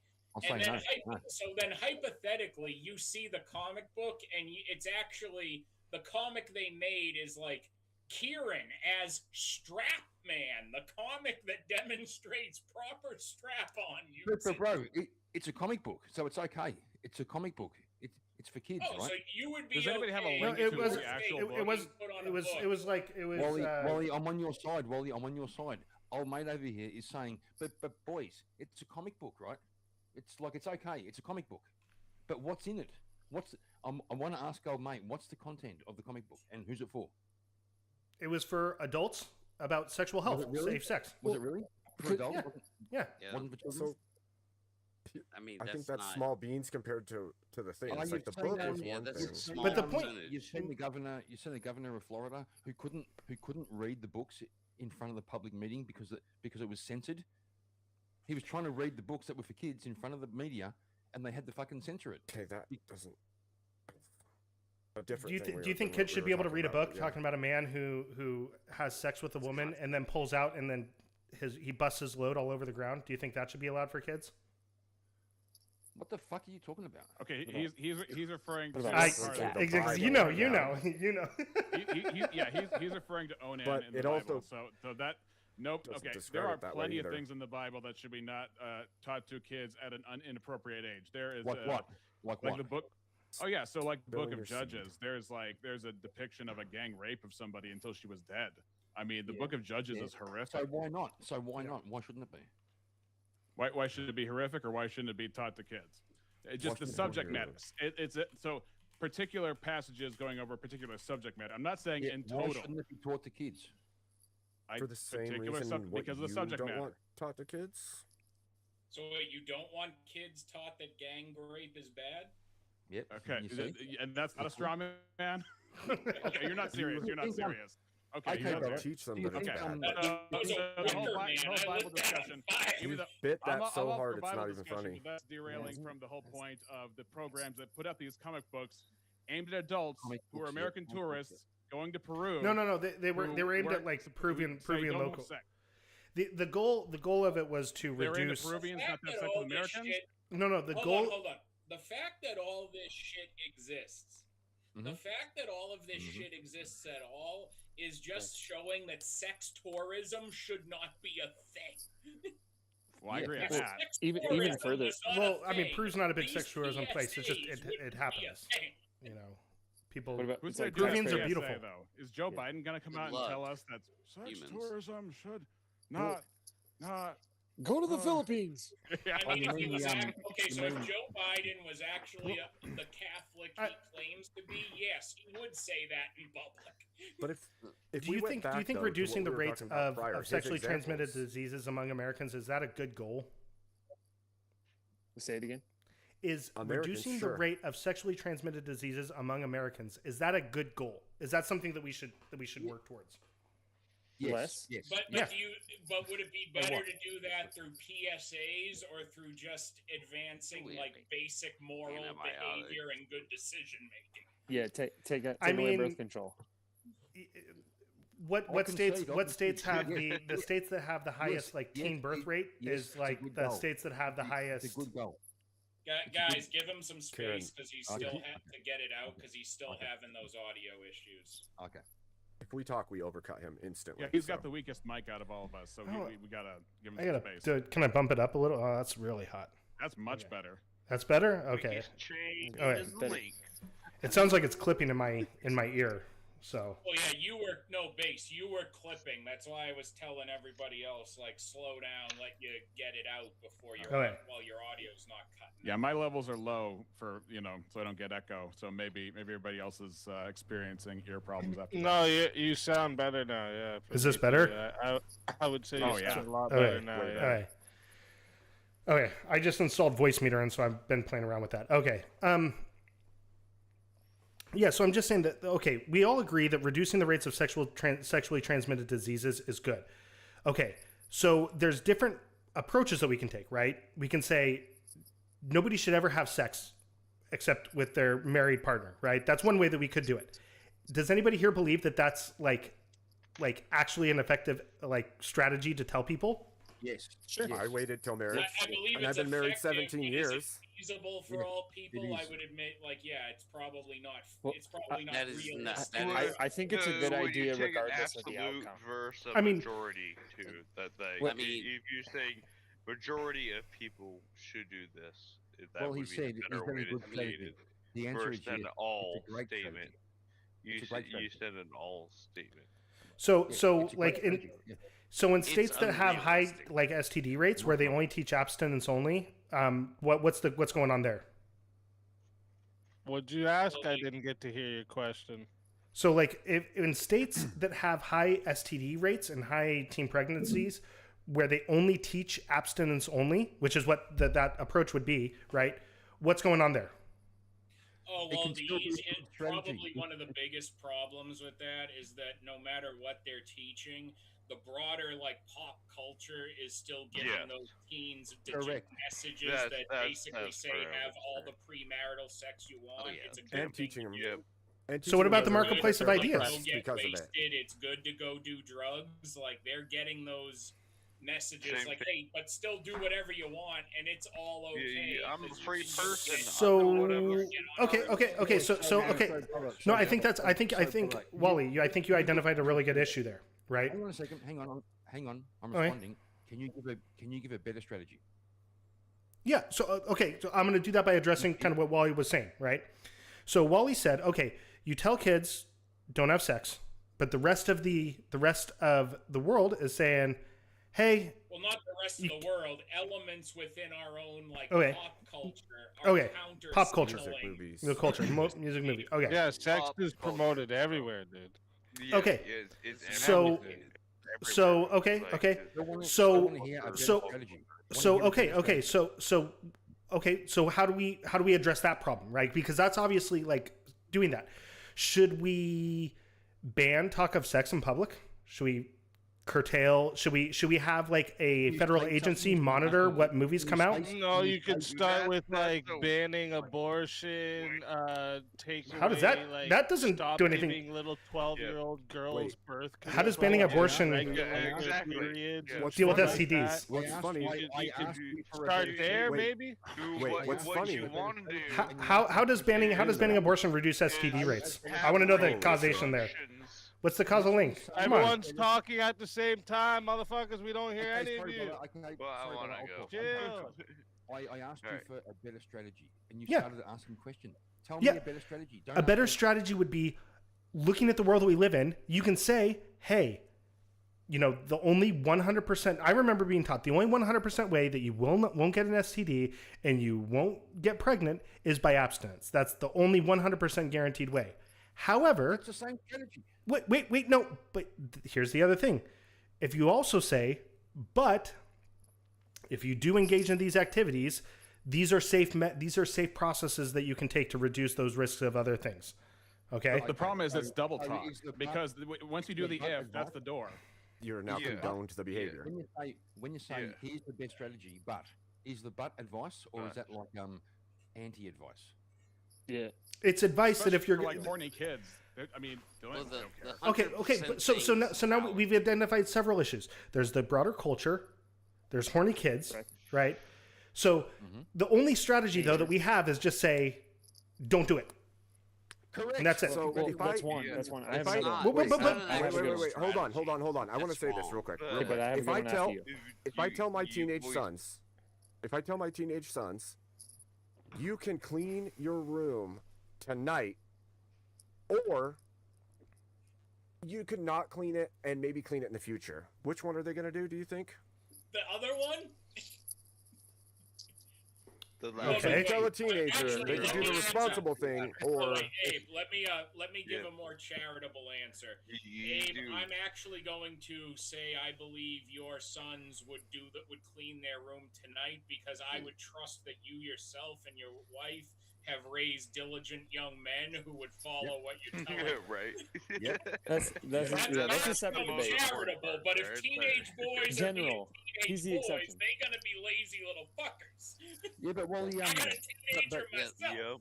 yeah, but Wally, Wait, shouldn't we, I'm just saying, shouldn't, if I can like- play devil's advocate, Wally, shouldn't the government like deal with that? Shouldn't the government fix the problem?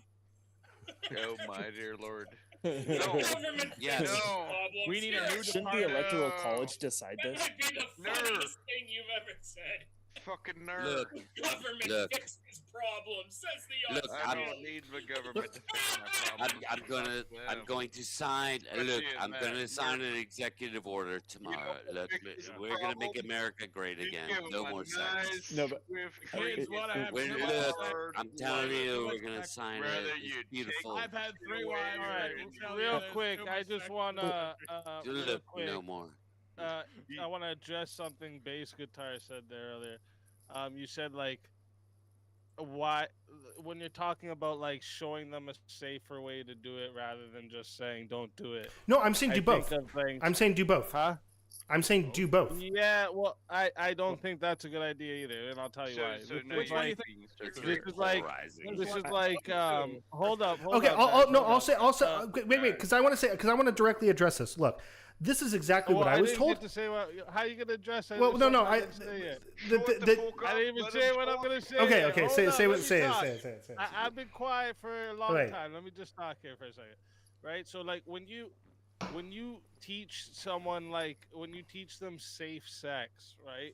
The reason it looks like you're encouraging it, because it would be like if you don't teach people, here's a safe way to drive drunk, right? If you're gonna drive drunk, just make sure you've only had a few beers, all right? And you don't do that, right? You say don't drive drunk, right? Avoid you any do. risk. And you could probably say there's people that could fucking drive perfectly fine drunk, and Do you would think- still tell that person don't drive drunk?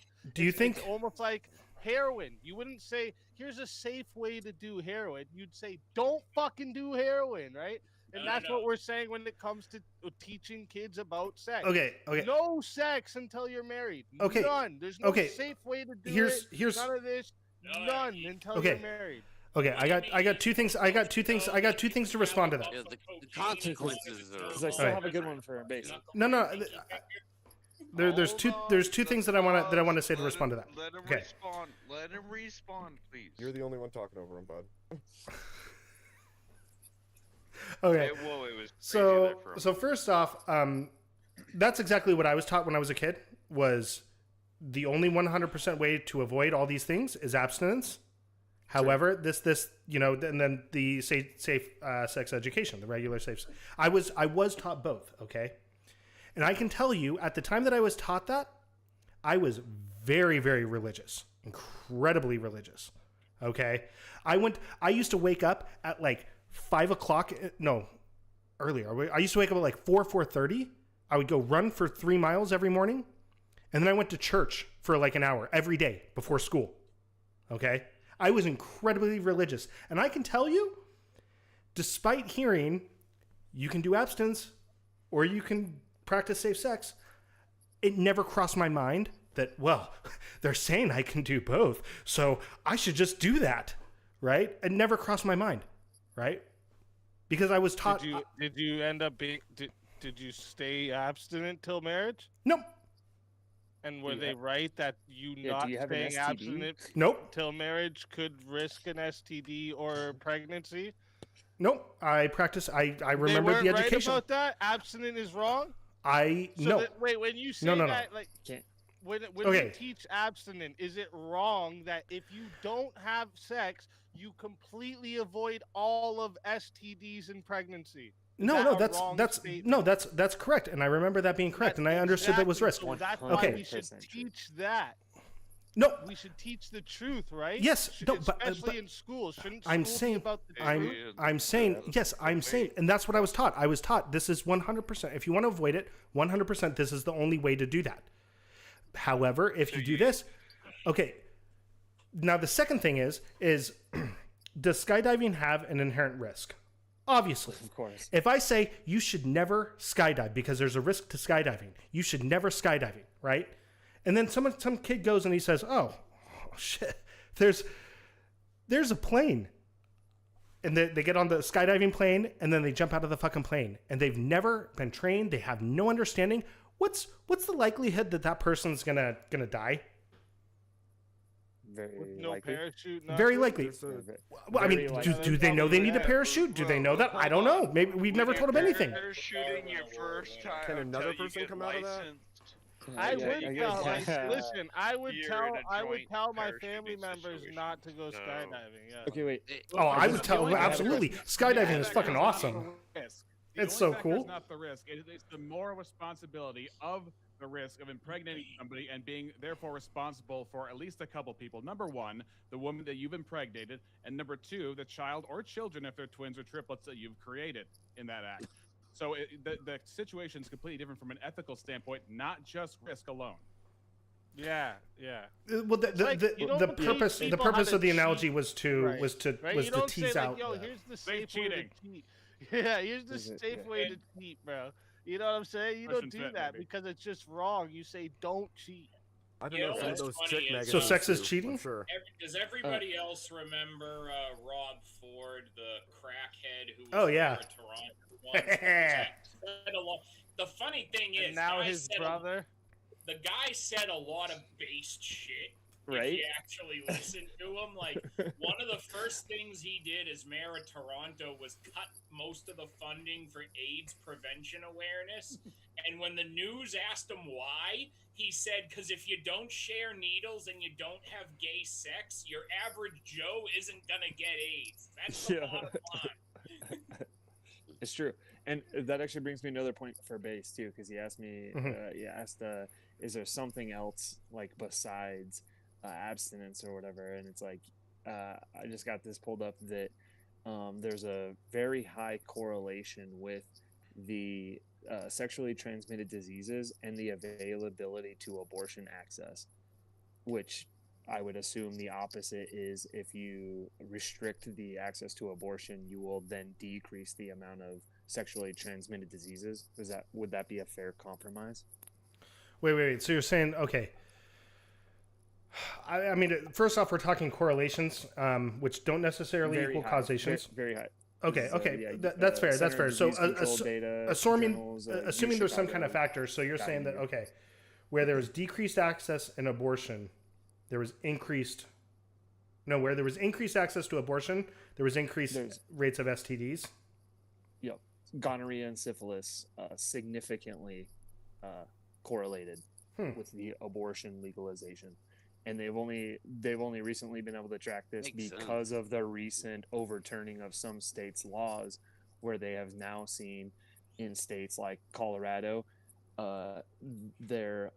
the access to abortion and STD rates both track right next to each other on the graph, almost in the same exact way.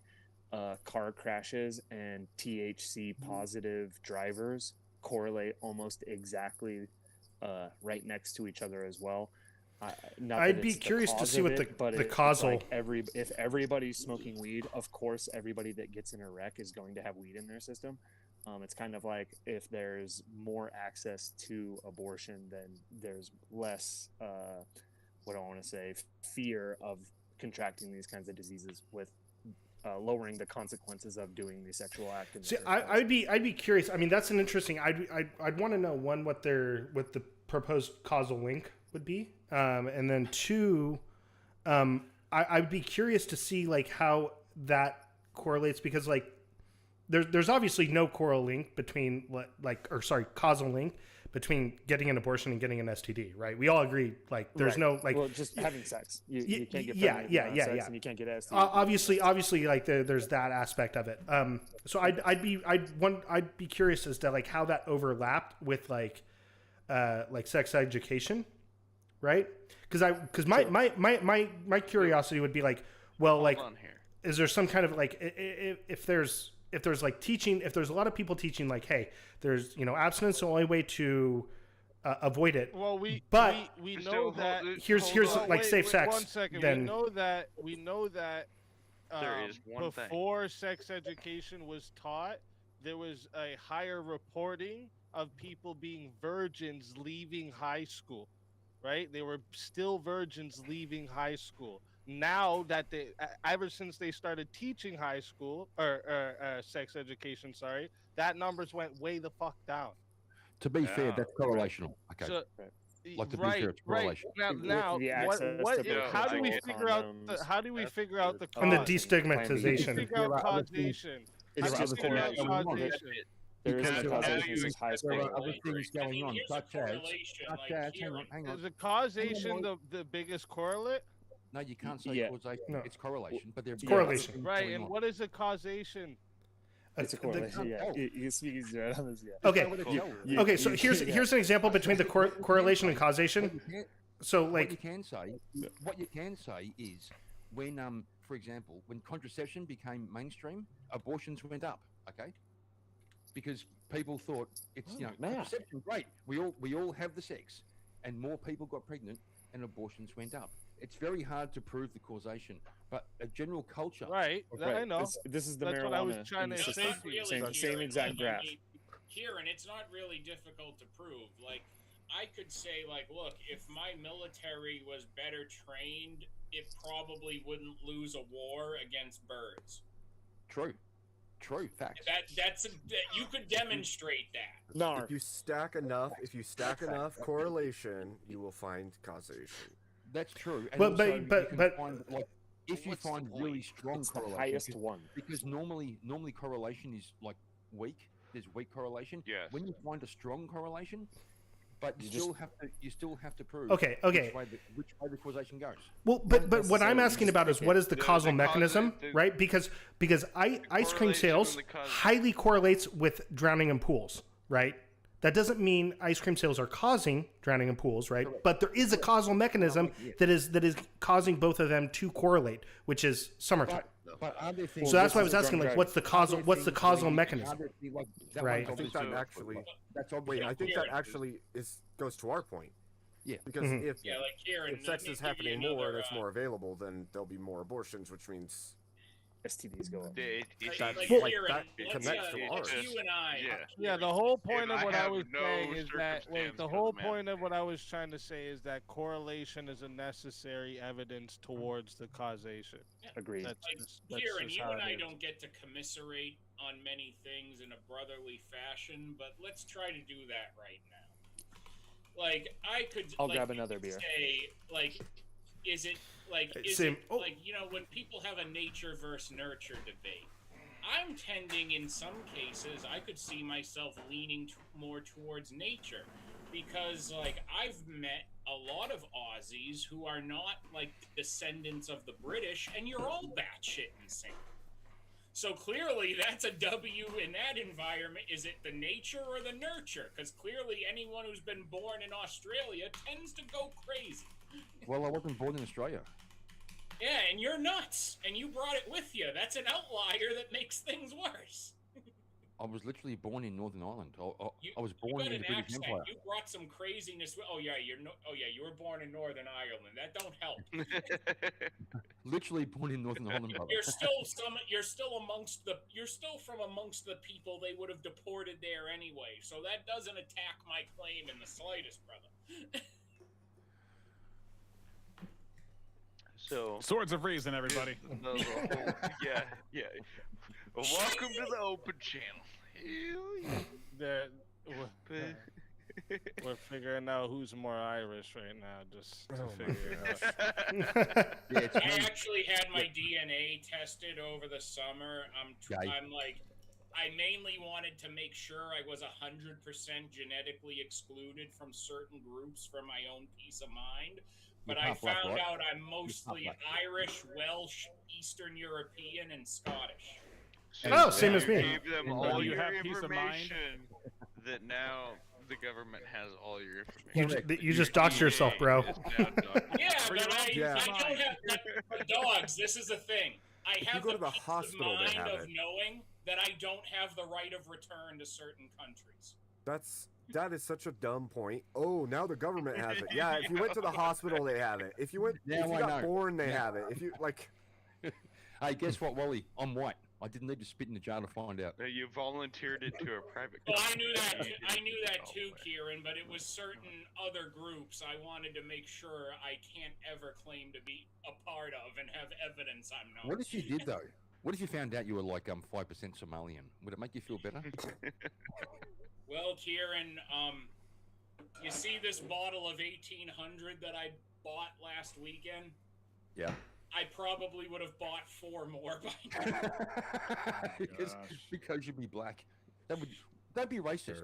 Oh, specifically, I would be Somalian. You see the news lately? It ain't cool to be Somalian right now in the U.S. I know, right?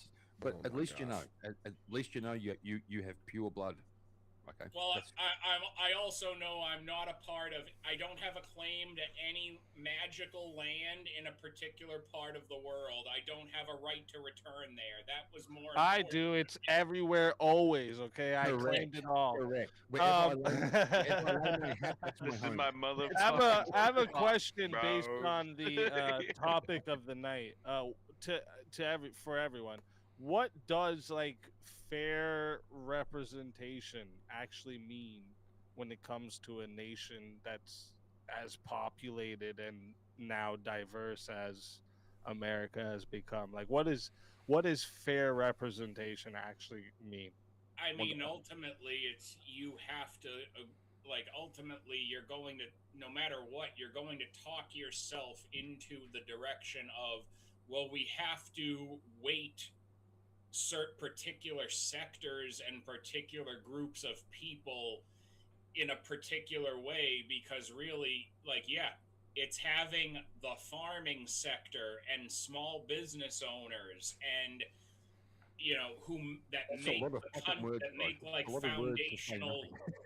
that make foundational principles of the country fucking work.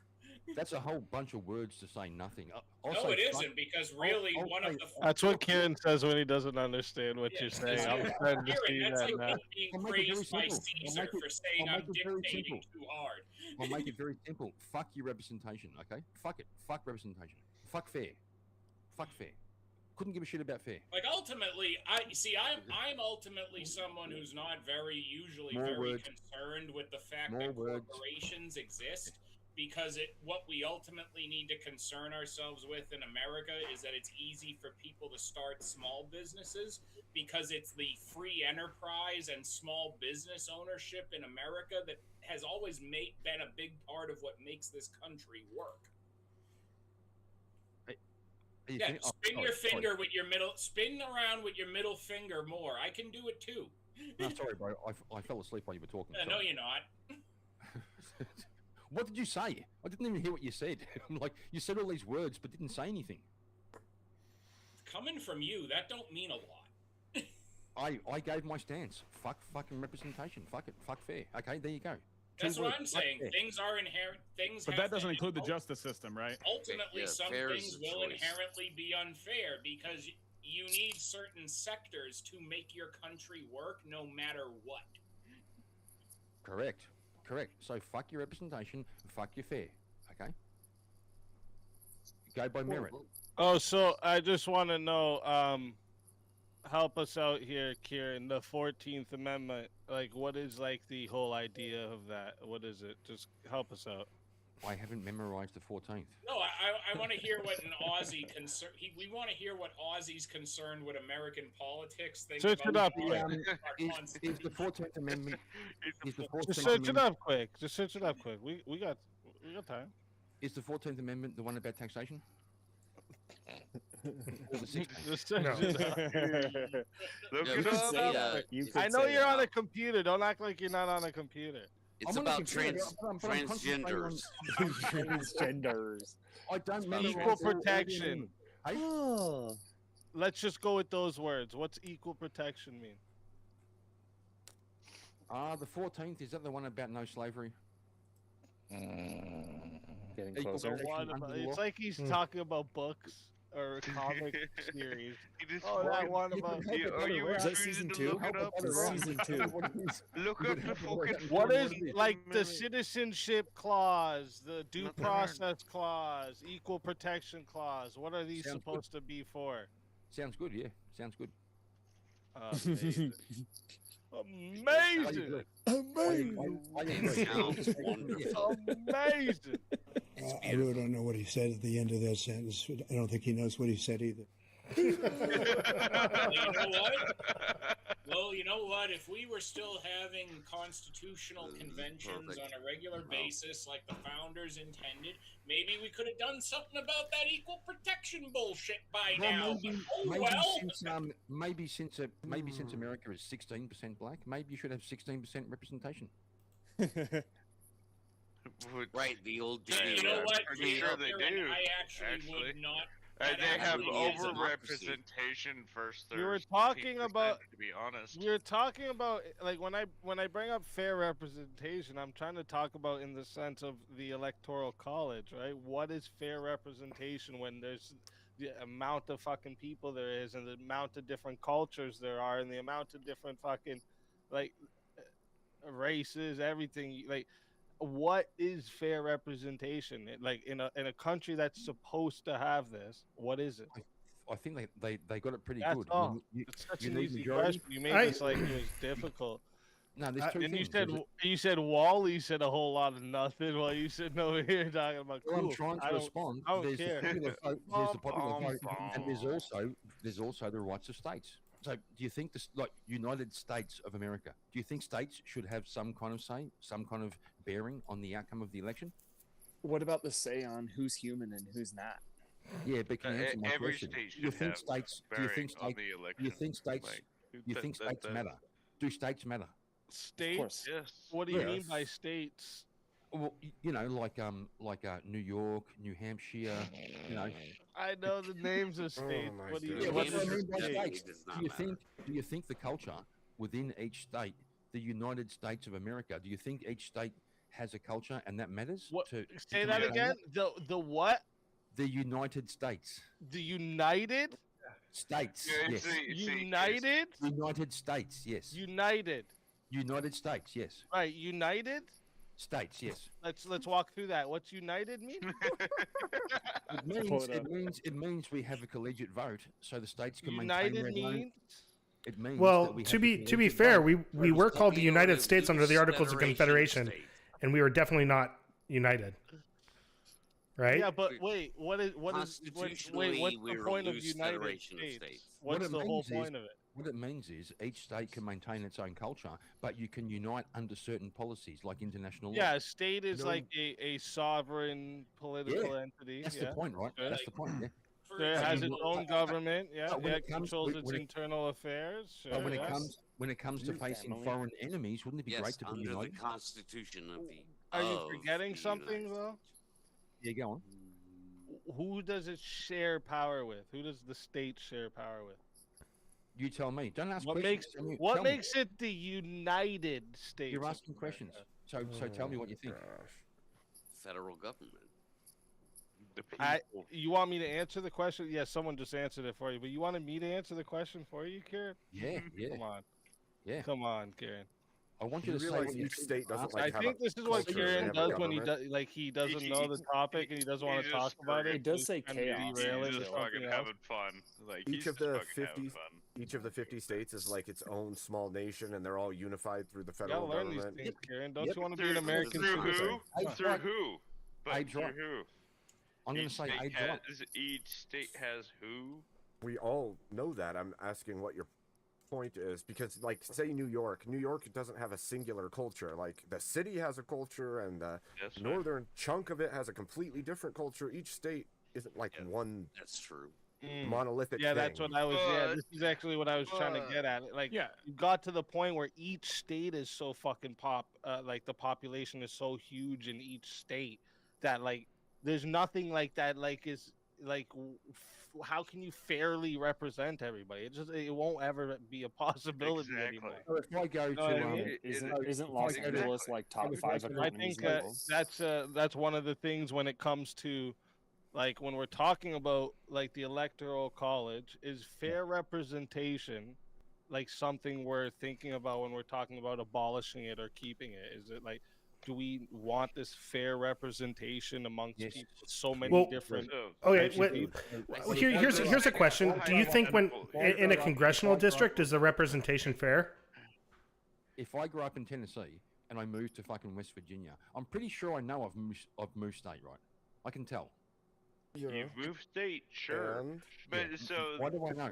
Would you ask Kieran? I think I would say no to what you just asked. I just want to make sure I heard you right. Really? If you were living, if you grew up in Tennessee and you moved to West Virginia, you wouldn't realize you'd moved state. You wouldn't realize there's a different culture there. Not actually, it can be the same. I think where you just said no. I think it depends where, but yeah, I think Okay, fair enough. you If might you see a grew up lot of the same more than you'd see different. Okay, if you grew up in Oregon, you grew up in Oregon and you moved to Virginia, do you think you would see a difference? Yes. Sure, you would. Yeah. Okay, that's the point I'm making, and that has value. That difference has value.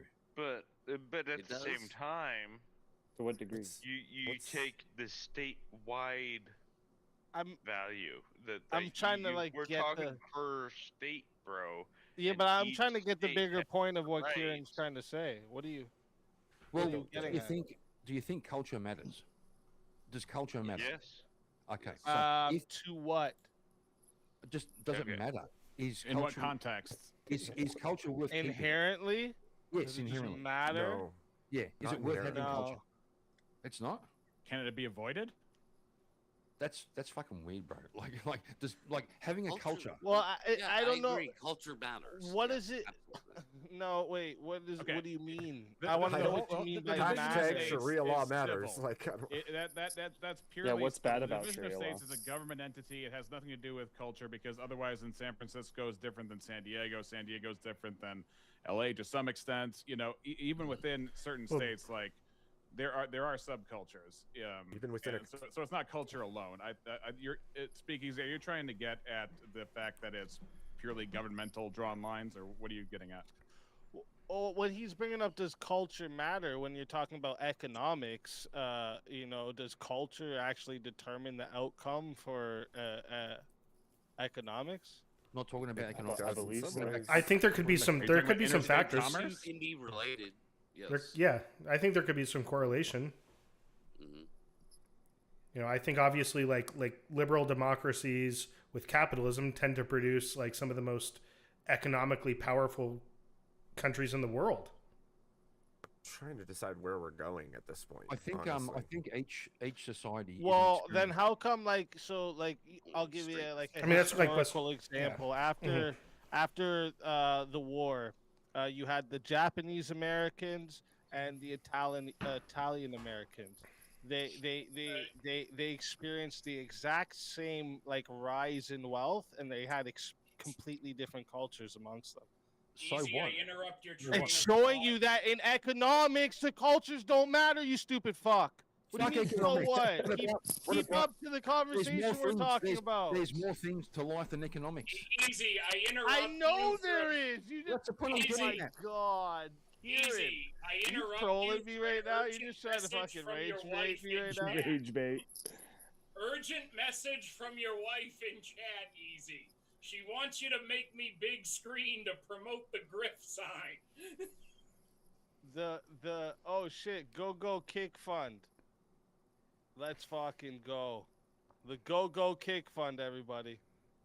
Remember, sure you guys everybody, step it up. sad plus money equals happiness. Equals happiness. What does money minus sad equal?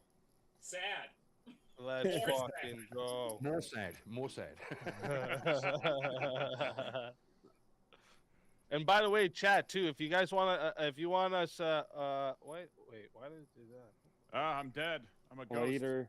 Oh, there we go.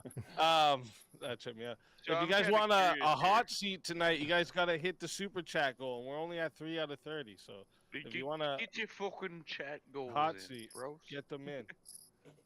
Look, somebody had to have the good sense on this panel to start doing some grifting. True. Somebody had to lacking. fucking do it, and I didn't see any of you 7 stepping up to the plate, so I started grifting. Hey, I grifted a while ago.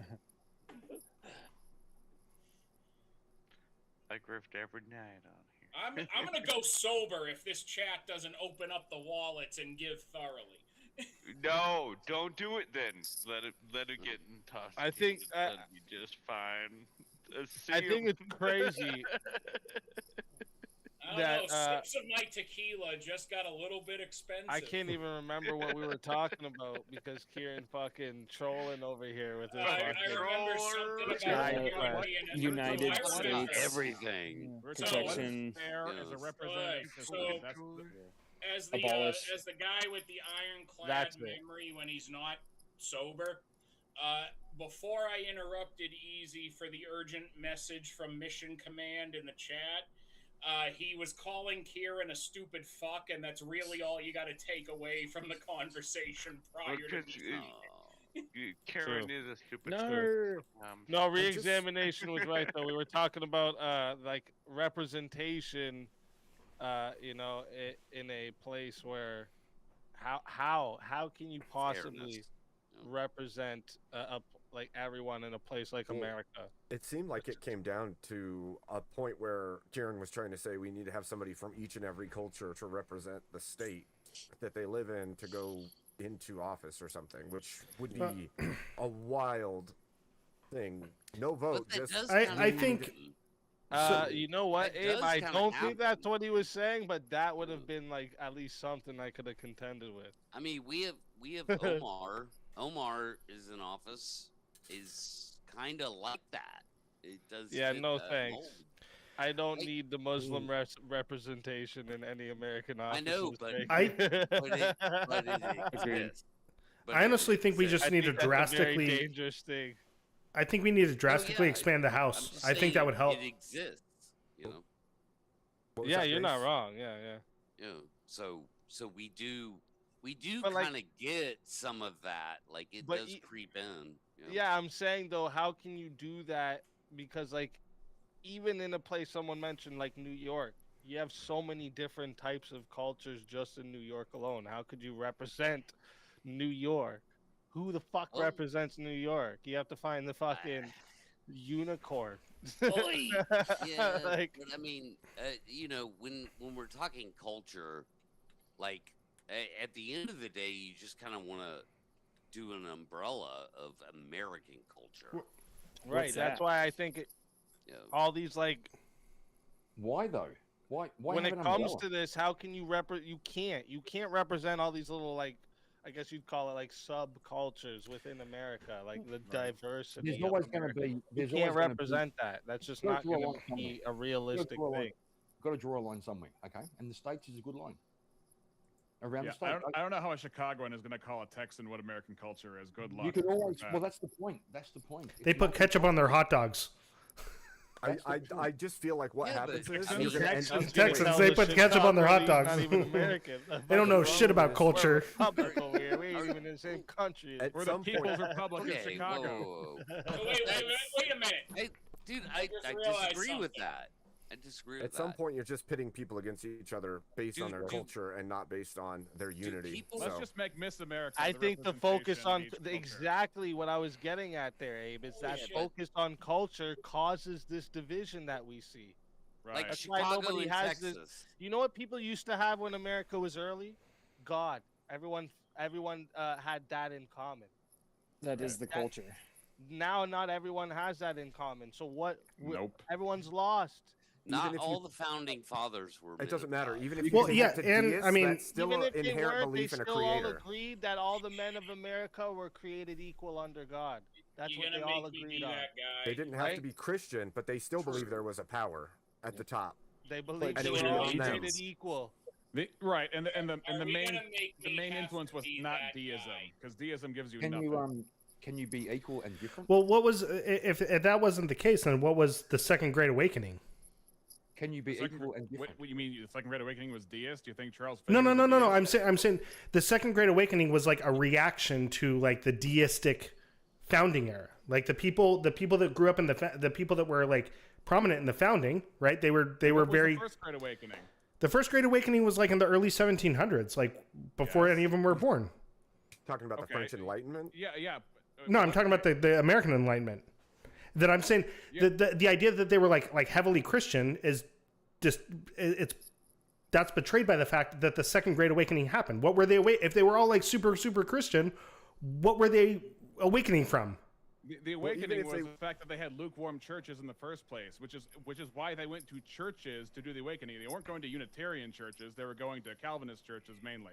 That's why if you read Asahel Elton, if you read Charles Finney's biography, they're not going from like Masonic temple to Masonic temple. They're going to churches that are dead, and they're saying, "You guys have rejected the gospel. You guys have rejected holiness. You guys have rejected God. You have the form of religion without its power because you just show up and do the motions. You don't actually trust God. You don't actually submit to God. It's not actually in your life." Read Charles Finney's autobiography. Read his sermons. And he's not talking to deists and trying to exclaim why people should stop being deistic and start being Christian. He says you should stop being fake and get actually saved, get actually converted, and not just being religious.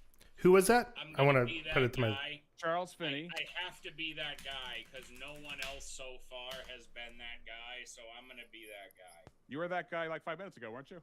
Maybe, but to respond to Easy's point, I will be that guy and say, well, I think the initial religious founding of the country was always destined to break apart and weaken because it was founded by a bunch of make-up-your-own theology group of Christians anyway. I'm going to say, I got a question here. Does everybody look at the United States as one nation? Everyone here? Because I'm going to call bullshit on that. On what level? Are we one nation? What Do you mean is that a we signed nation? on to Whoa, a federal government? National. No, if I say the United States is one nation, do you guys agree with that, or if I just said that? Yes. We're one Yeah, nation. depends on what level. We are we're all one Americans. nation. In Yes. the How many sense presidents of, do we like- have? How many national. presidents do we elect? So One. here's the time. We have one Here's the government. thing. Here's the thing.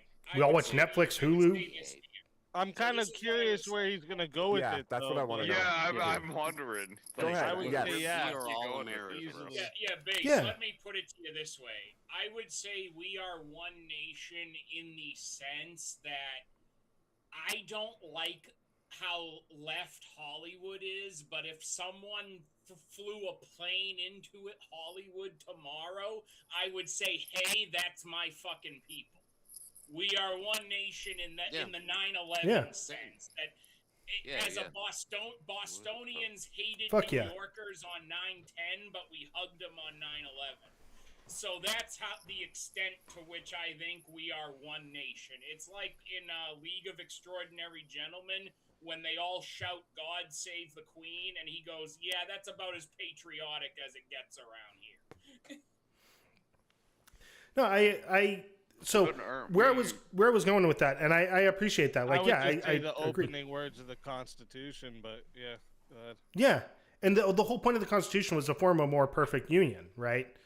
That's what I was saying is Yeah, that we the union. people. It's A not we union. the states, we the government. We none the of people. this, It's we the people. Fun fact, One you know, the nation. Constitution completely avoided the ratification of the Constitution. Completely avoided the state legislatures.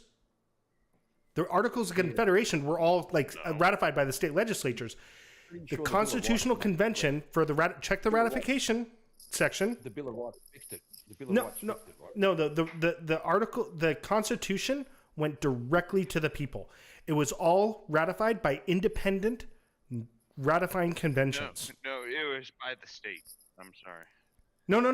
It was on a Look state at it level. more, bro. It was on a It's state by level, the but it was state. not the state It's by the legislatures. state on No. the people of the state. The people. The people. State elects the. That's what I'm saying. Is it was the people. It wasn't the state look at it, dude. legislatures. Look It was at the people. You have this wrong. I'm telling you. You need to dig in deeper. I don't think he's talking about the text of the state. Okay. We were elected by a body of states under a unified part. Okay. I'm just gonna go. No, So there's no dispute. I don't know where you're going with that, Dogs, but he's right what he's saying. That it was like special like Conventions. state ratifying conventions, right? Well, but it yeah. was like the More than- people of each state, right? Through through elected delegates, though, right? You Well, know? yeah. So that's what I'm saying. Is that the whole thing is that it went to it went to but it wasn't the state legislatures. It wasn't the existing like government bodies of the states. It was directly to the people. So it wasn't like it was Yeah, okay. but that was because That it was- was the original like obviously they wanted this to be solidified by the people and not like the whole thing they were doing was running away by something that was solidified by a government, so they wanted to make sure that this was solidified by the people. That was the whole point of America, right? Yeah. And where I was going with that was that at the time the people they like I can't emphasize this enough. People like they were willing to go to war with another state because they were Robert E. Lee 100 years after the after the Declaration of Independence was like, fuck the United States, I'm a Virginian. Robert E. fucking Lee. Yeah, right? Have you seen my hat?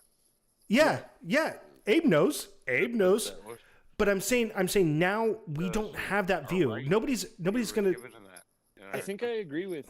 Why Mace on would this you one. have that view when you have like a sister in fucking New York, and then you have a brother in Texas, and then you have your mom and dad are in Michigan? Like, what do you mean? Of course, Exactly. Of course, it's not gonna be like that, right? Your whole family is all over America. Going to war with the next state means killing your family members, maybe.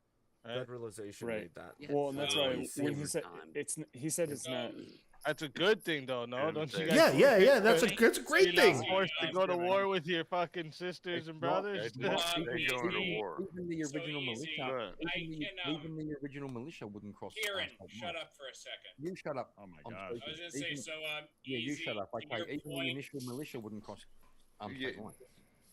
Australian man, give me a second. Then I got a Easy, question for the Base. point you were just saying, I can get into more of that in next week's debate, but apparently going to war with your neighbors the day after everything was normal is not as hard as you would think. Yeah, so even the original militia wouldn't cross state lines. Kieran, I got a question for you real There's quick, still just to state continue the militias conversation today. we had yesterday, Yeah, because go of on. your opinion up there. Yeah, Are go you on. American? No. Then you shouldn't be talking about American Shut the fuck business, you up. stupid fuck. Really? Really? Hey, Are we you- were having fun. Are you a woman? Are you a woman? I miss you, Elder. Oh, are you going to try to reuse the same argument I used against you last night? Do you have an opinion about abortion? I mean, you're a man, right? Are laws different for men and women, Kieran? Are you a Wait. slave? Should you have an Wait, opinion that's a about separate slavery? one. I have a Because question you for aren't a Base. slave. Should you have an opinion about slavery? I mean, you weren't a slave, so shut the fuck up, right? Oh, That- burn, boom, It's roasted. it's analogous though. I mean, if Fucking if you'd have to Disneyland. fully encompass the argument that you're making right now. Yeah, I'm not American, and therefore I can't have an opinion about American politics. What the fuck? No. Really? No, you can't. can. You you- can. Okay, then what the You've fuck? missed it. Yeah. You've It's missed it. just- That was my whole point last night. It's just, I'm glad you woke up and figured that out. I'm so happy that it finally got through your head that you can actually make an I argument. kinda have an idea, but I don't really know. Wait, what would I can just imagine? What So was the Kieran was 14th trying again? to say that you can't make an argument about what? You can't You make couldn't an make an argument about political- relationships because you're not in one. That's what he was saying. What? That was me doing a flex. That was me doing a flex because I'm in. Elder Lion, Elder Lion, Elder Lion, I Aussie must strongly look. disagree with you. I disagree with you, Elder Lion. I heard, because what I You just dis- heard a few words You disagree with back- my opinion that Karen's retarded? No, I disagree with your presupposing that something could get through his fucking head. Oh, yeah, that's true. Boom, boom, mic drop. Well done. Just a quick question for Base, real quick. Back to Yeah. the nation idea, because you were saying that you don't believe that America, as of right now, falls under the idea of a nation. Is that what you're saying? No. I think we are a nation. I think we are one nation. I'm saying that at the time of the founding, we weren't one nation. Okay. But the goal of the I was gonna take your side in saying is maybe as of right now we might not be. I probably could agree with that, like in some depending on how you define, Well, so let's go open borders. Are we protecting our border really good? It's like, well, maybe now yet. Well, maybe the last few years now. I think But this also- is actually going to depend on your definition of one nation. Then you're going to have to give us your definition of one nation because I actually think for the founding you could still make an argument for one nation. So what do you mean by one nation? Depending on how you do it, by the way, there could be 50 or there could be 12 Well- or there could be 1. And it's so like, yeah, I'll just but go with the so definition real quick. A country considered a body of people united by common descent, history, culture, language, inhabiting a particular area or territory. The AI overview is a large group of people sharing common identity through culture, language, history, ethnicity, often aspiring to self-governance over that territory, distinct from a state, a political entity defined with borders and government.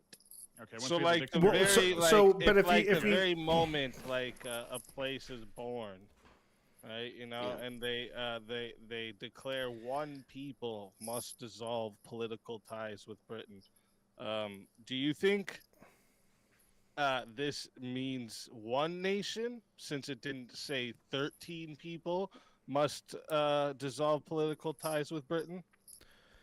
I think Jefferson he was a writer, and I think he was being a little bit hyperbolic. Oh, he's being poetic. I mean, was he? a big influence on him was like Thomas Paine, and if you've ever read Common Sense, that shit is like Alex Jones crazy.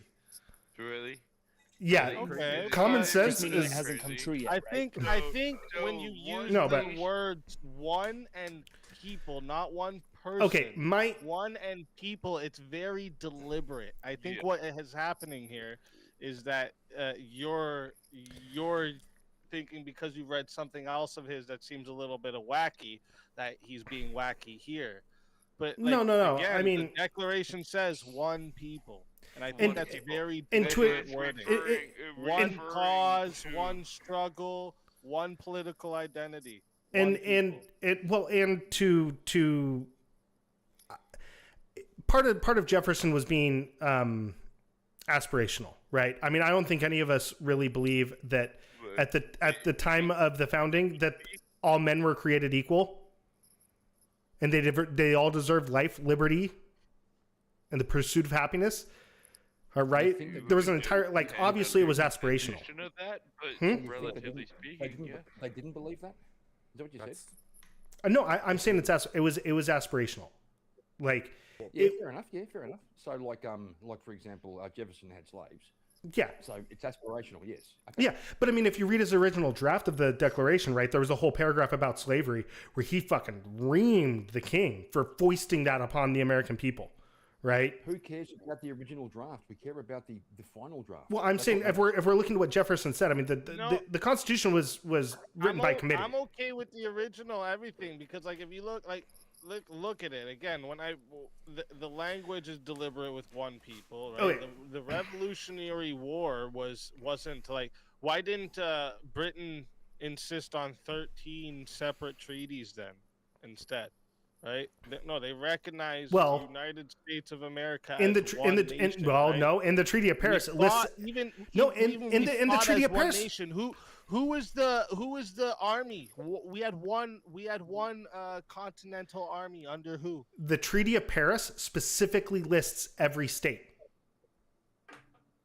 Right, but the Right. treaty, Yeah, but yeah. because it lists every state, what does it recognize the United States of America as? As One different entity. states. Different states who are united. Yeah, but okay, to give you an example, like, so I understand like where you're coming from with Jefferson. What does that first Constitution say? The Union shall be perpetual. The Union. It's always been one. Yeah, but it also Can't they be united but the Constitution was to form a more perfect union. And what I'm saying is, so where I'm getting the idea of the conception that the framers didn't really, like, the people at the time didn't consider themselves as one nation, is if you read through like the first like 7 Federalist Papers, they're like, look, if we are going to survive as a nation, we have to be one nation. We can't be 13 fucking different states and doing this, right, like, each with their own currency. They all have their own currency. No state could do anything else without the permission of the other one. Yeah, but it's fucking wild. It's got to start from somewhere. We are establishing I agree. our spot and doing our thing, and every state has Yeah. a right of views, and we are going to start from somewhere. You really think this just fucking randomly happened? No. What I'm saying is it stuff or some shit like that. Well, then stuff you're like disagreeing with him, dogs. stuff like the Declaration and stuff like the Constitution. What my argument is I'm saying stuff like the Declaration and stuff like the Constitution and the Federalist Papers. The whole point of that was to focus us stop thinking about ourselves as like different states and start thinking about ourselves as Americans. And I'm saying that they were largely successful in that goal. Can I ask you something? Question. Let me ask you something, Base. Is currency, what would be the word? Uniformity, because that's what you're talking about right now. They all had their own currencies. Is this a new thing amongst nations, or has this always been how nations worked? That it was always this uniform currency? No. What I'm answer the question. Did nations always have a uniformed currency? Yeah. You will. I would say for the most part. No, they did not. Come on. I mean, how far back are you going? If you're going back to like the Greece, like nation states, then yeah, like they did not. Man, they didn't have a uniform currency. But at like the time, yeah, there was like French currency and like Belgian currency, British. There was a pound, sterling. There was all those. They all had their individual currencies. Dude, the German Confederation, the Swiss Confederation. Those were confederations. Colonial empires before this. A confederation isn't a union. Italy and Spain had different mints amongst each other. It's never been a uniform currency. This is a new thing we're doing. Even within the territories. This is a new thing, and you know why we're doing it now? So that America could have the top dollar of the world. So we controlled that shit, motherfucker. Number one, That's baby. why we're doing it. Well, We fucking did that for a reason, bro. There was One currency. there was that one time when America dropped the gold standard. And they had there was that one time when you dropped the gold standard. What was it?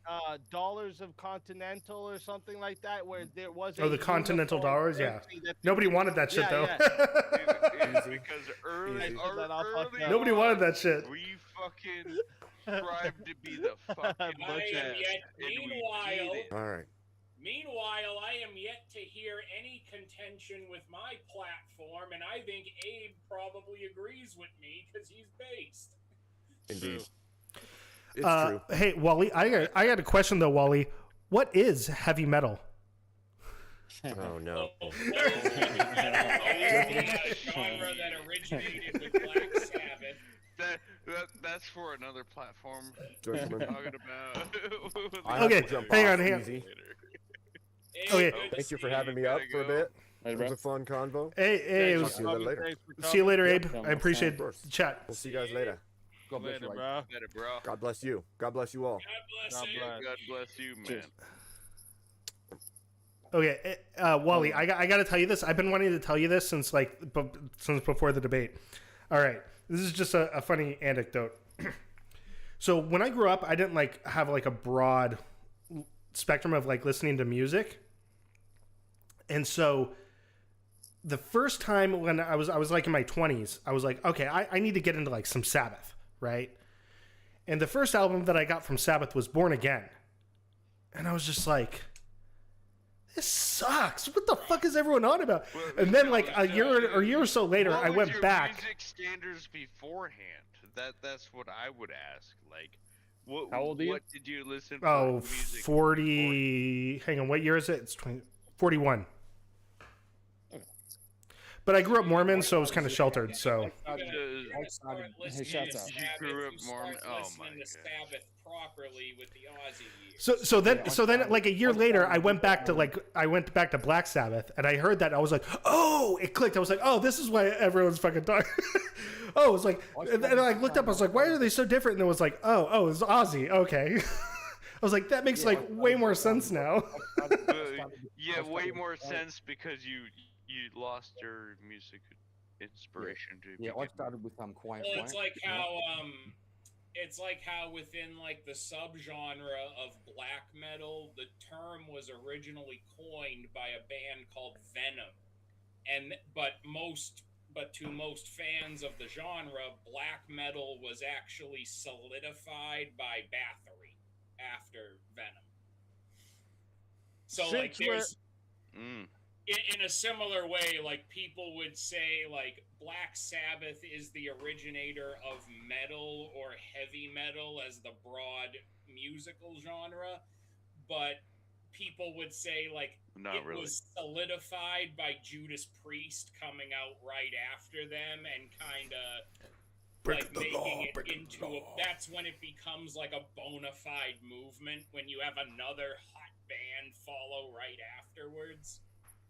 Since we're talking about metal, I think it's only right that I first off remind the chat that if you guys want a hot seat tonight, okay, we gotta get to the 30 super chat goal, okay? So you gotta hit the super chat goal, and we'll do a hot seat tonight. If you guys don't know what a hot seat is, because you haven't been around for one, it's a round of or 5 rounds of questions, or sorry, 4 rounds of questions.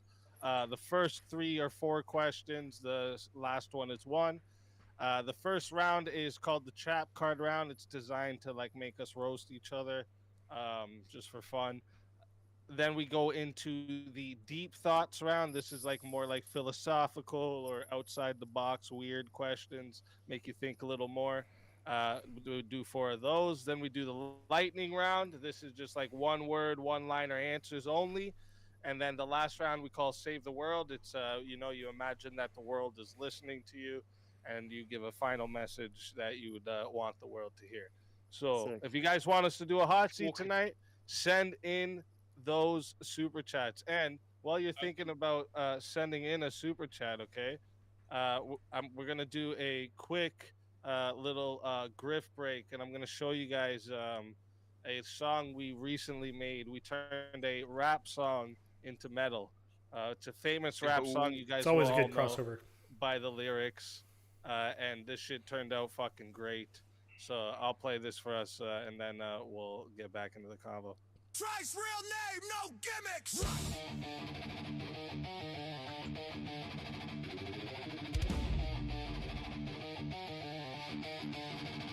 Rah. 2 trailer park girls go round the outside, round the outside, round the outside. 2 trailer park girls go round the outside, round the outside, round the outside.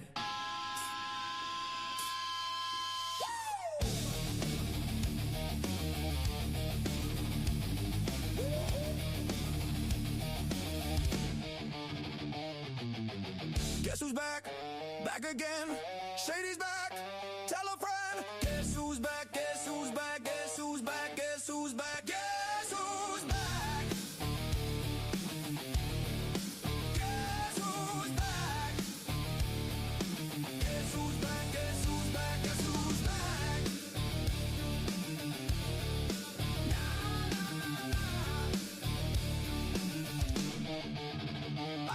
a monster, cause nobody wants to see Marshall no more. They want shady, I'm chopped liver. Well, if you want shady, this is what I'll give ya. A little bit of weed mixed with some hard liquor, some vodka that'll jumpstart my heart quicker than a shock when I get shocked at the hospital by the doctor when I'm not cooperating, when I'm rocking the table while he's operating. Hey, you waited this long, now stop debating, cause I'm back, I'm on the rag and ovulating. I know that you got a job, Miss Cheney, but your husband's heart problems complicated. So the FCC won't let me be, or let me be me, so let me see. They tried to shut me down on MTV, but it feels so empty without me.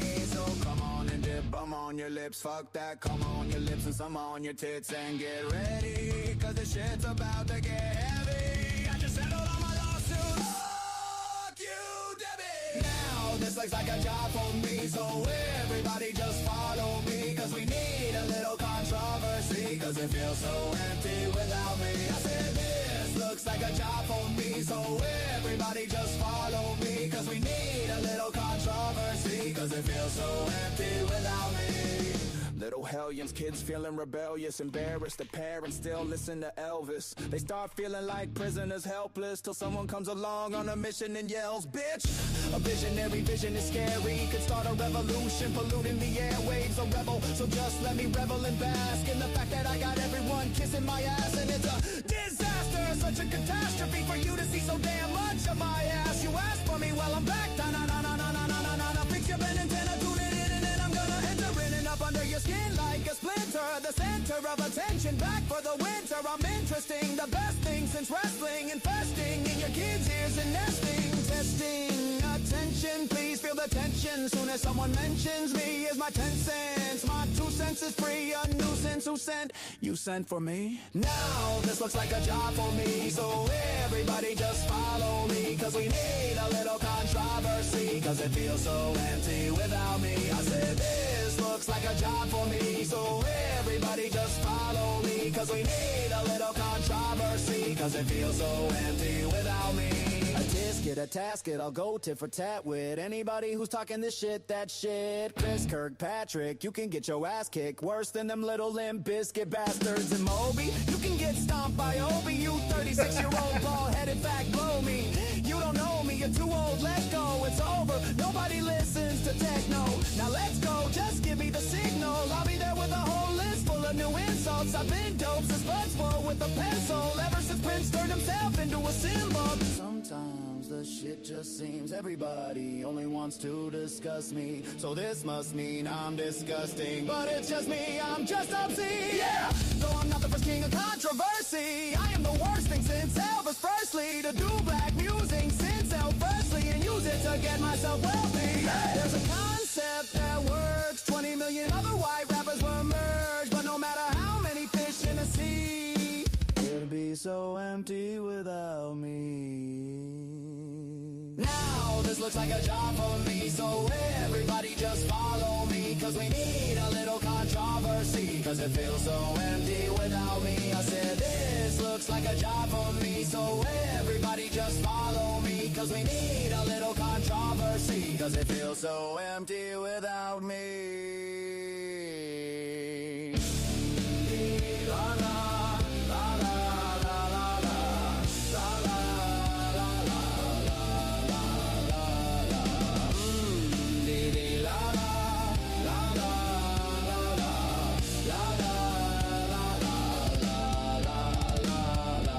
Kids. Obi Trice, real name, no gimmicks.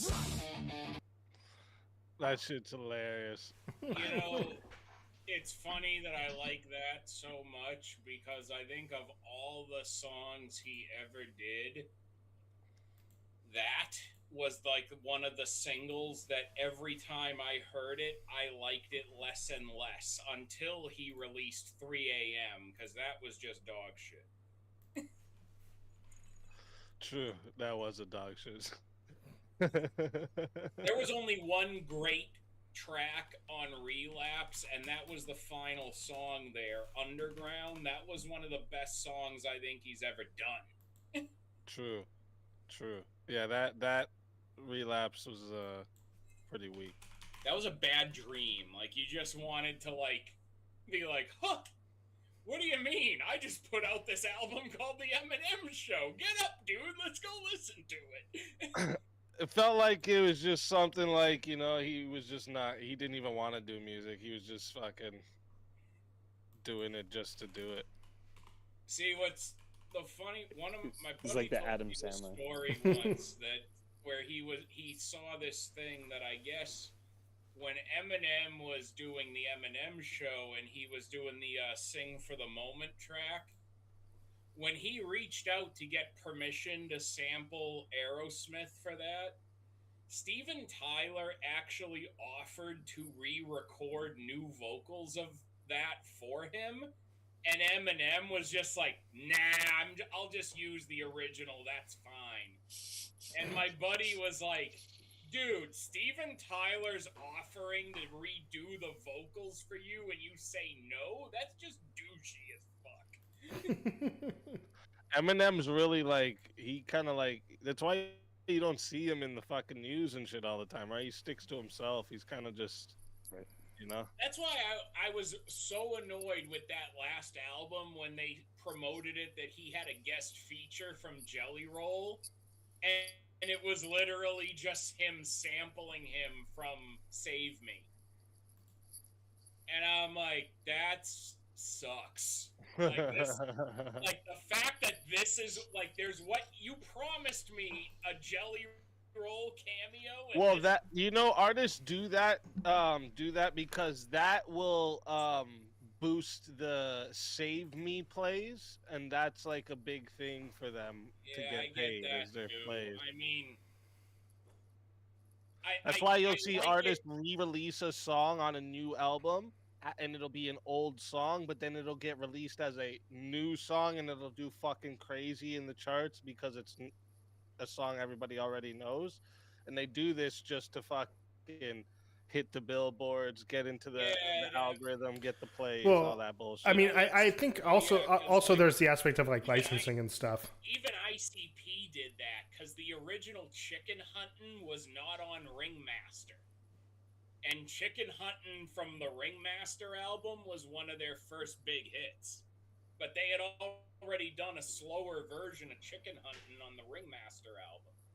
So, I mean, Riddlebox was when the remix was out. Hey, we got Mo. Welcome. What's Mo. up? What's Yeah, up? I heard Bass talking shit about Alex Jones on here earlier. Anyone here like? Oh my god. Okay, all I first said off, was, he sounded the no, shut the fuck up. He sounded the alarm for the gay frogs for years, and then U.S. Berkeley came out with a study, and they found out that local weed killers, chemicals, was turning the local population of male frogs, changing them to where they were growing eggs and literally turned them female. So he was right. So shut the fuck up about Alex Jones. Yeah, but I believe it was called atrazine. I think is. Yes, exactly. Yeah, see, this guy knows. This guy knows. He meant they're turning the frog trans, right? Same thing. Well, I mean, I think isn't it obvious, guys? I did correct him by Well, saying let's that, be real. it just hasn't Would come true anybody yet. here actually like even know about Bohemian Grove if it wasn't for fucking? True. I actually went to an offshoot of Bohemian Grove once. I bet you attended. Yeah, but was it like that? He was Mormon. Yeah. Bet you dressed up in an owl costume, you freak. So if Alex, so hear me out here. If Alex Jones had never done all the Bohemian Grove shit, people would have been a lot more shocked about that episode of House of Cards where he goes to what's basically Bohemian Grove. Yeah. And also he was like the one that like showed like all the evidence to show us that they were sending fucking like military sabotage into like peaceful protests, and he was able to like pinpoint it, show all the military issued shoes, even the fucking shoes these dudes were wearing, guy. Like he called that shit out long before anybody knew that was happening, and now it gets pointed out every time there's a fucking protest. Like, I've looked into some conspiracies just from talking with Millie's dad, and like some of the shit, because they come from the Balkans. Like her family's originally from Bosnia, and like some of the shit he was telling me about the war is crazy. Like he was working with some company that he said the name was like International Medical Corps or something like that. They were based out of California, and he was able to get work at a distribution center where a lot of the humanitarian aid was coming in. And they got these giant crates of vaccines. Like they got tetanus ones, and he goes, well, tetanus vaccines make sense. There's a war going on. Like there's shrapnel and shit everywhere.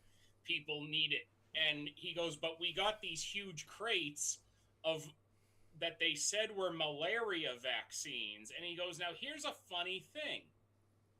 Bosnia did not have malaria for 400 years. What were malaria vaccine crates doing in Bosnia in 1992? Well, it turns out a lot of the humanitarian aid flights were getting subverted to send ammunition to the Mujahideen that were fighting in Bosnia at the time from Iran and the CIA.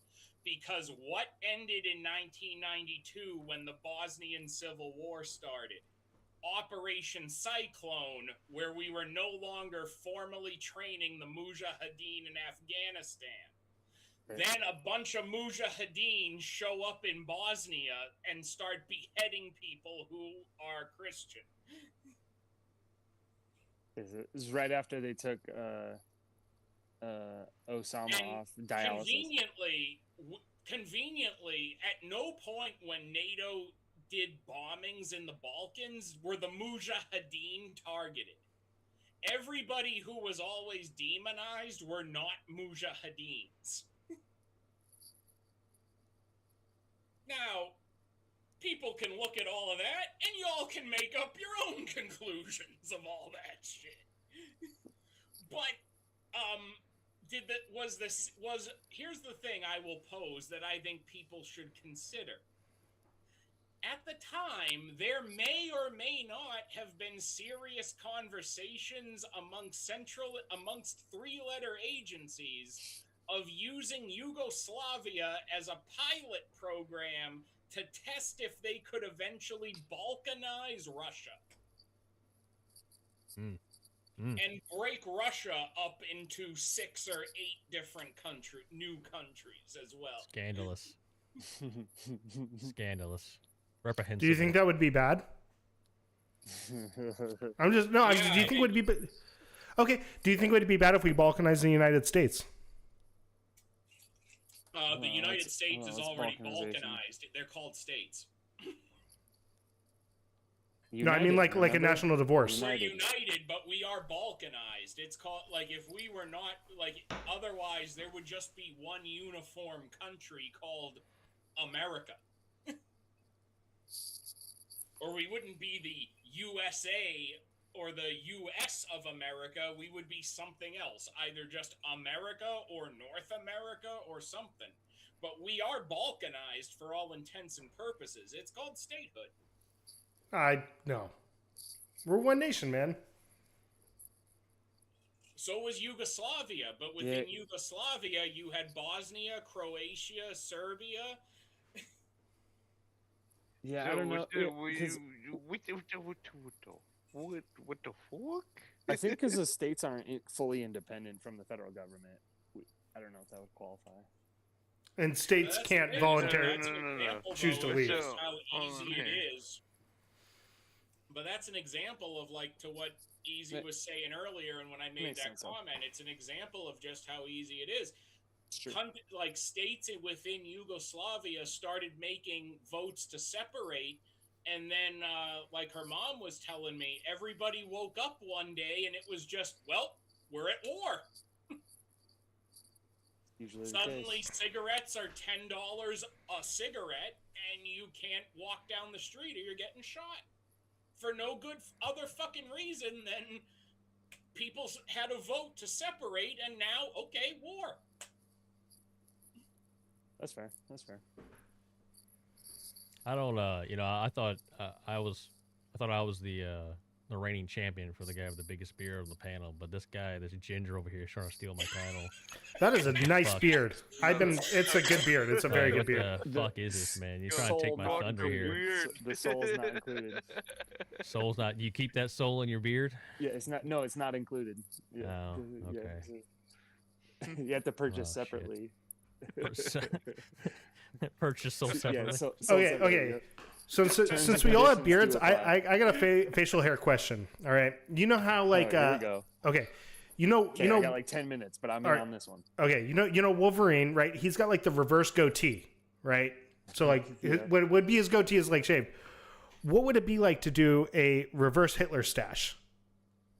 Like you got like what we got, but you just put. Whoa. I would say that would be a. I think I've seen that before, but it's not really like, cut in. I think they call them Amish. Amish? Maybe. Mr. Strange has a beard everywhere except for right under his nose. He shaves right under his nose. Yeah, you just. Yeah, I think the red beard with no mustache looks a little bit. Looks a bit Muslim. Looks a bit Muslim. That's Iranians are just gonna say it's a real thing. It's a real thing. Are you wearing a dead kangaroo right now? Are you like? You look like you're on the way to some like Druid Grove to do a rite or something. It's a real thing. Red-headed single men are the most likely to be radicalized by Islam. I believe you. You fucking koala. It's because it's the only way to obtain a soul. Kieran, Correct, because you feel Kieran, like... will you please, in the name of all that's decent, cover up that hairless koala that's on my screen? No, Wally, no. I mean, come on, I get it. I get it. I see the big nose, I see the big ears, but cover up all that naked skin for the love Just enjoy of it. God. Just enjoy it. Stop being a retard. Just enjoy it. Okay, it's a gift. You're the hairless koala. I don't got to enjoy it. It's a gift. Oh my god. No. It's like my smile. It costs Or me nothing. no. It's free. It's a free gift. So enjoy. Okay, just relax. Yeah, Kieran, I know you're getting sad, but there's no need to get emu over it. Yeah, if the red hair doesn't make you upset enough, I'm also an only child. Oh my god! Oh my god! Tell us more about your retardation. Tell us more. That's for you, actually. So you're soulish and selfish too. Correct. And also, Well, that's because my little bit autistic. Okay. You know, it's interesting that you point that out, Rowdy, because technically, if we removed you from the panel, we have not genocided it, but we have ethnically cleansed it. That's true. That's true. What do you, as a ginger, how do you feel about all the ginger characters getting replaced with other actors and stories and stuff? First of all, I'm going to stop you right there because I have to keep saying this. It's ginger. I don't know why you guys keep using the hard R. Sorry, I don't know. I'm sorry. Is that your? Shut the fuck up. Back the fuck up. I'd like to fuck up you. I lost audio on that one. Is that your word? We can't use it. I'm sorry. Yeah, sorry. That's our word. You can't use that shit now. He's taking it back. Unless you I gotta have a say friend. ginger, my ginger. Yeah. Okay. I don't even know how I feel about you using that. Yeah, you got to say it really slow, enunciate. Yeah, I really gotta clearly. enunciate all the Yeah. Got it. No, it is kind of funny. I mean, To pick up the rest, so you gotta have it slow. I do hate to say that I've been a little ahead of my time on this one as far as, the Little Mermaid, Annie, all of the characters that seem... What was that, Teen Titans chick, too? Literally all of them. Yeah. I'm a video on my phone They got it out for the gingers. There's a really good... I have a picture, and there's like 40... I think like 30 or 40 characters just in the Disney universe that have been replaced. Every chance they get, they're like, "Oh, we can't have that." But what I do find We is, must replace the you like I'm gonna. I mean, in the latest Snow White movie, didn't they replace dwarfs with CGI? I'm saying that the gingers should breed within their race. Okay, because you don't have to keep the race alive. You don't. You can. Karen, quit using that word. Call us follicles of color. That's what I prefer. Yeah, it's a recessive gene. You So can only do it. So what you're saying, Rowdy, is as far as keeping the ginger race alive, it's as opposed to communism, you are better red than dead. Oh Yeah. my god. It's that and I mean that was as close as he got to the like whole Muslim angle on the like you just gotta it's a cousin thing, you know. Well, you need Well, yeah, but see, you might run. There's so few of you, you might actually run into that problem. You might have some accidental interbreeding, and then you would end up like the Muslim. But then Yeah, you might convert. you just never know, you know. Yeah. But it's like it's. I mean, the only thing that's worse than a bunch of gingers is a bunch of retarded gingers. So we don't. Need Yeah, that. agreed. I think we could all agree. And this on one time at bank. Yeah, I don't know if I'll be able to really pull it off, but there's like oh, he's got the receipts. Yeah, look at him. There's the full photo of all the characters that have been replaced. Hey, look at him. That is such a raunchy search history. Now, Rowdy, do you think? Content on your image search? Come on, man. Hey, it's Why just would you redheads. look It's up only such redheads. Shit. Now, Rowdy, that's just a correlation. Do you have any evidence of the causal factor? No, it's the highest. It's the highest correlate. It's the highest gingers in the bill all the time. You know what? Yep. You know what you're proving right now? Let You me all know. are proving that I cracked on a brilliant strategy that I have not promoted enough. Because what Millie and I have learned in the past couple weeks is that you can have some outrageous political conversations that if you do them in the context of talking about World of Warcraft, none of it violates TOS. That's fair. That's probably fair. Wow. bro's just World of Warcraft.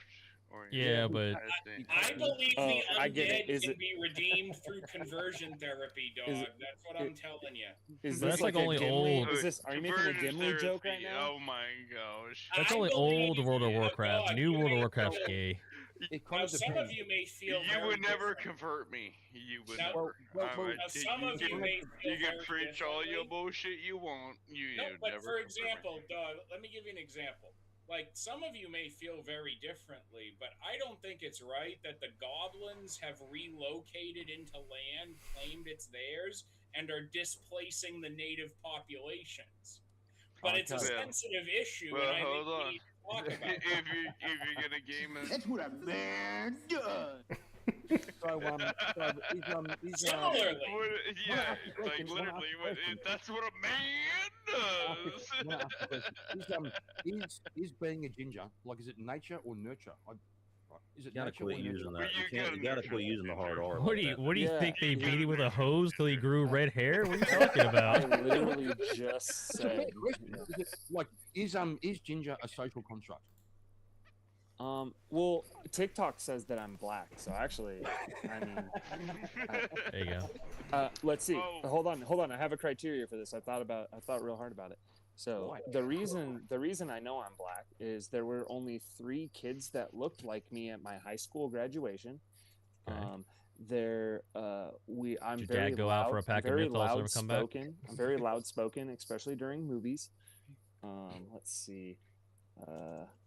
Yeah, I think that's all. That's all I got right now. But Did your dad go out and never come back? Pack Wait. of menthols. Wait, Dad? Dad, did your dad that- go? What is that? What's a dag? What is What is what it? are those? What is? You What do might I be get? black. It's a Can I parental. get one of those? If you got a question, what's dad? You might be black. Dad? see, I was Is gonna that say you? that. Dad, See, I knew it. I was gonna say, Mo, that I don't think that would happen because I think if I had ever been with a ginger and my child came out ginger, well, that's just a calculated risk I took with the ginger woman. But I'm probably presupposing a lot about the father in that scenario, Yeah. so I'll just back off of that. Well, hold on. Hey, there's no such thing as racism, but stereotypes are always true. My mom was never married, and I actually don't know who my dad is. I believe you. Now I feel bad. That's why I'm an only child. Yeah, Emotional it's one and done. You know. Now I feel bad. Well, no, I mean, I understand you're only up here because it feels comfortable because you wouldn't have been surrounded by your natural enemy, the Asian population. Yeah. I'm your dad. I'll dad Like, you. It's okay. Like Asians do not carry the ginger gene, so they are actually the gateway to your Ginger, extermination. you need help. SOS. Fuck me. They are trying to displace your people, sir. Yeah. No, and I'm used to it. That's why I actually enjoy talking about it a lot for that reason, because kind of I understand. It's a sense oh. people should be more enlightened to your cause. Yeah, and I like to give people, you know, the ability to vent their frustration at somebody else that doesn't I really understand actually where get you're- upset by it. Yeah, and I understand where you're coming from. I because don't you're have getting any like looked turtle at it hatred like, towards ultimately- gingers, man. I don't know. I'm just pointing out things, man. It's not a phase, Dad. I'm just Like, again. You wow. said stereotypes existed, so I was. I Just mean, pointing every out the redhead obvious. who doesn't get a. I mean, every white man who gets with an Asian girl is one white man not getting with a redheaded girl and marching rowdy one step closer to being wiped off the earth. I understand his concern. If there's one thing the LGBTQAI plus 2, whatever the last AARP. one is, if there's one thing they taught me out of all the research I've done, I did find that redheads are more rare than asexual people, and they get a letter in the thing. Yeah, where's the J? That's crazy, bro. Why you always There's lying? no, yeah. Maybe Oh my that is the. You making it hard for me. All right, you lost me because you just granted that asexual is a thing. Wait, you have your own. You got your own letter? Really? No, that's what the G has to be for ginger. It has to be. Cited asexuality, that's an L. That's an L. Yeah, but also, where's the S? Where's the S in there? Straight. They're supposed to be inclusive. It should be LGBTQIA, J for ginger, and S for straight. I don't know if you want to take on the G for the LGBT, because G represents the whole thing if you actually think about it. I've done this. I've done this. It's all gay. What are you gay? Yeah. No. Did I say asexual, If you change intersex? the I don't G, know. does that mean only lesbians and the trans can be ginger? Maybe. No, they're all gay. They're all Oh, gay. Is lesbian I'll gender keep Googling. asexual, transsexual questioning, then all of them can only be ginger. I was born this way. Okay, it's not a choice. You're a social construct. What are you talking about? Apparently. You were socially According to Ozzy, you just had your environment changed you into a ginger. I guess I don't know. Did drink a lot of hose water. That's for Ginger sure. is a social construct, okay? It really is. It's not about the red hair. The red hair. Yeah. Let's put is another shrimp on the Yes, barbie. I'm black, and it's just Yeah, a social construct. Yeah, it is. Which means you can change it. You can be trans brunette, trans blonde if you want to. I mean, a colorblind person might tell you you're The green. fork. green colorblind, yeah. The hell? You broke his mind. He's frozen now. Because color. You just changed his life. Color is He's- subjective. Okay. He just found out he doesn't have to be ginger. He's like, If I could do like the window shutdown like sound out of my mouth, I would do it right now. Yeah, if you just shave off all your hair, you're not ginger no more. Correct. Wait, man. hold on. What if you have like really hairy back hair though? No, you know? you're still, Well, You're just bro. you better get it all. When it grows back, you're still ginger. no. Fare thee well, Oh. ginger man. Oh, See you scared later. of- You scared can of shave it ginger. off, but you're still fucking ginger. He's going to shave what? You He's going to fucking shave what now? ginger. Yeah, he's going to do it right now. He just heard that he doesn't have to be ginger no more, so go shave everything off. Well, Yeah, if you shave everything, if you shave all the hair off, there's no red hair, then you're not a ginger. Yeah, I know, but if you shave off I your mean, if eyebrows, you look Kieran had fucking- red hair, he wouldn't have to worry That's why about he's that. All his bald. hair is gone already. I don't know. Some people can pull it off. You just gotta hope you don't look scary. the eyebrows are like we have like 7 emotions, and the eyebrows express them all. I You know. shave them Kieran. off, you look tell like that to Whoopi Goldberg. Look, Kieran, it used to have here, and at least you have the peace of mind that if you had red hair, it would be gone. That's true. That's true. You can't be redheaded when you're bald. You can't be redheaded when would you're be bald. I better have the than peace you of mind. You can deny. You have plausible deniability at that point. You can be like, I don't Correct. know what Prove you're it. talking Prove it. Right. You're right. Prove You it. could be saying, you could at least admit like I'm crazy because I have red hair.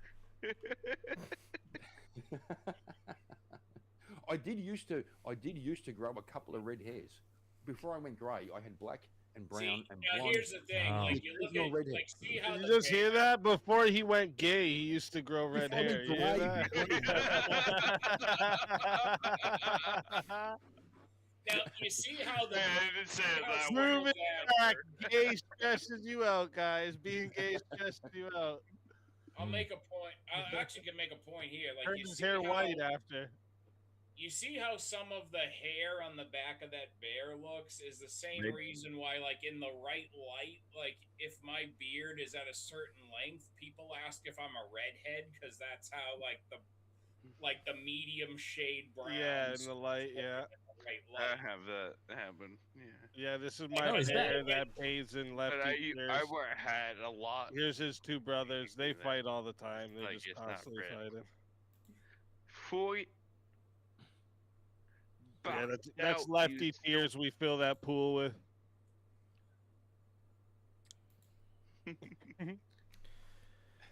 All right, hey, Speakeasy, back, but Wally, he's back you guys, on, I gotta head out.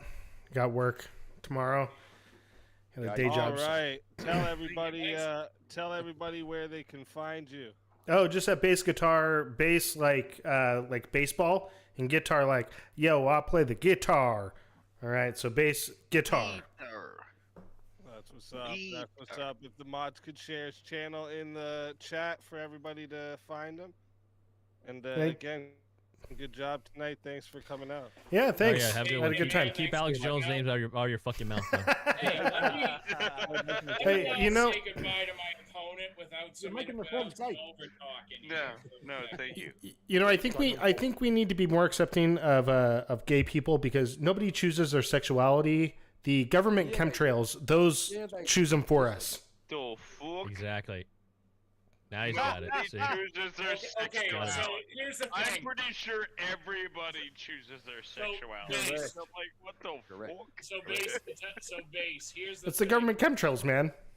Here's the That was a thing. good IQ test. Everybody that didn't get that joke. When you lump those two statements together, I don't know if I should agree with you or debate again. Because on the one hand, I'm like, oh, hell no, I don't agree with that. But on the other hand, I'm like, he's onto something there. Yeah, I mean. Can you prove it wrong? But no, man, that was a fun debate. Thanks. That's for good debate, coming yeah. out to find something else we disagree with and do that again sometime. Yeah, for sure. Anytime, man. I'm sure we disagree on a lot, so. All right. Yeah, 100%. When Definitely I get call you on into again. Rob, I'll tell him you said hi. Oh, yeah. Next time you talk to Rob, tell him I said what's up. All right. Will Bye. do. Take it easy, man.